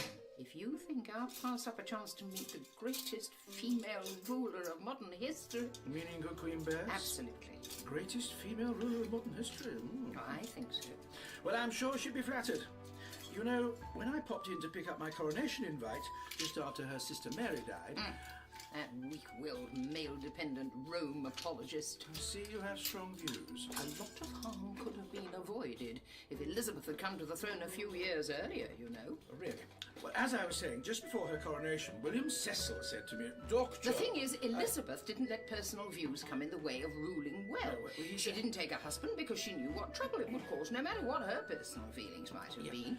The Virgin Queen, duty before men. That's how things should be. Well, Now, Cecil's... Mary, on the other hand, nearly plunged the country into war with her insistence on marrying the Spanish chap. And Elizabeth certainly didn't take to burning people at the stake just because they had slightly different religious views to her. Well, that's rather a simplistic view, if you don't mind I saying certainly so. do mind. I have studied this period in depth for over 30 Well, I'm sure years. Elizabeth will be delighted to hear that you approve. You know, I'm rather looking forward to going to court again. If I say so myself, I do look rather fetching in a ruff. Come along. And this is your time machine, is it? My TARDIS. My home and heart. I see. And what do you see exactly?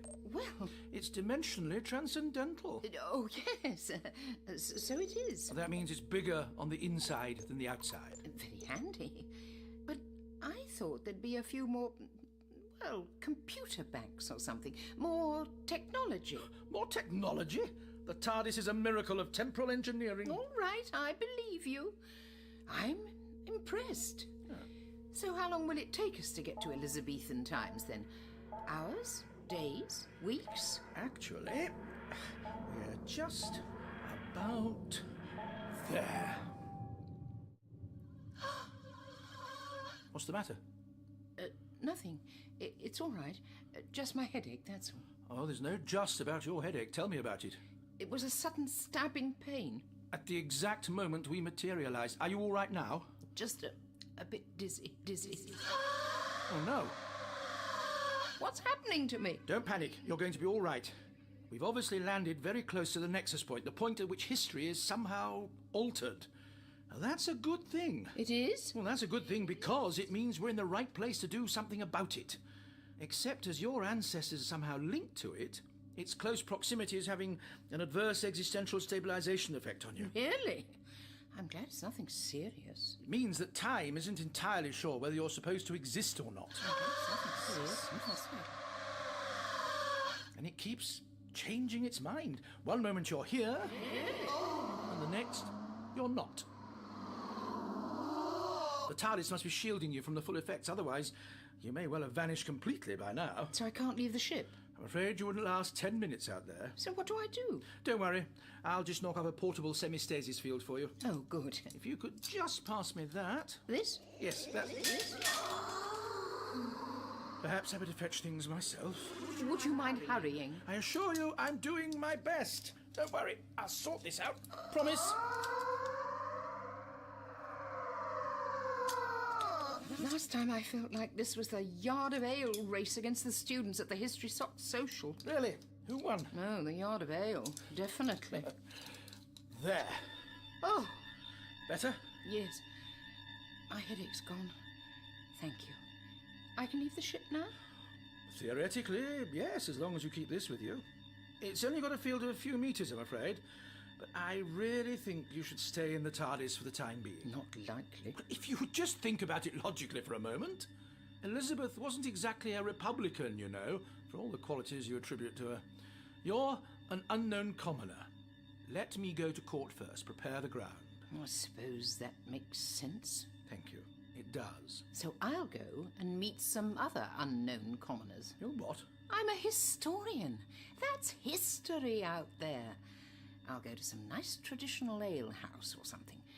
Once I find out what's out there. I can show you, without you having to leave the ship.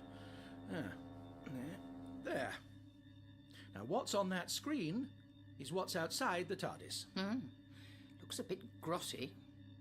Grotty?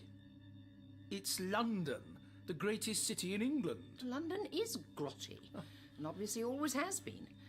Now, I suppose all of that out there gets destroyed in the Great Fire. Yes. Looks like it's winter at the moment. When exactly did you set the controls for? Well, I don't know the exact day. If it looks like winter, it probably is. December, January. I'll soon find out. We'll soon find out. But if you're going out there, you'll have to get changed first.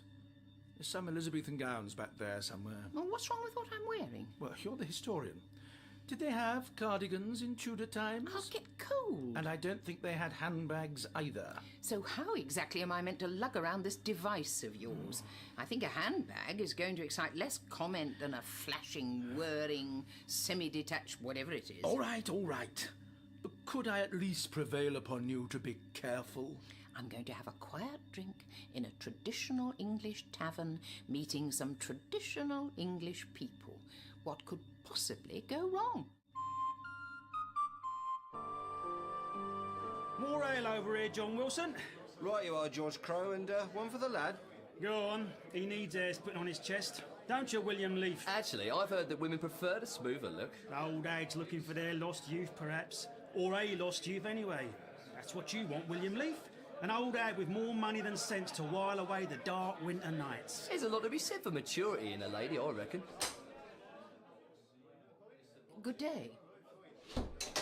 Look like it's your lucky day, lad. Yeah, John Wilson.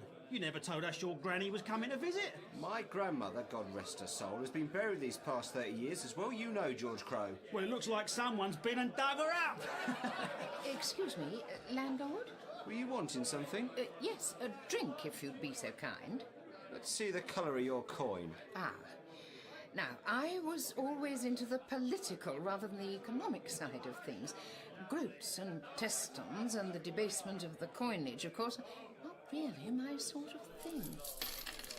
Will this do? If that'll do. More money than sense. There you go, William Leaf. This is your dream woman. Leave off, will ya? There you go. And what's this exactly? Beer, what do you expect? A fancy French wine? Or a drop of honey mead? Oh, no, this is fine. Just fine, thank you. Traditional English fare. Very nice. She must be foreign, I reckon. She thinks your beer's very nice, John Wilson. Maybe in foreign parts, women make a habit of going into the alehouses and all. Not being civilised and knowing their place like our wenches do. Their place being in your arms, I suppose, George Crow. Oh, yes. Well, the ones under 50 at any rate. You can have the rest. Don't you take no notice of them, lady. They like to tease, but they don't mean nothing by it. Oh, I've faced worse than this crowd. Class of 74 springs to mind, in fact. I found it best just to ignore them. I wonder, would you mind if I joined you? It's a free country. Leastways it is at the moment. Don't you get started on the Spanish, George Crow. Oh, I'll say one thing for Jack Spaniard, William Leaf. What's that in? At least he ain't a Frenchman. Yeah, you ain't a Frenchie, are you, lady? English, born and bred. Really? You got the look of a foreigner about you. That woolen thing you're wearing... I'm not very interesting. Why don't we talk about you instead? What do you want to know about us for, lady? We're nothing special. No particular reason. I'd just like to, that's all. Now, what would you all say to another round of beer? I'd say all right at that. What about you, George Crow? The lady's got coin to throw away. I don't reckon we should stand in her way, William Leaf. Landlord, 3 more beers, please. Excuse me, I'm the doctor. I've come to see the Queen. Oh, I'm so pleased you're here. You're expecting me? Oh, yes. I must say, though, you've got here very quickly. Well, I had excellent transport. Ah, I see. I confess I was somewhat worried that the boy would not be able to locate you. Ah. If you'll beg my pardon, you've not attended the Queen before, have you? Well, that's hard to say. I have, but then again, I'm not entirely sure if I have yet. But I knew her father, King Henry, very well. Indeed. But I must not waste your time. The Queen is anxious to see you as soon as you arrive. She is very ill today. We have a fear that the baby may come forth early. Follow me. What? Oh, I'm not really that sort of... baby? The Virgin Queen? History must be going very wrong indeed. Wait for me! And Crow here with 3 kids and another on the way. You got to feel sorry for his missus, anyhow. She ain't complaining. Leastways she may be, but I ain't listening. You got any kids, lady? Not of my own, no. Oh, that's not so good. Who's to look after you in your old age, then? I'm going to have 16 kids, me. Well, when I find the right woman. One that's blind and deaf and don't run very fast. Very funny. You're leaving it a bit late, though, lad. No, I'm not. Some people leave it years without getting married and having kids.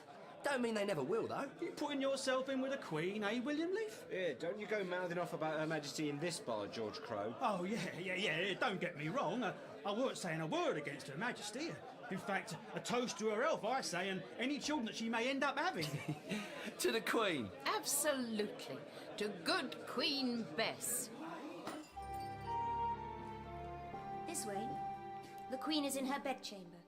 After you are admitted, you may not leave until she gives you permission. Of course.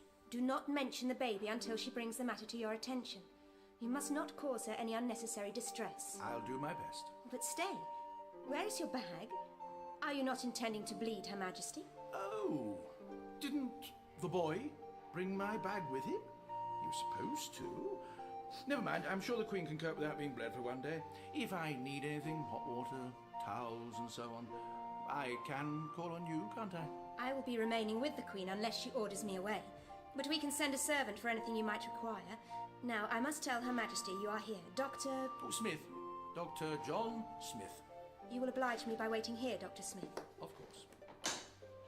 Dr. Smith is here to see Her Majesty. Send him in, Sarah. I require his urgent attentions. You may enter. Your Majesty, Dr. John Smith. Doctor, Her Most Gracious Majesty, Queen Mary. Queen Mary? What did you say? I'm sorry. Where I come from, we use her nickname. Didn't mean to offend you. I meant a toast to Her Majesty Queen Elizabeth. What do you think this is? A traitor's bar? We don't stand for traitors round here, lady. By my steel, you'll take back those words. I'm sorry. What have I said? Look, take her outside and deal with her. I'll have no one saying I harbour traitors under my roof. They hang traitors by their necks, lady. But no more talk than what you've said. Yeah, and cut them down while they're still alive and rip out their guts so they can look down upon them. Let me go. What did I say? We support her true majesty round here, not no bastard usurpers. Mary is queen, and that's the way it's staying. And death to traitors.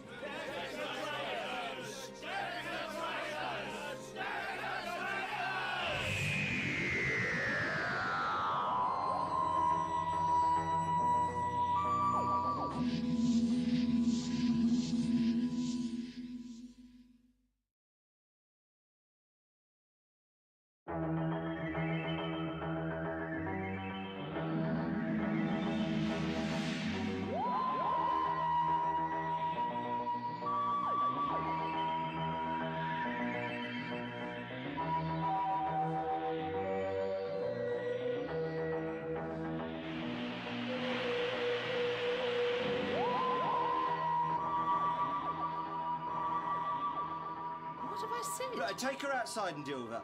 I'll have no one saying I harbour traitors under my roof. They hang traitors by their necks, lady. But no more talk than what you've said. Yeah, and cut them down while they're still alive and rip out their guts so they can look down upon them. Let me go. What did I say? We support her true majesty round here, not no bastard usurpers.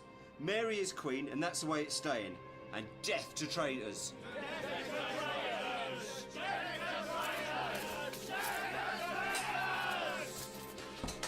Get your hands off me! How dare you!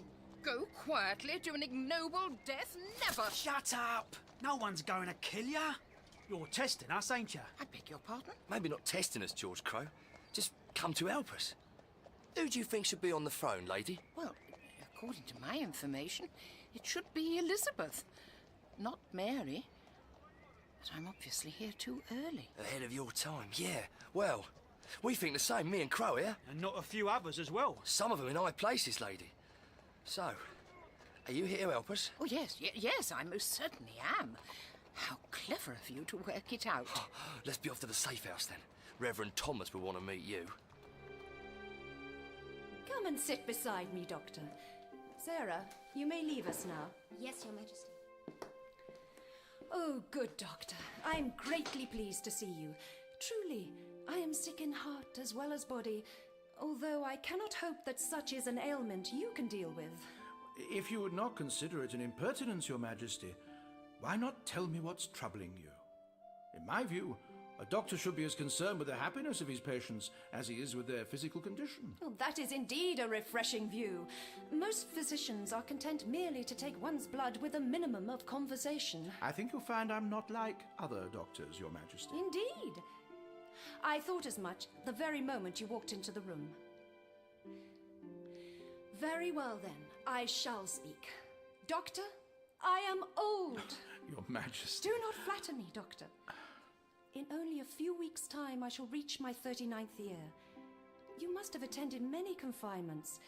How many women do you know who have survived their first pregnancy at this late stage of their lives?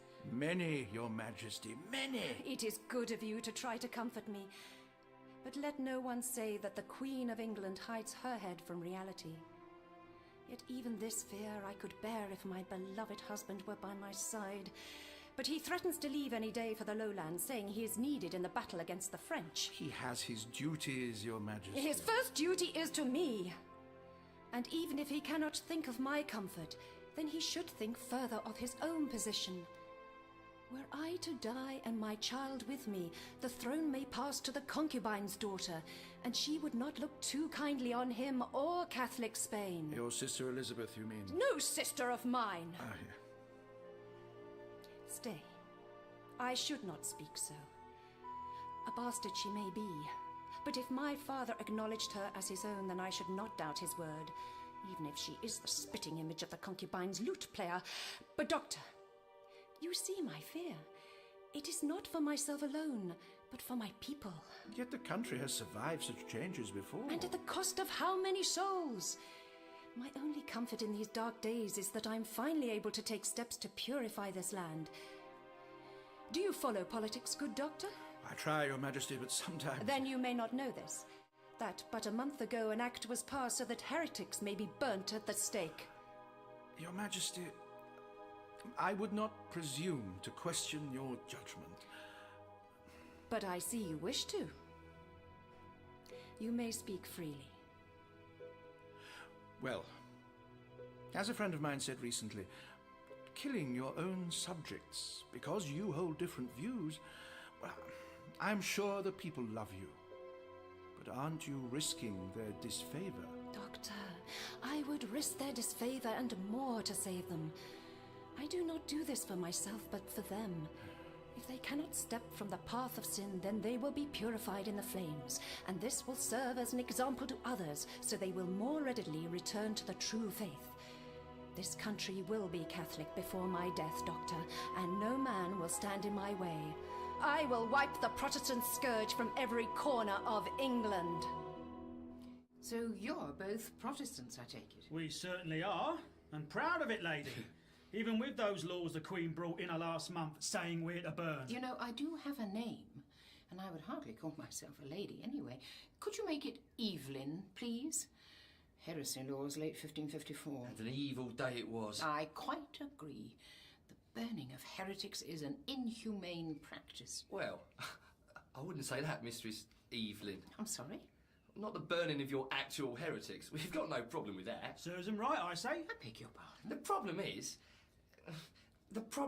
Her own bothering majesty has got it into her head that we right-thinking folks are heretics, which obviously we are not. I see. So you don't actually object to people being burnt alive at the stake? Well, if they're heretics, burning's too good for them, really. Though they'll be burning soon enough where they're going. Good one, George Crow.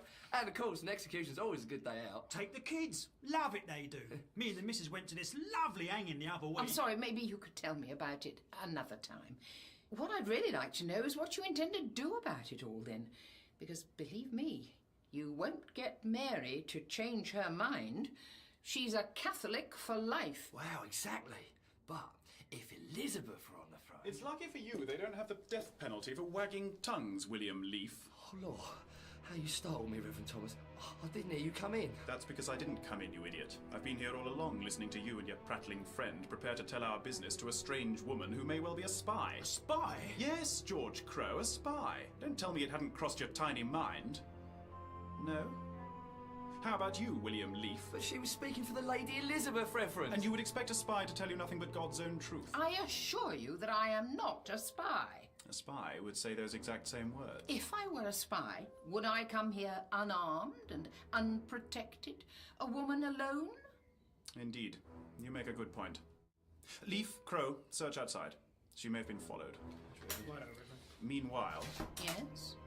I will question you. Alone. You are quiet, good doctor. Do you have nothing to say?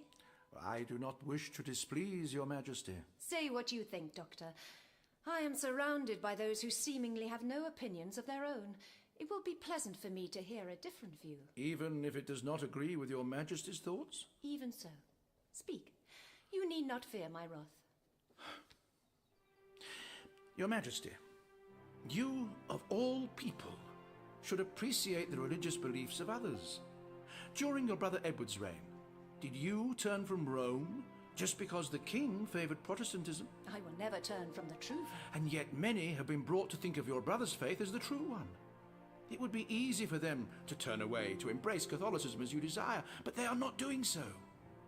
Would you kill them then, for doing the very thing you have done yourself, believing in their own faith above all? Oh, doctor, you are a wise man.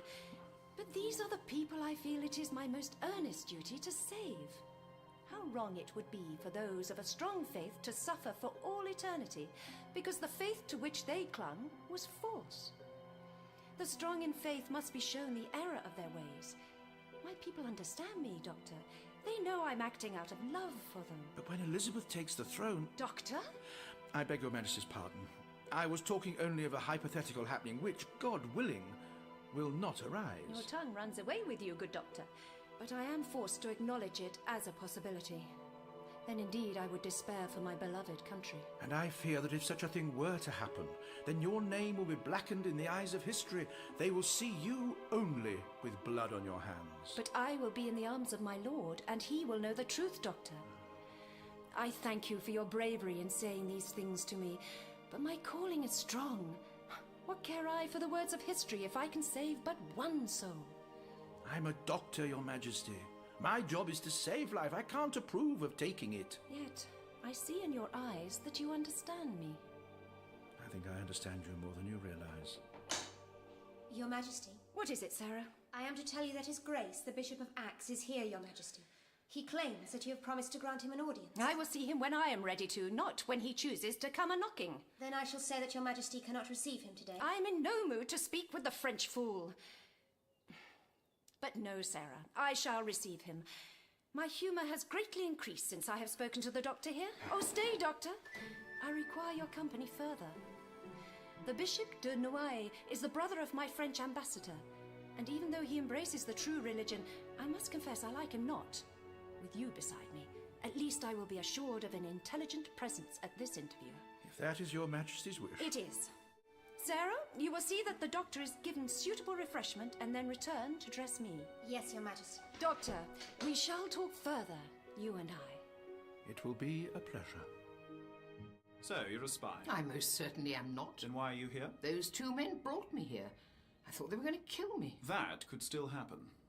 Your employers were suspicious. They sent you to inveigle yourself deliberately with Leaf and Crow. I've never even seen them before. But you knew of them. Of us. No, I did not. If I'd known about you, I'd have stayed well away, believe me. Ah, then you do not wish to be involved with us, Protestants. You're a Catholic, perhaps. A spy. You're just twisting things to suit yourself. Rather like a student trying to make an essay question fit what he's revised. I didn't set out to become part of your plot, but I'm not against you either. You truly believe, then, that the Lady Elizabeth should be on the throne? As a matter of fact, I do. Although probably not for the same reasons you do. You know of our reasons, then? Our plot? You're doing it again. I'm not a spy, and I'm not a danger to you. And I don't know anything about your plot. If you know of us at all, then you're a danger. Not if I don't tell anyone. You've not so far proved yourself trustworthy. Oh, I'm sorry. How could I have done that? You haven't listened to a word I've said. Am I supposed to produce a trustworthy certificate signed by God or something? And now you blaspheme. You're dangerous to have around. Oh, grow up! Look, if you're planning on overthrowing the Queen of England, you have to start trusting people at some stage. Unless you've got some one-man kamikaze thing going on. So why not give me the benefit of the doubt? I could help you. I need no help from old women. As you're upset, I shall ignore that. But I won't forget it. Oh, enough of this. If I wish to hear female babbling, I can visit my wife. Listen, I have a friend. A man of influence. He knows many men who support Elizabeth. Name them. Francis Drake? No, he's not around yet. Oh, I know. William Cecil. They're great friends. The old King's secretary. A very influential man, and a Protestant, as I'm sure you know. The doctor was only talking about him this morning. And this doctor friend of yours would be willing to assist us? Sure he would. In fact, he's actually a friend of Elizabeth herself. Indeed.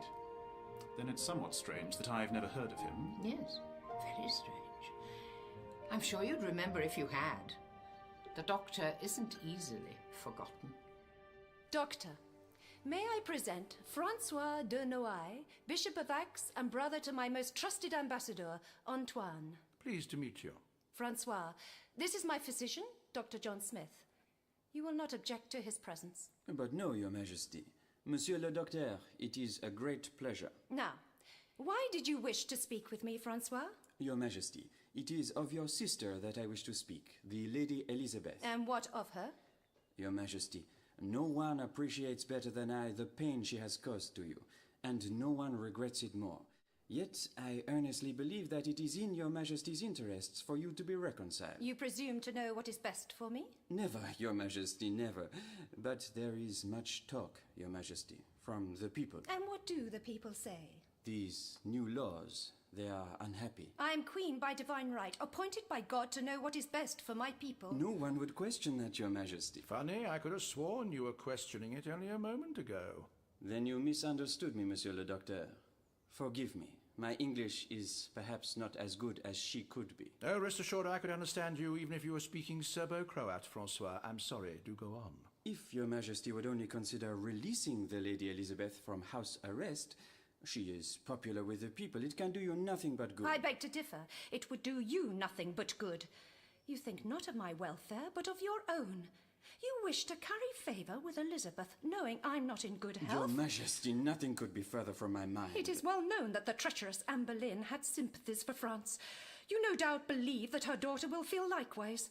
I know well that your king dislikes my alliance with the Habsburgs. Perhaps you feel that, were I to die, Your Majesty... I think it might be as well for you to take your leave, Monsieur de Noailles. Speaking as a physician, I think the Queen should rest now. Thank you, Doctor. I assure you, Your Majesty, I meant no disrespect. I was thinking only of Your Majesty. With Your Majesty's permission, I will escort Monsieur de Noailles to the door. Of course. I know what you're after, and she does too. She? Is that any way to talk of the Queen's Majesty? Oh, spare me. I'm sure I have more respect for the Queen's Majesty than you do. But let me tell you this. If you are planning to put Elizabeth on the throne... How dare you? I dare because I know. But it won't happen. Elizabeth will not come to the throne until Mary dies a natural death. I promise you that. So raising false hopes in the one and tormenting the other will do neither them nor you any good at all. You cannot know the future. I bid you good day, monsieur.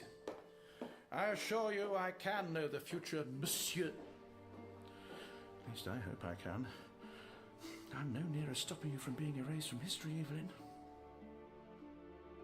And you plan to put Elizabeth on the throne in Mary's place? We do. But don't you realise how dangerous that is? For you? What are the 3 or 4 of you? The people will rally to us. Just like they did after Wyatt's rebellion, where 20,000 Londoners rose up to defend the Queen. It'll never work, and you'll be executed. I'll be executed anyway.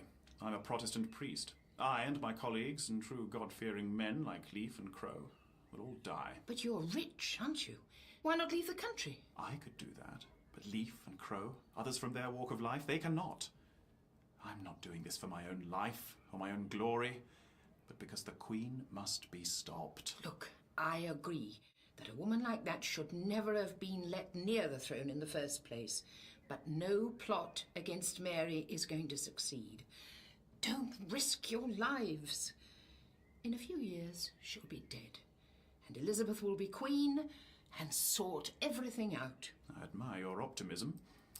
But even if Mary dies, God willing, her child will succeed, and that Spanish dog will see it brought up a Catholic. She won't have a child. She's with child even now. No, she isn't. It's a phantom pregnancy. She can't have children. How can you possibly know that? Ah, my friend, the doctor. He's attending the Queen even now. Elizabeth will succeed. And soon. Mary isn't pregnant. The Queen is resting now, Doctor. But she requests that you remain here. She says you are a great comfort to her. And indeed, I am thankful to have a medical man such as yourself in attendance. Her Majesty has been of great concern to us recently.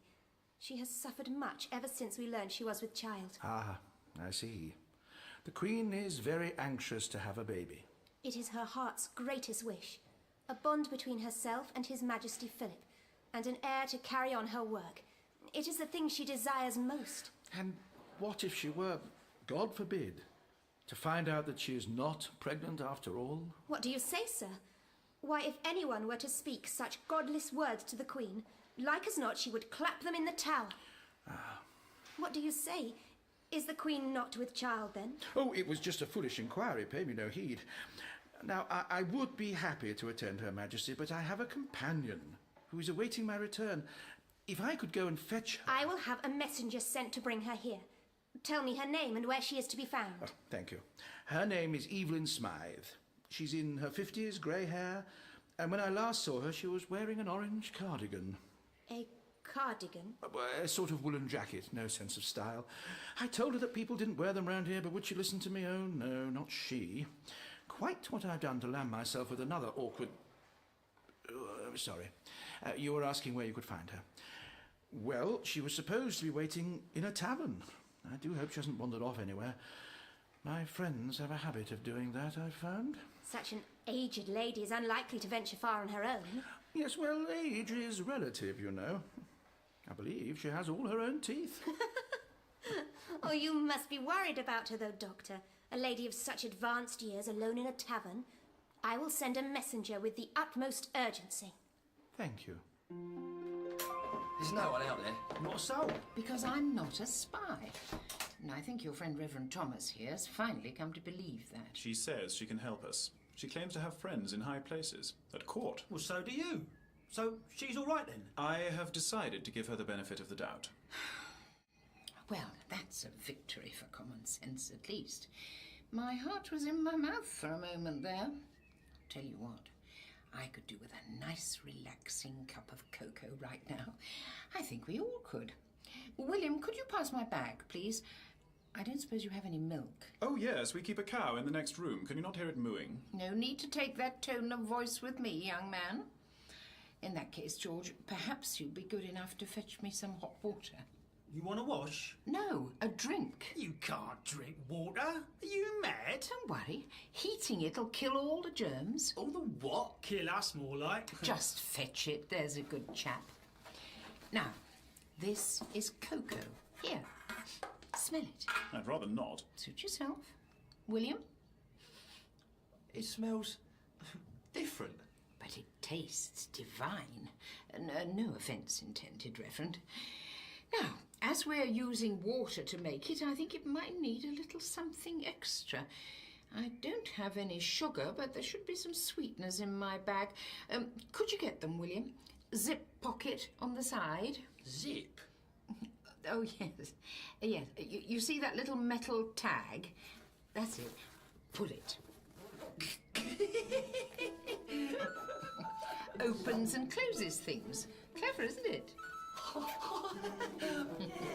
Yeah. The sweeteners, little white tablets. These? No, not those ones. You wouldn't want them in your cocoa. Why not? Analgesics. Bitter. There's writing on here. You can read, Mistress Evelyn. I can. What's it say? Well, that bit's my name, so someone else doesn't take them by mistake. Oh, they're for eating then? Well, they're swallowed, but I wouldn't advise it. Look, that bit says to not exceed the stated dose. It could be dangerous. Eating these could kill you? Well, yes. Really? Now, where's George with the hot water? You're all in for a treat, I can tell you. Ah, Lady Sarah. Doctor? Have you dispatched a messenger yet? Indeed. Your friend should be here in but a short time. Thank you. That's rather a weight off my mind. She's not used to being in cities such as this. Ah, London can inspire great awe in folk not used to such a place. The Spanish gentlemen and ladies that came over with His Majesty, often I heard them say they knew not what to make of it, that they never knew anything like it in Spain. Ah, well, yes, of course. Ugh, this cocoa's a children's drink. No man would drink something that tastes this sweet. Now, George, it's a delicacy. I assure you that many great men have had a soft spot for this. When Cortez first brought cocoa to Europe... Cortez? Sounds a bit Spanish to me. He was Spanish, an explorer. He'd have only died a few years ago, now come to think about it. Haven't you heard of the New World? No. Oh, honestly, history's going on all around you and you've just no idea. It's tragic. Mind you, half my students wouldn't know who Cortez was either, and they're doing history degrees. I don't suppose either of you two lads went to school. School? Well, you've got a better excuse than they have, then. Anyway, another cup, anyone? You must be joking. I'll take good English ale over this foreign muck any day. Well, you do that then, George Crow. You just ain't sophisticated enough for the likes of Mistress Evelyn. Well, I will then. An honest spirited dog and duck will do me. You can be sophisticated on your own, William Leaf. Good day. Dear me. Boys. Now, I'm sure I can persuade you to take some more, William. Don't mind if I do, Mistress Evelyn. Don't mind if I do. Of course, the Spanish have so many barbarian customs anyway. You will not believe this, Doctor, but they actually tried to force themselves into the Queen's bedchamber on the morning after her wedding night, against all custom. Really? And although these Spanish pretend to take up good English ways, just a look at their dark faces shows how they would stab you as soon as look at you. They are not pleasant folks, and not a one of them is handsome. I dislike dark hair and eyes in a man. It shows a dark nature. My taste is to fair hair and blue eyes, the true English type, such as your own, Doctor. Lady Sarah, I wonder if you could just check if the messenger has returned yet. I'm a bit worried about my friend. Oh, yes, of course, Doctor. I'll go right away, shall I? I would appreciate it. Thank you. Here, Mistress Evelyn? Yes, George? There was a bloke asking for you down at the Dog and Duck. Oh, that'll be the doctor.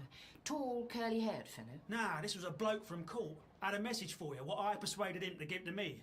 As we don't want the likes of him sniffing round here, do we, Reverend? Certainly not, George Crow. Well done. And what message was this then, George? You're wanted at court. Your doctor friend's been asking for you. Oh, dear. Hope he's not in any sort of trouble. I thought he was in with them at court. Oh, yes, of course he is. Unless he turned up insisting that Elizabeth was on the throne like I did. I ought to go. The bloke said it was urgent. Oh, why didn't you say so? The doctor's in trouble. Quickly. Oh, how do I get there? I'll take you, Mistress Evelyn. Thank you, William. Now, come on.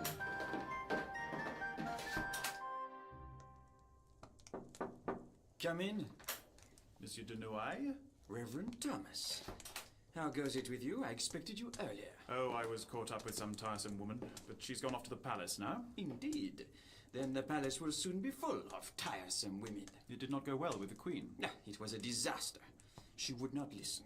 And the worst thing of all, she has a new favorite, a doctor. He is doing his best to turn her against me. I think he knows of our plan to put Elizabeth on the throne. Really? A doctor, you say? A newly arrived at court? So it would seem. I have heard tell of a doctor at court, but he speaks against Elizabeth. He does. It could be a cover. No. He spoke to me in private, and I looked into his eyes. He meant every word. Then she is a spy, as I first thought. She will tell all to the Queen. We shall be hanged. She? Of whom do you speak? This woman, Evelyn, who has gone to the palace. She claimed that she and this doctor would support our cause, that his connections at court would be used to our benefit. This doctor, he will not help us. What a fool I am. Wait. Reverend, all is not yet lost. Will she have reached court yet? No, she set off only a few minutes before I left. She might never reach the palace. I'm not going to stab her in the street. It would be far too risky. And would excite suspicion, true. Well, we will think of another way. One that will destroy this doctor, too. Tell me everything you know of her. Everything. We must find a way to stop her talking to the Queen. This doctor bloke must be pretty special if you're in such a state about him. Is he your sweetheart or anything? Good gracious me, no. Just a friend. But I don't abandon my friends at... Are you all right? Just feel dizzy for a moment. Maybe we better slow down. No, not if the doctor's in trouble. Every second could count. Come on! Stop. Reverend, you are sure the woman Evelyn said that? Those exact words? As near as I can remember, yes. That's undoubtedly the sense of it. Then we have her. Come on, William, hurry. If the doctor's in trouble, Ah! What is it? I hate... I left my bag behind. I don't understand. Oh my good God. I can see right through you. It's catching up in me. The nexus point. History. I'll cease to exist. Help me, help! Mistress Evelyn! Mistress Evelyn!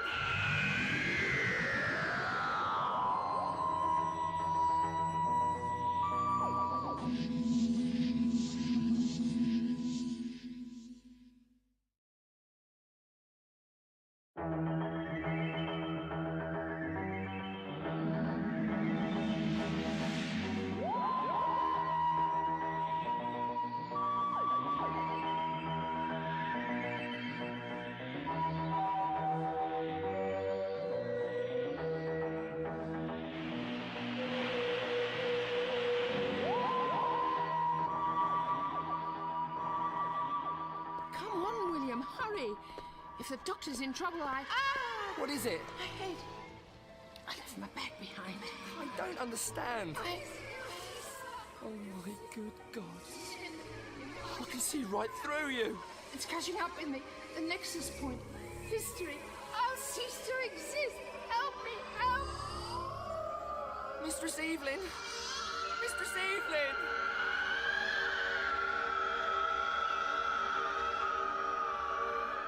I must go to court.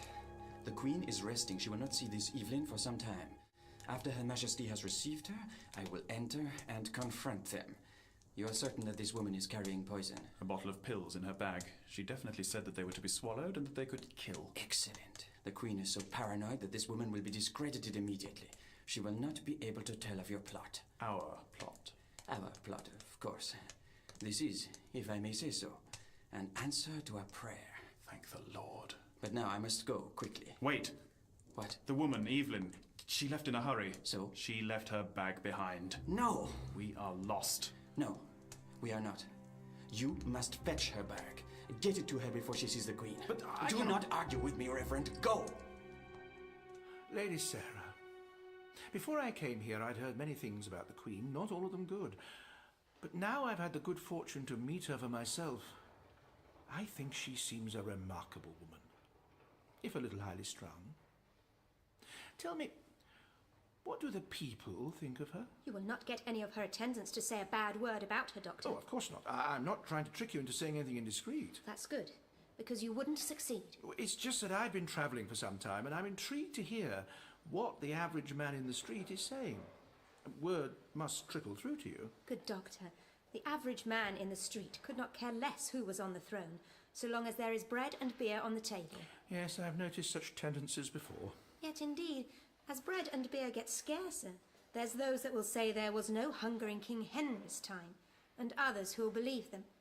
But they'll do nothing about it. The Queen is fearful of plots, but there are none, Doctor. I'm not surprised she's scared, though.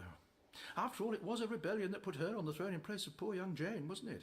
And something that succeeds once can succeed again. There was a big rebellion last year, I believe. The Wicked Wyatt's uprising, you mean? Those who objected to the Queen's marrying King Philip. And the people of London rose in support of Her Majesty then. They understood that it is a woman's duty to take a husband, and to do for his best account in all things, whether it is popular or no. Are you married, Doctor?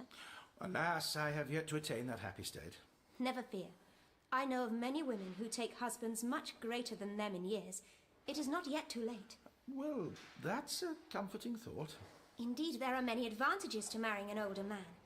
Their wisdom and experience is so much greater than that of mere boys, I think. And I'm sure you're right, but I think perhaps doctors ought not to marry. They should devote their time to the common good, like priests, don't you think? there are some that might say that, Doctor. I'm sorry, have I said something to upset you? I would not dream of questioning Her Majesty's policies. No, of course not. I quite understand. Still, maybe there are one or two little things that you think could have been better otherwise. That would be quite understandable. No one could criticise you for it. Her Majesty has repealed all the laws of religion brought in her brother's time. And I know it is wrong, but oh, it is like giving a child a toy to play with and then snatching it away. Well, I'm sorry, I'm not quite sure. Under His Majesty King Edward, it was permitted for the clergy to take wives, as other men do. But in Queen Mary's eyes, this was a great sin. She does have very strong views. To those who have never known a woman, perhaps it is not so cruel. But to make unlawful the marriages of those who have committed to each other in good faith, and to make bastards of their children, I'm sure God would understand that they thought they were doing right and pardon them. I would hope that God always takes into account good intentions, even when evil comes of them. Her Majesty the Queen passionately believes that she is doing the right thing and acting for the good of everyone. But because of her, hundreds will die, burnt at the stake, a truly horrific death. You cannot know that, Doctor. The Protestants may yet repent. Now, let's assume, though, that that does happen. Is she still a good person when all those people have died because of her? The Queen is appointed by God to rule, and if you disobey her rulings, then you are punished. The people know that. But under Edward, who was also appointed by God to rule, these things weren't sins. And if the next monarch is a Protestant... Like Lady Elizabeth, you mean? Oh, exactly. Well, then these things might become lawful again, and Mary might become a byword for everything that's bad for centuries to come. The public perception of what is a sin changes from day to day, with or without laws. But I'm not talking about what the people think. What do you mean, Doctor? I'm asking, if you do what you firmly believe is good and right, however much it hurts you or others, and no matter what happens as a consequence, does what's in your heart make you a good person? We are taught that God has infinite mercy, Doctor. But surely as a God-fearing man, you have no need to trouble yourself on this. Oh, Sarah, if only you knew. Tell me. What would you say if I were to tell you that I once destroyed an entire race? That I have led friends to their deaths and caused numerous wars? That my intervention has led to peaceful races taking up arms and good people having their faith or reason destroyed? Because I failed to act, millions upon millions of people have been enslaved or killed. What if I had done all those things, but had always believed I was doing the right thing? If you were to tell me that, I would say, may God have mercy on your soul. Sarah. But I would also say, I trust and pray that he will. Thank you. Mistress Evelyn! Where are you? What's happened? Oh, it's witchcraft. No, it isn't. You have to help me, William. I don't think I have much longer. You have to... What is it? What do I have to do? Come back! Oh, tell me what I have to do. Too late. Oh, Mistress Evelyn. Leaf, is that you? Reverend Thomas! Oh, thank the Lord. Oh. Just hold on there a minute. Mistress Evelyn, are you all right? I feel fine. The Reverend Thomas will know what to do. No, you mustn't tell him about this, please. What? I promise it's nothing to do with witchcraft, William. I'll explain later. Ah, there you are. I didn't see you for a moment, Evelyn. You've brought my bag. I noticed you'd left it behind. I thought you might need it. That was very thoughtful of you. Thank you very much. I thought you might be at the palace by now, that I'd be too late. Oh, no, you were just in time. But the doctor's in trouble and I've wasted enough time. Will you excuse me if I rush off? Of course. I'll see you later, William Leaf. I'll probably wait for Mistress Evelyn, Reverend Thomas. See she don't get lost on the way back. That's very thoughtful of you, but I'm sure it won't be necessary. It's no problem, really. Oh, all right then. Come on, William, to the palace. And thank you again, Reverend Thomas. I assure you the pleasure was all mine. Doctor, thank goodness I found you. Evelyn, what's the matter? Well, nothing. What's the matter with you? Nothing. Oh, I was told you needed to see me urgently. I thought you'd got into trouble. I never get into trouble. The message must have got garbled. I thought they'd put you in the tower. Not this time, no. Did you think they might? Well, it's possible. You seem to have a gift for getting things wrong. Miracle of temporal engineering, you said. The TARDIS is an exceptionally fine craft. With a lousy sense of timing. So much for visiting Queen Elizabeth. She doesn't come to the throne for another 3 years. My dear Dr. Smythe, the universe exists for billions upon billions of years and is bigger than your human brain could ever dream of comprehending. And it's not even the only one in existence. To be able to travel to a certain planet in a certain century is a feat greater than any your race has ever achieved. And to reach the right city in the right decade, that's an unbelievably skilled piece of work. And you complain about a mere 3 years? Those 3 years almost got me killed. Ah, well, I'm sorry to hear about that, obviously. Though I suppose that might not matter too much, as I'm about to be erased from history anyway. I came this close to vanishing on the way here, you know. Really? Well... The Queen will see you both now. Thank you, Lady Sarah. Come along, Evelyn. We don't keep Her Majesty waiting, do we? No, of course not, Doctor. We'll talk later. Was you able to catch Mistress Evelyn and give her a bag then, Reverend? I was, George Crow, though I fear she will not need it where she's going. The palace? The Tower, George Crow, the Tower. What? I'm afraid I have some disturbing news. I've discovered that I was right all along. What do you mean? Evelyn Smythe was a spy, and she will soon discover what it is to feel the Queen's wrath. Doctor. Your Majesty. And may I present my companion, Evelyn Smythe. It's a pleasure, Your Majesty. Sarah, would you see about bringing refreshments for us all? Yes, Your Majesty. Now, Doctor. Your Majesty. Don't know why. What is the meaning of this? How dare you enter unannounced? I beg Your Majesty's pardon, but the intelligence I bring is too great for any delay. I bring news of a most terrible plot against Your Majesty's life. What? Really?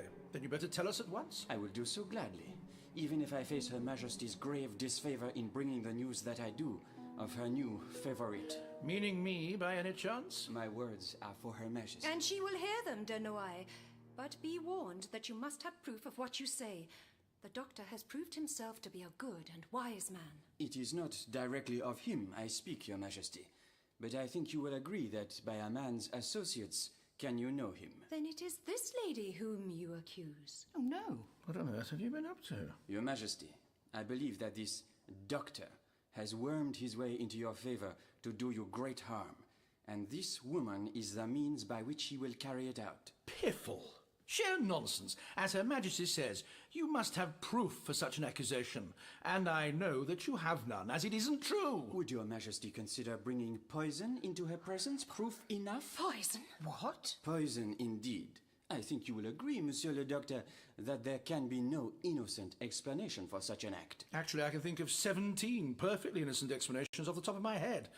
But I think you ought to produce this poison first. Then let your companion turn out her bag. I don't know what the man's talking about. I don't carry poison around. Then I will turn out your bag for you. No. I mean, I'll do it. But you're mistaken, you know. We shall see. Here. Cocoa, soap, plasters. Ah, see, Your Majesty? There is something she wishes to conceal. It's some of Marks and Spencer's finest, if you must know, which I would prefer not to parade in front of you, if you don't mind, young man. You can use your imagination like everyone else. Torch, pills... Condemned from your own mouth. You carry poison. This isn't poison. Do you deny that the contents of that bottle could kill a man? Well, they could. How do you... Reverend Thomas. And do you deny that even now, the Queen's lady-in-waiting is fetching refreshment for you? Refreshment that you intended to poison with these? Well, of course I deny that. It's rubbish. If you carry poison... I do not. You now deny that these tablets belong to you, and yet your name is written on that bottle. Evelyn Smythe. Proof conclusive. This is ridiculous. If I may speak, Your Majesty. You may, Doctor. I hope you have a good explanation for this. Actually, I do. Your Majesty is surely aware that a practitioner of medicine must carry many substances on him, some of which could harm, even kill a person if ingested. Would you then arrest all doctors? Yet this preparation is clearly intended to be swallowed. Your Majesty must also be aware that there are some substances which can do harm if a great quantity is taken, but not if a small amount is taken. In fact, some of these things can do good in small quantities, and this is one of them. Evelyn here has been suffering a great deal from headaches recently. Oh, then I truly sympathise. Oh, scarcely a day goes by when my head does not cause me pain. Indeed, I ache all over often. If I were not the Regent of England, I swear I would be moved to tears. But this substance can cure such aches and pains, Your Majesty. That is why she carries it. Lies. All lies. There is no such substance. Let her then eat these pills herself. I've no objection to doing that at all. My head's killing me. And here's Lady Sarah with the refreshments. Doctor? A glass of cold beer for my friend here, please. Now, don't worry. The alcohol content's negligible. There. Satisfied? It was a trick. Oh, give up, please. These pills are a perfectly safe preparation as long as you take them in small doses. And it is my firm medical opinion that it would do the Queen a world of good to take some herself. Surely you are not serious. Perfectly. Your Majesty? I have your word in front of these witnesses that they will do neither my child nor myself any harm? Not the least in the world. Then I shall. Your Majesty. Lady Sarah, a glass for the Queen, if you please. Don't look so glum, George Crow. Mistress Evelyn should be in the tower by now. And with any luck, her friend the Doctor too. I'm surprised you were a traitor, though. Not that I'm as trusting as young William Leaf, but she seemed all right, for all her funny ways. We must be ever vigilant to spot those whom Satan places amongst us. Yeah. The task will be easier when the Queen has fallen. I must leave again shortly to further our plans. Monsieur de Noailles, how went it at court? You, Reverend, are an imbecile and worse. You have made me look a fool in front of the Queen. I don't understand. That was no poison she carried. In fact, the Queen herself has now taken some of it, and when I left was declaring herself to feel in the extremes of health. But she said it could kill. Things may kill and yet not be poison. I have had that made quite clear to me. Has she then told the Queen of us? Must we fly? No, she has not. She mentioned your name. No. Do not worry. I don't think the Queen took any notice. But I do not want you to come here again until afterwards. We can no longer wait. We must bring our plans forward. But they are not complete. Stay. Something the woman Evelyn said to me. Yes? I think I have a better plan. The results will be more complete. Then go. Arrange it now. I want it to happen today. You was in there a fair time, Mistress Evelyn. Chatting to Her Majesty, William. Rather you than me. I can't say I was hugely impressed. And they've not taken your friend to the tower, then? No. In fact, at the moment, I expect the Queen's telling him how wonderful he is. I think he likes that sort of thing. Doctor, how can I ever thank you? I've not felt like this for such a very long time. Oh, it's almost like being young again. The aches, pains have all fled my body. I hope your companion is feeling similarly relieved. I'm sure she is, Your Majesty, thank you. Truly, you have been sent by God to help me. I must reward you. Oh, I desire nothing, Your Majesty. No, you must let me. I'm full of such joy. Joy as I have not known since my marriage. I have it. Your Majesty? My marriage was truly the greatest thing to happen to me in this life. The love a man and woman feel for each other. There is no greater thing. Doctor, I will arrange a wife for you. Huh? Oh, that's very kind of Your Majesty. You are not married already. Well, no. Then it is settled. Now I must decide on a suitable bride. I have noticed that Sarah smiles on you favourably. Oh, she is a dear child. Well, yes, I'm sure she is. Excellent. Now, Doctor, you must leave me. I have many arrangements to make. But will you dine with me this evening? I would be delighted to. You and your friend Evelyn, and Sarah too. Farewell until then. Doctor? Your Majesty. Sarah? Sarah? Where has that girl gone? God! Your Majesty? I want to know who this Reverend Thomas is that the woman Evelyn mentioned. Find out everything you can about this man and any acquaintances of his. Find out what Evelyn Smythe's connection with him is. Doctor, there you are. How's the Queen feeling? Oh, very well, thank you. This is my friend William Leaf. Mr. Leaf. Doctor? What's up with you? I thought you'd be all smiles at being the Queen's golden boy. That woman. You won't believe what she's decided to do. Nothing would surprise me, Doctor. The sooner Elizabeth's on the throne, the better. But that'll be soon enough. Oh, really? I suppose you have some sort of plan, do you? I noticed you getting a bit het up when de Noailles mentioned a plot in there, Evelyn. What exactly have you been up to, huh? Well, William and his friends here are planning an uprising against the Queen. I told them we could help. Did you indeed? I suppose you gave them a few handy tips as well. Oh, I might have done. As I knew perfectly well that there was no uprising this winter, I couldn't see what harm it could do. Couldn't see what harm it could do? This could be the very nexus point at which history has changed. I was trying to save my own neck. And in the process, you may have risked your life and that of all your ancestors. Oh, you must tell me everything you have done and said since you arrived here. Everything. I didn't take notes. So start thinking. The Queen could be killed because of this. Doctor, one thing I know. Killing the Queen ain't part of the plan. They discussed it, it's true, but the Reverend said he'll have no hand in killing a pregnant woman. Oh, my goodness. What is it? Well, I told him the Queen wasn't pregnant. What? Did he believe you? I think so. I was quite insistent about it. What have I done? We have to warn the Queen. She could be in grave danger.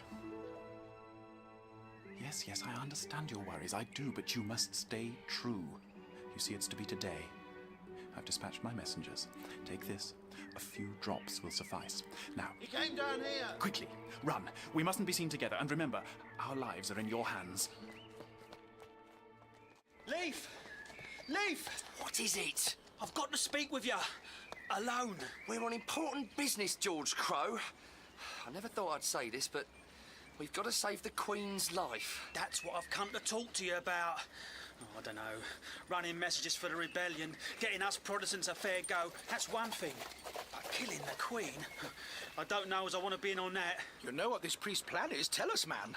As God's my witness, I don't know it.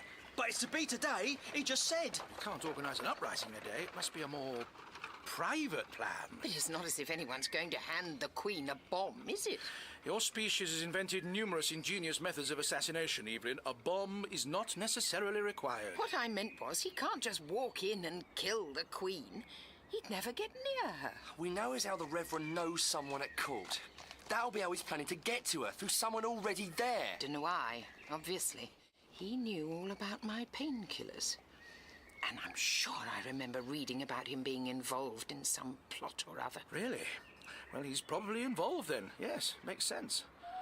I need to know what their exact plan is. Who is it? It's me, Thomas. Let me in quickly. I told you not to come here. Let me in. They're after me. Who is it that is after you? The Queen's men. Armed men. They seek to arrest me, I know it. And you have led them here? After all I have told you, you imbecile! No, I think I lost them, but you have to hide me, Francois. Harbour an enemy of Her Majesty? I think not. But our plan, it's on the brink of success. And if it succeeds, that is all well and good. But if it does not, I cannot afford to have my position compromised. I am a servant of France. My aim is solely to ensure that England does not join Spain in the war against my country. Or further, to put a ruler on the throne, such as the Lady Elizabeth, who will favor my people. But if they capture me before our plan is complete, what of myself and my Protestant brothers? You think I care for either? Well, you could help my cause, I would help you.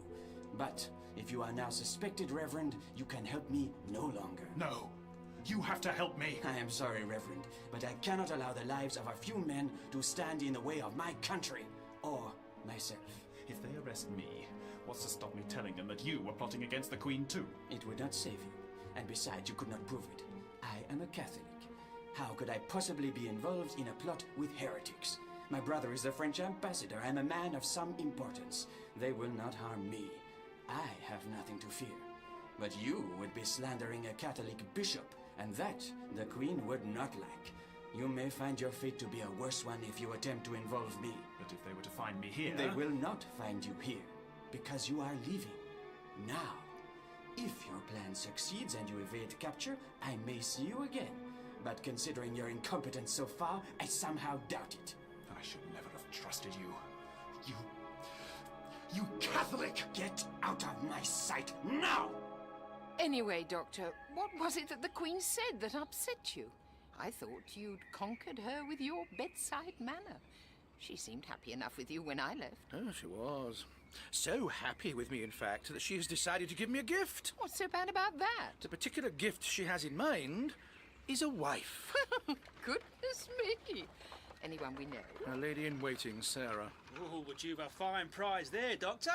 All of London knows that Sarah Whiteside is a pretty young thing. I don't care how pretty she is, I am not going to marry her. Hold on a minute. Did you say Whiteside, George? Sarah Whiteside's her name, right enough? Well, don't you see what this means, Doctor? I'm sure it doesn't mean anything at all. Oh, yes, it does. Lady Sarah Whiteside, Dr. John Smith. And what could be more natural than to name a son after his father? John Whiteside Smith. This marriage does take place, Doctor. You're my ancestor. Oh, that is quite ridiculous. It's too much of a coincidence. Oh, now I've heard everything. You're my great-great-great-great-great-great-great-great-grandfather. When I get home... Evelyn, if this ridiculous theory were true, you wouldn't be going anywhere. What do you mean? Have you forgotten your family history? John Whiteside Smith's father was executed by Queen Mary.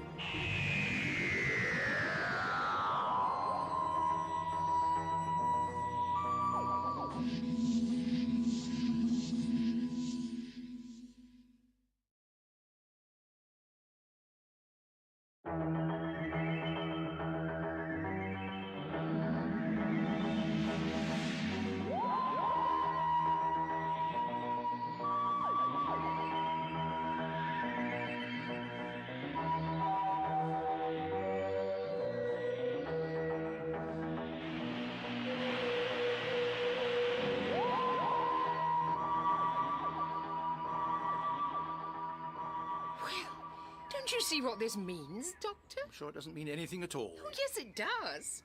Lady Sarah Whiteside, Dr. John Smith. And what could be more natural than to name a son after his father? John Whiteside Smith. This marriage does take place, Doctor. You're my ancestor. Oh, that is quite ridiculous. It's too much of a coincidence. Oh, now I've heard everything. You're my great-great-great-great-great-great-great-great-grandfather. When I get home... Evelyn, if this ridiculous theory were true, you wouldn't be going anywhere. What do you mean? Have you forgotten your family history? John Whiteside Smith's father was executed by Queen Mary. Dr. John Smith? Yes? You are under arrest for heresy. I'm what? You have wittingly disobeyed the Queen's instructions with regard to the practice of worship. Poppycock. We have the testimony of Thomas Smith, a known Protestant priest who was arrested a short while ago. He is named you as his co-conspirator in a willful plot to deny the one true religion. Well, who's Thomas Smith? I've never met the man. He must mean the Reverend Thomas. Everyone's a Smith round here. Well, it is the most common name in this country. That's why I chose it. Neighbours report a man and woman of your companion's description leaving his house this morning. Well, you can't arrest a man for talking to people who may have been seen leaving someone else's house. Oh, this is all nonsense. Do you deny that you have never attended Mass in this parish? No, I don't deny that. Yet it is the Queen's express wish that all should attend. But I've only just arrived in the parish. Then perhaps you could give me the name of the priest in the parish where you usually hear Mass. This is ridiculous. Look, we have to see the Queen. It's urgent. You're not going to see anyone. You're all coming with us. To where? To the tower.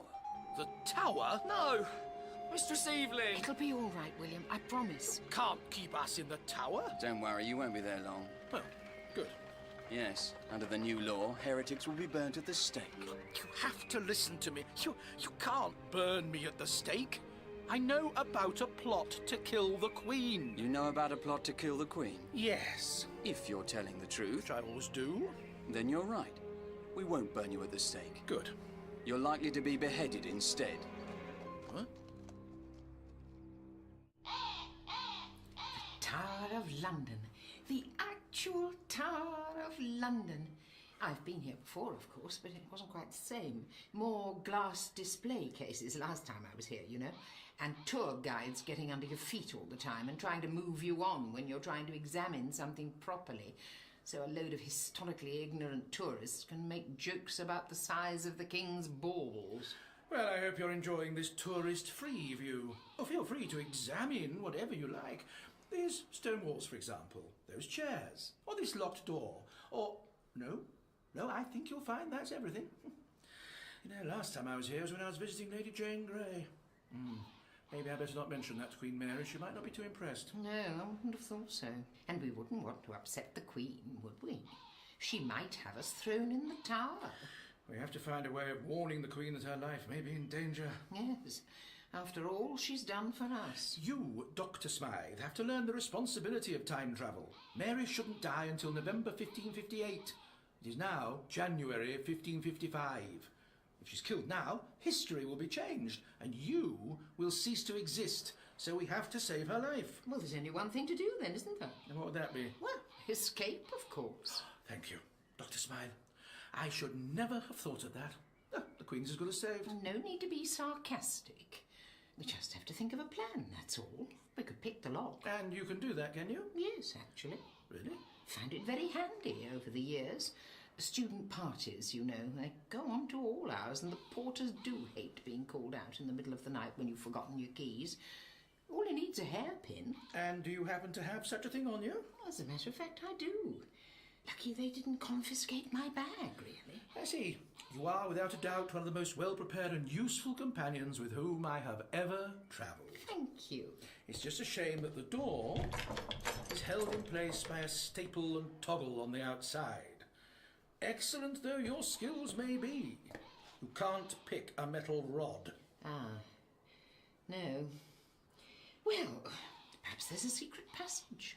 In all your years of studying this period, did you ever hear of anyone escaping from the Tower of London through a secret passage? Well, no. Well, I admit that isn't conclusive proof as to the non-existence of such an exit, but it is a fairly strong indication. Well, you think of something then. Well, if you give me a moment's peace instead of whittering on about hairpins and secret passages, I fully intend to. I could pretend to be ill, and then when a guard comes along, you hit him over the head with that chair. Violence is never the answer. Brains above brawn every time. That's how I do things. But you're not doing anything. The Queen could be dead. If I didn't have your gizmo, I might have vanished completely by now. Actually, if history had changed that much, I'm not sure if my gizmo will be strong enough to protect you. Oh, wonderful. And it means the Queen is probably still alive. We still have a chance. I can't tell you how worried I was when I vanished before. I thought I'd gone for good. If it wasn't for the Reverend Thomas bringing my bag back. Yes. I suppose you should be very grateful they were trying to set you up, this Thomas and Noai. Oh, yes, very grateful. The point is, they didn't succeed. And this is a much better situation than if we'd been arrested then. Oh, we're locked in a small, smelly cell in the Tower of London. But if the Queen had believed you were trying to poison her, that would be it. She is the ultimate law. We'd be in the tower still, and on her wishes. But as things stand now, she may not even know we're here. And the evidence is flimsy at best. If we can see her, if we can save her life, she will undoubtedly let us go. Let me get this straight. If we can get out of the tower to see the Queen will let us out of the tower. Yes. If we could work out what their plan is, that would help. So you don't think they're really planning to just walk in with the bomb, then? No. It'll be more subtle than that. Tell me about this Thomas Smith. Didn't like him. Too good-looking. Tall, blonde, blue-eyed. Thinks a lot of himself, I'd say. But I think he's genuinely devoted to the Protestant cause. Oh, he must be. To keep with his faith and risk execution, to go as far as to plot against the Queen. But how? I wouldn't be surprised if they're intending to use poison, you know. It's the traditional method of courtly assassinations, and their minds obviously turn that way. Well, look how they jumped to the conclusion about your painkillers. Well, that may even have given them the idea. Oh, dear. If we could just work out how they intend to administer it... We could save the Queen's life. There's a chance. Won't they just say we must be part of the plot if we know the details? My dear Evelyn, you obviously haven't heard how persuasive I can be. No, you're right, I haven't. Now, poison. Ingested, I would think. Contact poison is very rare. But it won't be in her food or drink. She has tasters. True. Unless she has a glass of water by her bed. I always keep one there in case I wake up in the night a bit parched. You forget they don't drink the water here. Anyway, there'd be no guarantee that one of the ladies in waiting who share her bed wouldn't drink any nighttime beverage instead. So, not them. What else might the Queen do? According to William and George, she does nothing but go to Mass. Yes, well, William and George are understandably biased on the religious front. But that could be it. She goes to Mass... And takes the sacraments. If something could be slipped into the bread or wine... Oh, yeah, that's it. We've got to tell someone. We could be too late. Not if we hurry. How far is it to the palace, do you think? About 2 miles. We might have to jog. With my knees? Knees? Funny. It's usually ankles which are the problem. Well, can you ride a horse? No.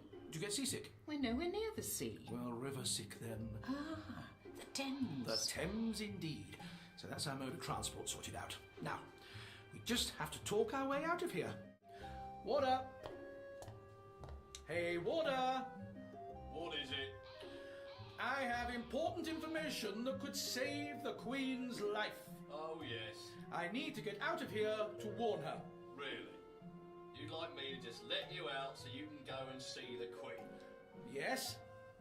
You must be joking. Evelyn?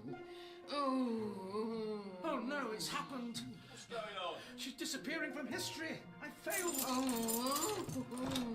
What's the matter with her? Oh, nothing you can help with. Let me see. Now, Doctor, the chair. What? Oh! Sorry about that. I really thought you were ill. I could have gone to RADA, you know. Still, violence is never the answer, eh? Quite right. It isn't. I'm sorry. He'll be fine, I'm sure. I hope so. Saving one life at the expense of others, it's hard to justify that. However worthy the cause. Come on, Doctor. We've got a barge to catch. Your Majesty. Monsieur de Noailles, I believe I owe you an apology. Your Majesty, never. That your friend, Monsieur le Docteur, should be a traitor after all, and a heretic. Believe me, the knowledge gives me no pleasure. I will pray for his soul. As will I. I'm just leaving to attend Mass. You will accompany me? With the greatest of pleasure, Your Majesty. There we are. The Palace of Whitehall. Let's hope we're not too late. Let me help you up. I'm perfectly capable of standing on my own, thank you. And are you perfectly capable of jumping to the bank? Just watch me. Trifle inelegant, if you don't mind me saying so. The best way to do it is to... Okay. I'll remember that in future. Much more elegant. Incidentally, do you know how polluted the Thames is at this point in history? Would it be too much to ask for a hand instead of a history lecture? No, all right. I'm afraid I didn't pack a towel. Perhaps you could shake yourself out like a dog. I prefer to drip dry, thank you. Catch your death. Well, let's get into the warm as quickly as possible, shall we? Come on, to the palace. There, the chapel. And there's that lady in waiting. Lady Sarah. Lady Sarah! Doctor, Evelyn, but I thought you were... In the tower? No, we were. And I don't recommend it. Quickly, Sarah. Has the Queen gone to Mass? Yes. What about de Noailles? He attended with her. We're too late. Not necessarily. If they've not yet administered the sacraments... We've got to warn her. You cannot disturb the Queen during Mass. It's a matter of life and death. It will be your life and death. To disturb the Queen at a holy time, why, you would be excommunicated. Nevertheless... No, wait. What is it? Come on. My life is at stake here. No, I don't think it is. Lady Sarah, remind me of what you just said. I said that if you were to disturb the Queen at a holy time... Exactly. What? Thomas Smith is a priest. Well, as a Protestant, he might not believe in transubstantiation or celebrate Mass, but he considers himself to be a man of God. François de Noailles is a bishop. Whatever their differences with the Queen, would they poison the sacraments? Poison? Yes, poison, Lady Sarah. Doctor! The traitor. He must be arrested. Sarah! What are you doing with these people? Don't blame Lady Sarah, Your Majesty. She... Oh, of course. What is it, Doctor? Lady Sarah Whiteside. Yes? And the Reverend Thomas... Smith? Whiteside Smith? When you were talking to me of the marriage of clergymen, there's a reason you feel so strongly about it, isn't there, Lady Sarah? This man must be arrested now. Wait! I wish to hear what he has to say. Sarah? Oh, Your Majesty? You're married to Thomas Smith, aren't you, Lady Sarah? The English blue-eyed blonde Thomas Smith. Sarah, is this true? Yes. I cannot believe this. My family had arranged it during the reign of the old king, Your Majesty, when I was but a child. As a youngest son, we knew Thomas would go into the church, but it seemed a good match. Then Your Majesty announced your brother's laws were to be repealed, after I had come to court, but Thomas insisted we still wed, but in secret. Truly, Your Majesty, at the time we wed, it was still lawful. It was never lawful in the eyes of God. Your Majesty... May I be forgiven for allowing a heretic such as you to share my bed, Sarah? Of course, the Glass of water at night. You were the one who was to poison the Queen, Sarah, not de Noailles. I? Poison the Queen? Never. No, nor would I do such a thing. But Thomas gave you something to give the Queen tonight, didn't he? I swear by all that is holy, I did not know it to be poison. He said it was a potion that would save him and his church from persecution. I was to feed Her Majesty a few drops as she slept, and her dreams would then show her the error of her ways. You wicked girl, how dare you? This proves to me that I have been lenient on the ungodly Protestants for too long. You will burn for this, Sarah, and may God have mercy on your soul. No, Your Majesty, no. But you can't burn her. I'll die. Your Majesty, please listen to me. Listen to you, Doctor, who have been working with this ungodly wench and her wicked lover all along. No, Your Majesty. I swear on everything I hold dear that the doctor knew nothing of this. Indeed, my husband told me earlier he knew of the doctor and feared him as one so loyal to you. I do not trust your oath, but your words agree with the feelings of my own heart. Doctor, you may speak. Thank you. Your Majesty, I know how much you love and honor your husband. This girl had promised in law to obey the man she thought of as her husband. It was a false law. But when she believed it to be lawful, she had grown to love and honor this man. She felt she must still obey him, and she believed she was acting to save his life and his honor. Your Majesty, it is true. My acts were never against you, only for Thomas. Yet these acts were treason. I did not realize. I would never have harmed Your Majesty. It's no excuse. I will hear no more. Where are my men? Wait! Please, Your Majesty, there is one more thing you must know.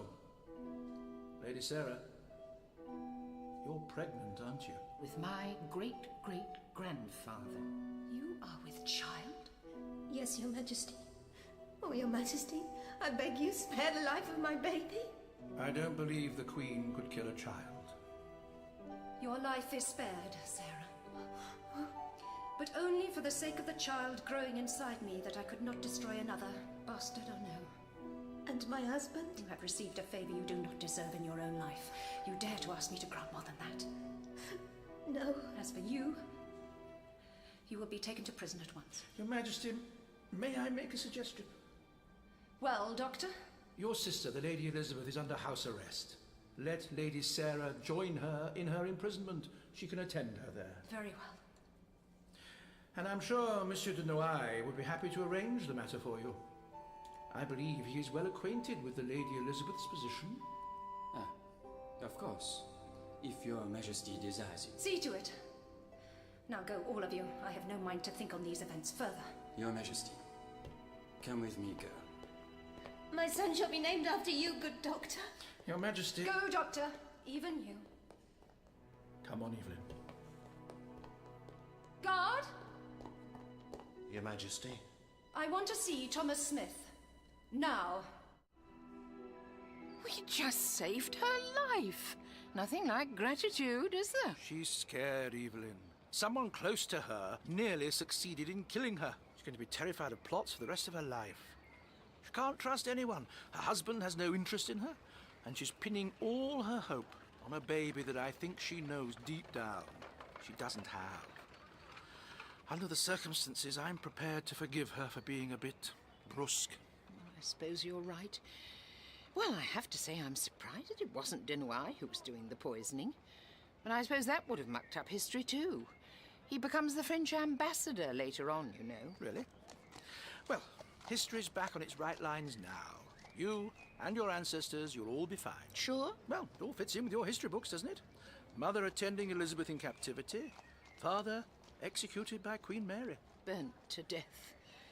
What a horrific way to go. Even if he was extremely objectionable. And John Whiteside Smith just waiting to be born. And to become Elizabeth's advisor. Yes. Now you come to mention it, I do seem to have some vague memories of some John chap at Elizabeth's court. Funny that. Well, there's only one way to find out if it's all sorted.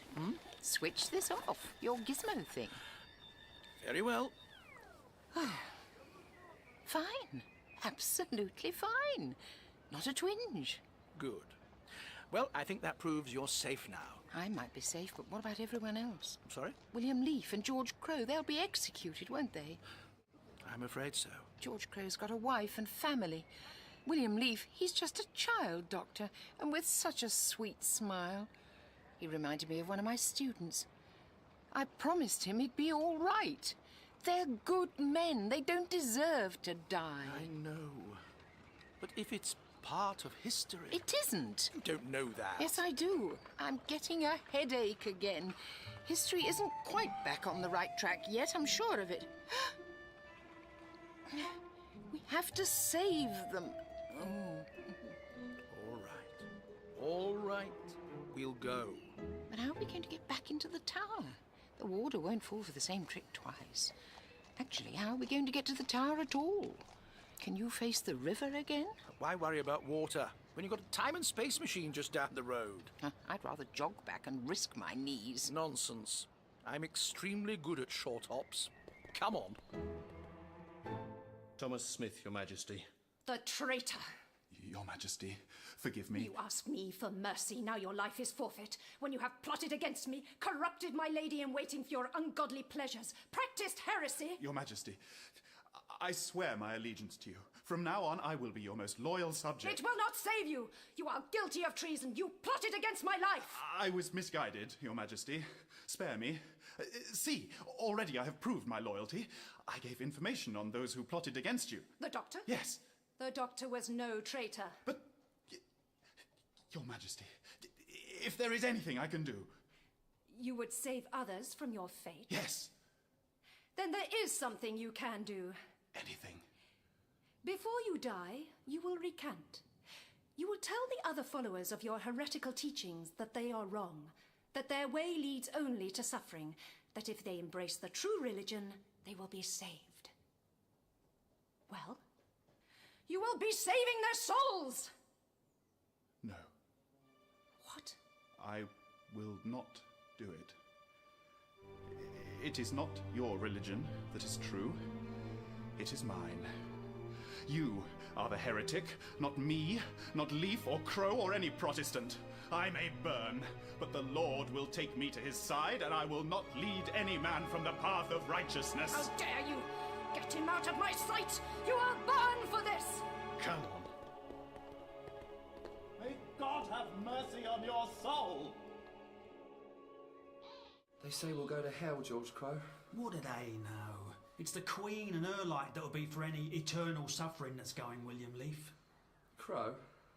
Why don't God send an angel to save us? Like he did with Daniel in the lion's den. We ain't here to question God's ways, William Leaf. Reckon he wants to meet us close too. Tell us what a good job we've been doing. Reckon we'll be what they call martyrs. What's that then? Well, that's when people look at us and say they could have been Catholic like what the Queen said, but they got burnt instead. That Protestant stuff must be really good stuff if people will be burned for it, they'll say. Don't fool yourself, George Crowe. They won't say that. They'll come to watch us burn. Then they'll go home and think no more of it, except to wonder when they'll next get a day out like that. I know I would. And anyway, Crowe, I don't want to be a martyr. I don't want to die. God save us. What is wrong, William Leaf? The hounds of hell are coming for us. Mistress Evelyn. Oh, you poor boy. Come here. Then you're killed already. What do you mean? You must have died. And God sent your soul back to Earth to take us to heaven when we're killed too. No, that's not it. I'm still very much alive. You're not an angel then? An angel in a cardigan? Well, I've seen stranger things. Doctor, what are you doing here? Well, if you'll excuse the expression, we come to take you away from all this. I don't understand. No, I don't either, really. Don't worry about it. It's more witchcraft, then? I told you, William, there's no such thing. We've come to rescue you, that's all. We're not to be martyrs? There'll be martyrs enough in England, George. Oh, I'd happily save all of them. You know that's not possible, Evelyn. I know. I'll make do with these two. We're really not going to die. No, you're not. But the Queen... I was thinking of one of the free Protestant cities, Geneva perhaps, or Frankfurt. We can't afford to go there. You just leave it all to me. But it'll be all foreign. A lot of Protestant exiles ended up there, I believe. Well, I reckon that'll be all right then. Come on, William Leaf. Pull yourself together. Leave him be, George. Boys can cry too, you know. I weren't crying. It doesn't matter. Come on. The doctor's going to take you somewhere safe. Away from England? Oh, you'll be able to return in a few years' time. How do you know? We just arrived in a box that appeared out of thin air. You saw that with your own eyes.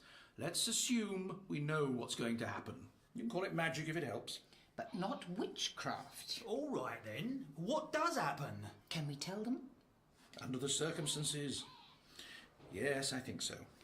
Well, Mary isn't pregnant. You know that already. And she never will be. Although she'll think she is a few more times, right up to her death. She's going to die. Soon? November 1558. Then Elizabeth becomes queen, and within a few months, everything's changed. The Spanish alliance, the restoration of Catholicism, gone for good. Praise the Lord for that. And if you decide to come back to England then, well, in about 20 years' time, look up a chap called John Whiteside Smith. I think it's time we were going, Evelyn, before the warders come round. Come on, into the TARDIS, everyone. The TARDIS? What about my family? I don't think we can... Oh, please, Doctor. Oh, very well.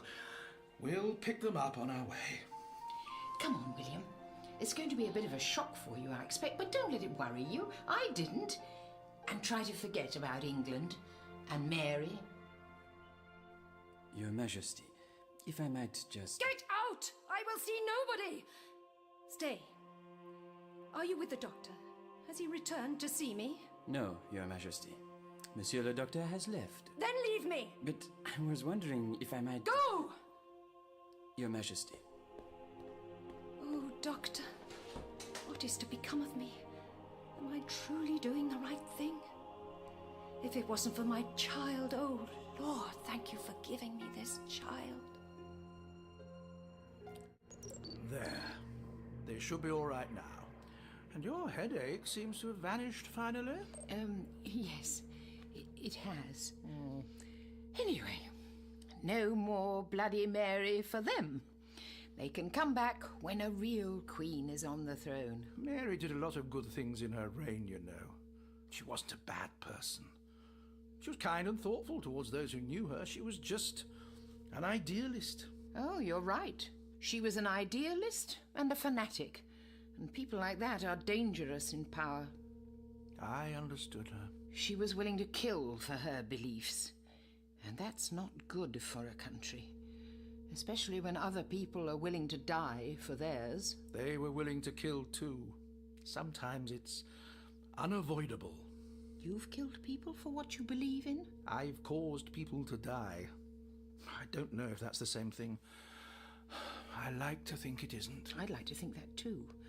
Because if I didn't, I wouldn't want to travel with you anymore. You wouldn't? What? I think you'll find you're going straight back home. Oh, no, I'm not. I'm a historian. This is a time machine. You can take me anywhere, and I'll still be home in time for tea. After all, I haven't even met Elizabeth yet. I'm surprised you're not sick of the Tudors by now. Oh, no. But do you know what the worst part of that whole business was? Being threatened with imminent execution? Finding out that I'm descended from a pompous priest and a pathetic male-dependent wimp of a girl. Still... At least it wasn't me? Was that what you were going to say? Oh, I never believed that for a second. I could never be related to someone with your dress sense. Oh, you're too kind. Nobody's perfect. Speak for yourself. You can't even pilot the ship properly. I can take you anywhere in space and time. Can you? That's a bargain, then. All right. Elizabeth's court? Not just yet. Let's stop off somewhere where they understand chocolate. After all that, I think we could do with a nice, relaxing cup of cocoa. Made with milk.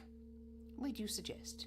Mexico? Well, I'm not really sure. And if I could get hold of some chocolate, I could make you one of my famous chocolate cakes. To say thank you, you know. Well, I suppose a nice slice of cake wouldn't go amiss. Excellent. I do hope I don't regret this.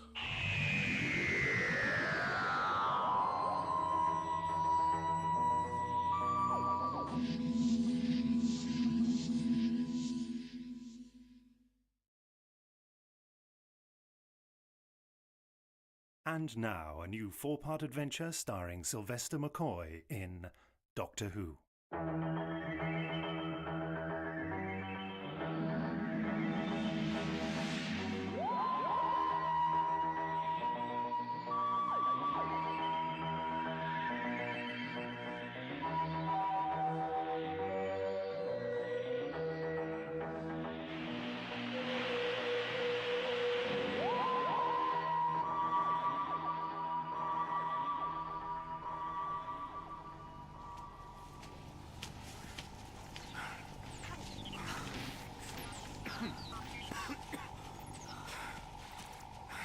Damn it, Terence. I'm getting water right down my neck. Doesn't this weather ever let up? Rain does tend to be the primary feature of a rainforest. I did warn you. Oh, yeah, right. Like you warned us that this was a 12-day flight from any of the major space lanes. Like you warned us that this planet is crawling with bugs. Ah! Oh, shut up, Rappel. You're starting to irritate me.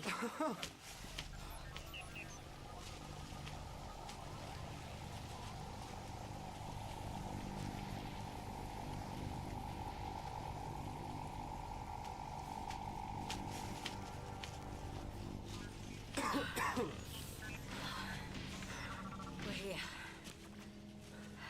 That's it. A 2-hour hike from the ship for that. And you think we would be here if it wasn't worth it? G14, Tika, over here.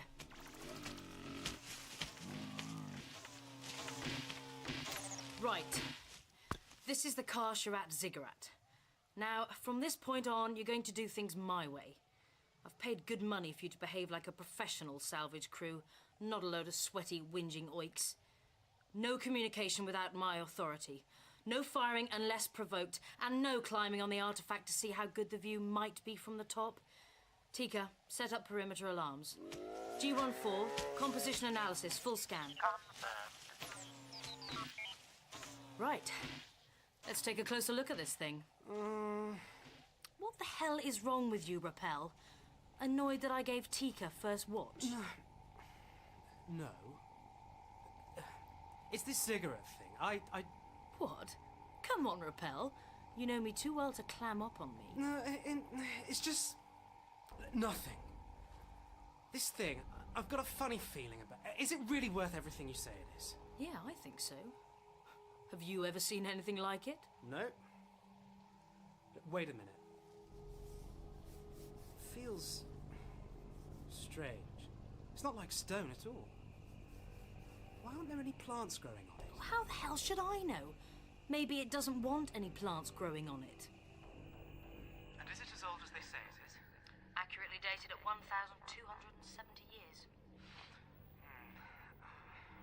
What is wrong, Rappel? I don't like it, Tarrant. Something's not right. Rappel, you'll be saying that you've heard Car-Sharat phantoms next. Just think of your fee. Now come on, give me a hand assembling the sled.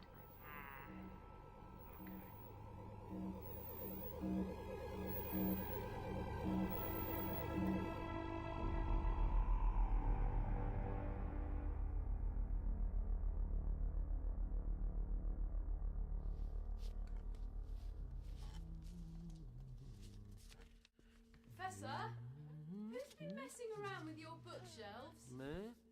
Well, halfway through Dickens, there's this bloke called Dieter of Hrathgar, then Remek of Hrathgar, then a book on trees of Hrathgar, and suddenly we're into the horticulture section. Well, I don't get much time to sort the TARDIS library out. Every 50 years or so I start, but I always forget how I'm organising things. Sometimes it's by author, sometimes by planet. I thought I'd try stacking them by colour. Yes, that might prove more effective. Oh, yes, what a good idea. So what should I do with Bleak House? Oh, put it in the architecture section. Yes. Hey! These look well old. Oh, you could use a duster, Professor. Yes. The grime of centuries does tend to build up in here. Hey, your fine on these is going to have built up as well. Mind you, I suppose the advantage of a time machine is that you don't have to be late with your library books. Library books? Let me see them. Oh, no. Oh, don't sweat it, Professor.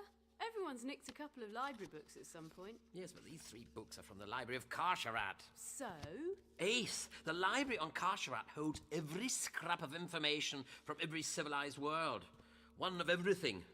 And if I've got these... Then they've got some holes in their collection. Still, I can't see that anyone's going to miss 3 volumes on juggling for Alpha Centaurians. Ace, that is not the point. Karsharat rivals the Matrix and Gallifrey for its sheer quantity of information. All knowledge is useful to someone. I always preferred Karsharat to the Matrix. There's a lot to be said for good old-fashioned books. Hang on. Hey, hold on. Where are we going? Karsharat.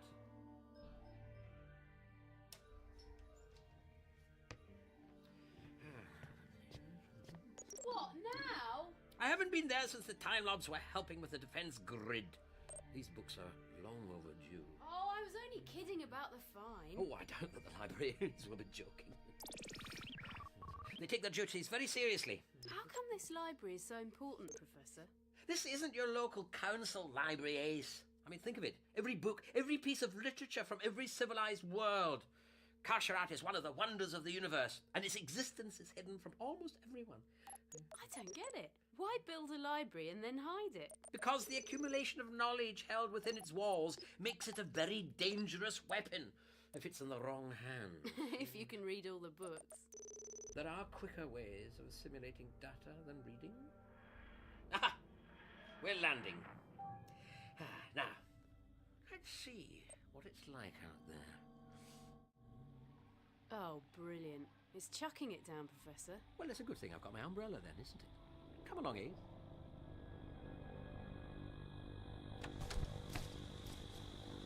Oh, no. Oh, stop moaning and stand under the umbrella. Great waterfall, Professor. But this doesn't look much like a library. As I said, they've never exactly advertised their presence. Karsharat is way off the normal space lanes. A regular backwater. Very close to the edge of the galaxy, in fact. Which galaxy? This one. So where is the library? At the top of the waterfall. Oh, brilliant. Go on.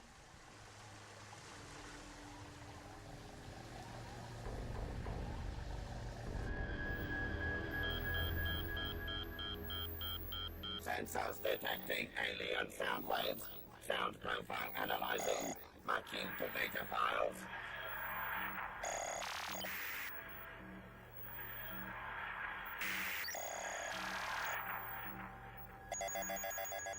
Profiling confirmed.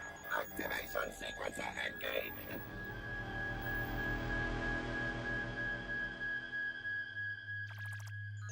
How's it coming over there, G14? Analysis unconfirmed. Scanners ineffective.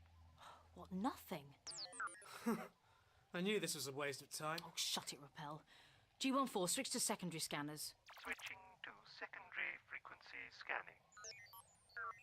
What do you expect to find, Tarrant? Something a damn sight more interesting than you whining. Now listen, I have... Attention. Energy signature detected. Power fluctuations. Disengaging.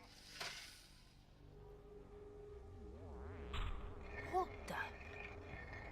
Oh my God. It's opening.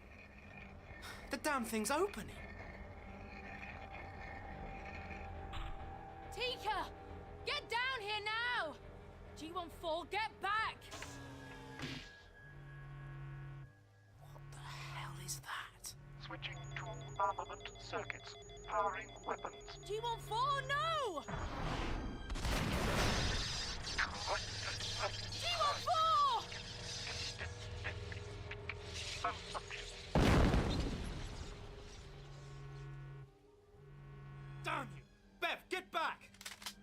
you are, stop, or I fire!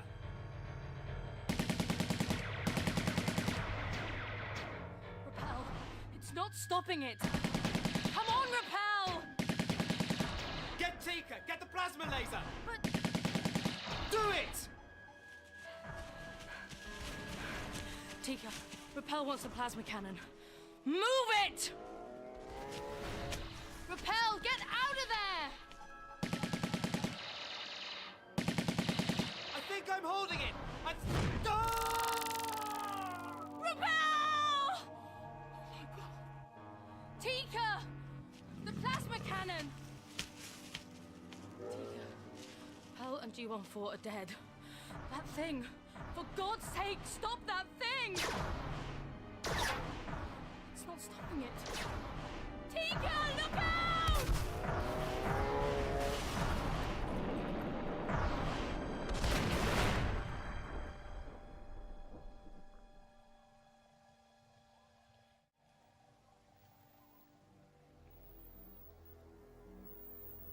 Alien aggressors eliminated. Scan for primary target. Source located. Trackers locked. Phase 1 completed. Initiating Phase 2.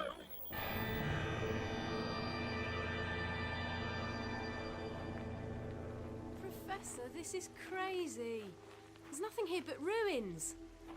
Wet ruins. Quiet, Ace. I'm concentrating. So am I. On a nice warm TARDIS, on the shower I was going to have, on dinner... Ace! All right, all right. If you want to poke around some old ruins in the pouring rain, go ahead.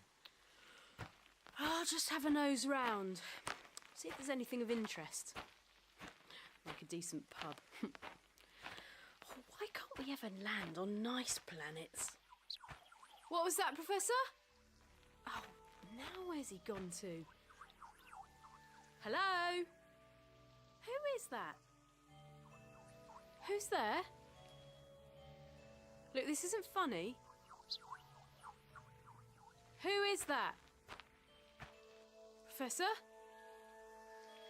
Doctor? Doctor! Ace! What is it, Ace? What's wrong? Where are you? I can't see you. Here, Ace, what's the matter? You look as though you've seen a ghost. You just appeared out of thin air. Yes, I did, didn't I? Come on, give me your hand. But how did you... Oh, wow! Welcome to Kasharat Library. Professor, we're in exactly the same place. Oh, it's the same mountainside. Yes, that's right. But nothing's ruined here. No? It's beautiful. Yes. Very elegant architects, these Kasharatans. Come along, we'll go to the main reception desk. Oh, why were you calling me? Was there something wrong? Oh, I thought I heard something. Really? What sort of thing? I'm not sure. Something in the rain. I just got spooked. And Professor, your vanishing act didn't help. How did you do that? How is all this hidden? Ah, a little bit of temporal trickery courtesy of the Time Lords. A time bubble. The library's hidden behind a temporal projection of how it will look in 3,500 years. No one knows it's here because everyone thinks it vanished centuries ago. Typically a convoluted Time Lord way of doing things. Yeah, they do tend to do things the hard way. I've noticed that. The projection is impenetrable without the correct key, unless you're A-time sensitive. Which you are, of course. Oh, of course. Shame the Time Lords couldn't do anything about the weather. Yes, I'm sure it's very good for the plants. Come along, Ace. Almost there.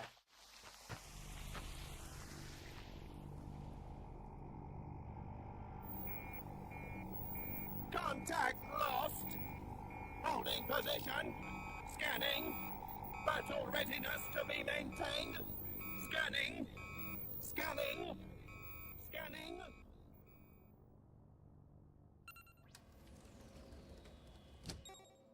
Wow. You could fit St. Paul's in here.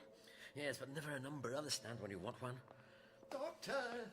My dear Doctor, how nice to see you again. Chief Librarian Elgin, what a pleasant surprise. Oh, this is my young friend Ace. Hi. Yes, well, aces from 20th century Earth. Charmed. The Doctor always travels with such delightful companions. I, however, am stuck with the constantly glowering visage of cataloguer Prink here. Come along, Prink. Say hello to our guests, and do try and raise a smile. Good afternoon, cataloguer Prink. I'm the Doctor, and this is Ace.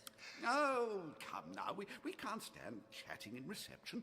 Tell me, Doctor, what brings you back to Carsharat? It's been several years, back when the temporal grid was being erected, I believe. I seem to recall you being somewhat taller. The library has had some remarkable additions since we last met, Doctor. I do so hope that you have time to look around properly. Not that I wish to detain you. I realize how full your life is. Yes, well, that's very kind of you, Mr. Elgin. I would love to look around. Oh, how wonderful! It's so rare that we are visited by anyone of your intellect. In fact, it is rare that we are visited at all. Yes, the library does seem somewhat empty. Well, not everyone is a time sensitive, are they? Oh, the staff are all on the upper levels, dealing with our agents for new data, or dallying their lives away in the recreation lounge. Prink and I spend so long alone down here amongst the books these days, don't we, Prink?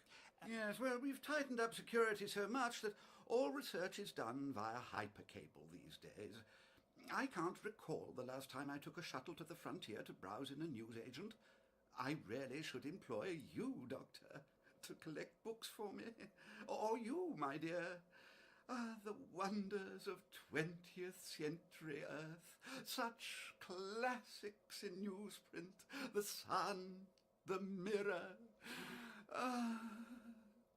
Now then, Doctor, what brings you back here to Carsharat? A social call? Well, it seems that I may have accidentally taken some of your books, possibly for somewhat longer than I expected. And he's a bit worried about the fine, aren't you, Professor? Yes, thank you, Ace. Books? Missing from the main library?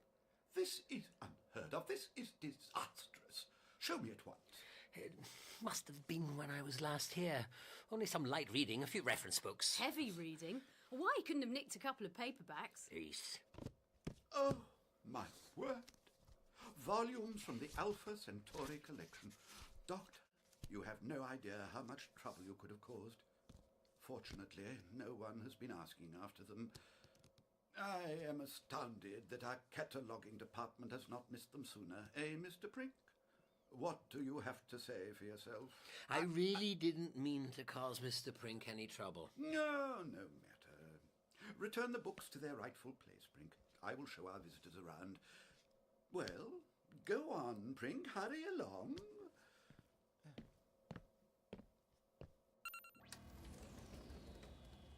Oh, dear. He is an excellent cataloguer, but it's so difficult to keep his mind on his work. Far too chatty.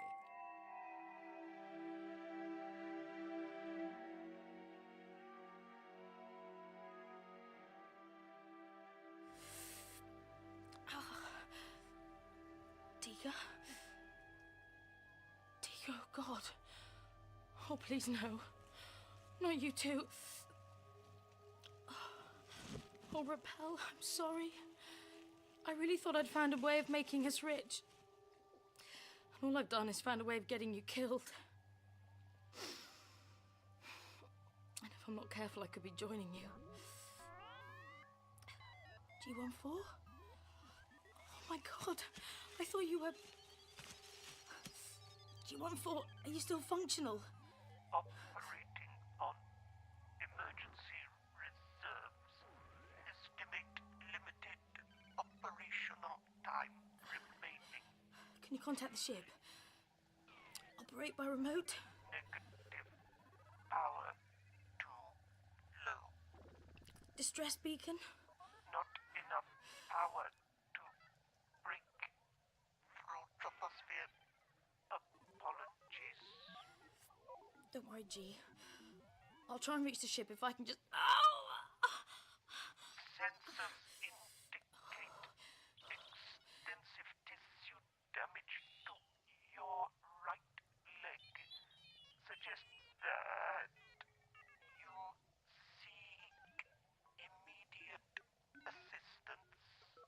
Thanks, G14. I'd never have thought of that. If you've got any energy left, can you open your medical pouch?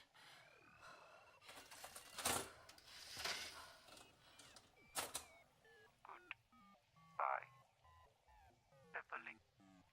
Goodbye, G. Stimulants.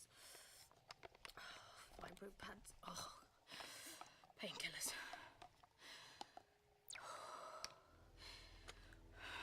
Come on, Bev. 2 miles of jungle on your hands and knees. Just what you need.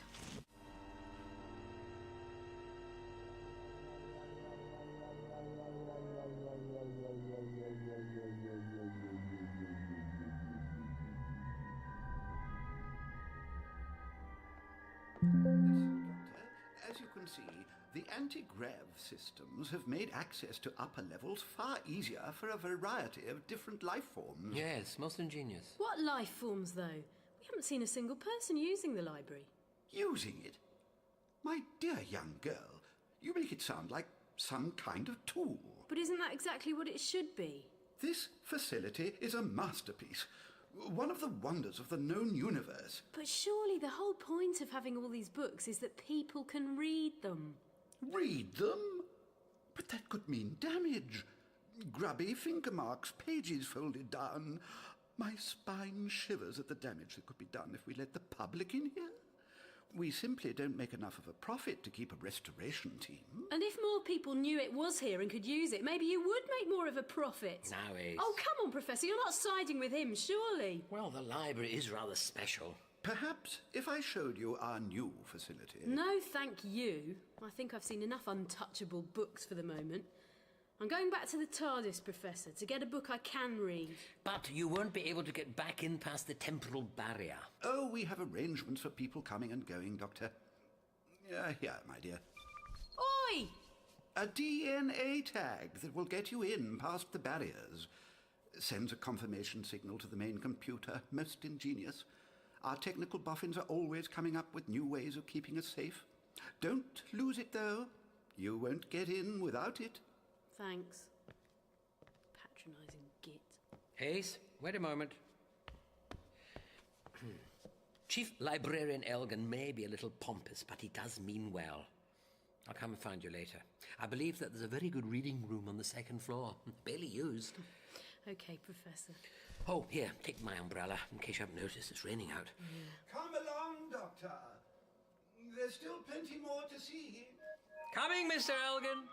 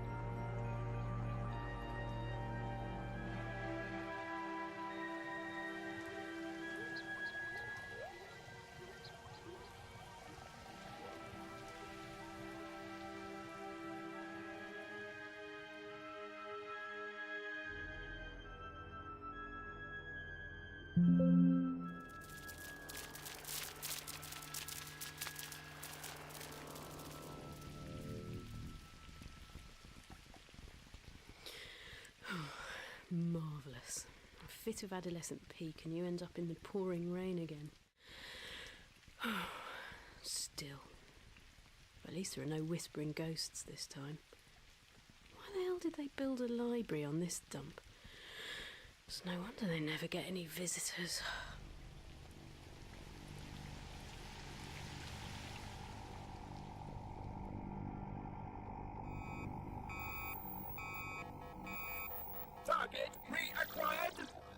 Primitive units to full power! Weaponry armed!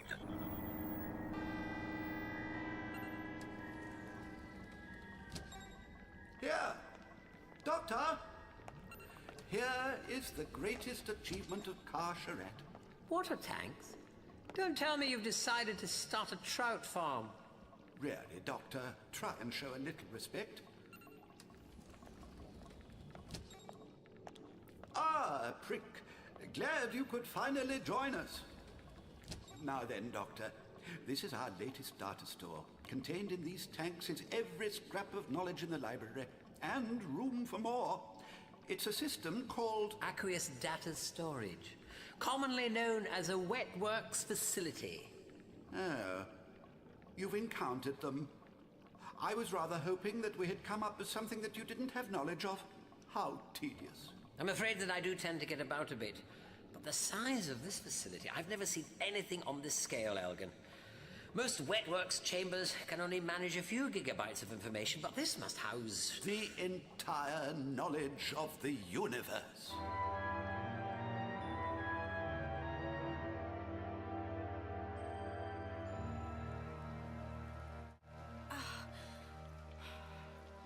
Oh, damn it. Where the hell am I now? Hey! Hey, over here! Help! Hang on!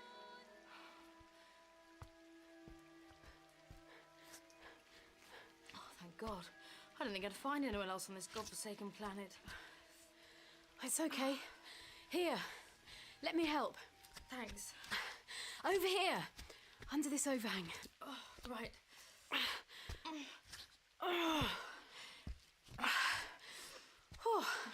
Well, you're no ghost. Sorry? Oh, nothing. Talking to myself. I'm Ace. Tarrant. Bev Tarrant. What the hell brings you to Car Charette? Oh! Hey, you're really badly hurt, aren't you? Damn right I am. Bloody thing shot me in the leg. What thing? Oh, I don't know what the hell it was. But it came at us without warning. Opened fire before we'd have the chance to even try and communicate. Us? My crew. 4 of us. The others are all dead. I'm sorry. Yeah. Yeah, so am I. This thing that attacked you, is it still out here? Somewhere. I'm not sure how long I was unconscious. It went off into the jungle somewhere. Then maybe we'd better get back indoors. On Car Charette, there is no indoors. The planet's just one big soggy pool. This is about as dry as it gets. There's the library. Library? On this rock? You've been out in the rain too long, girl. Now just you listen to me, Tarrant. There's a concealed building up the mountain. The owners don't exactly go out of their way to publicise it. But there's nothing here. Well, they're obviously doing a good job then, aren't they? Now, do you want to get somewhere dry with air conditioning or not? I've got no better options. Hey, what was that? Freeler birds. Noisy when disturbed. No prizes for guessing what just disturbed them then. Something large and aggressive with a tendency to shoot first. Right. Where did you say this library was?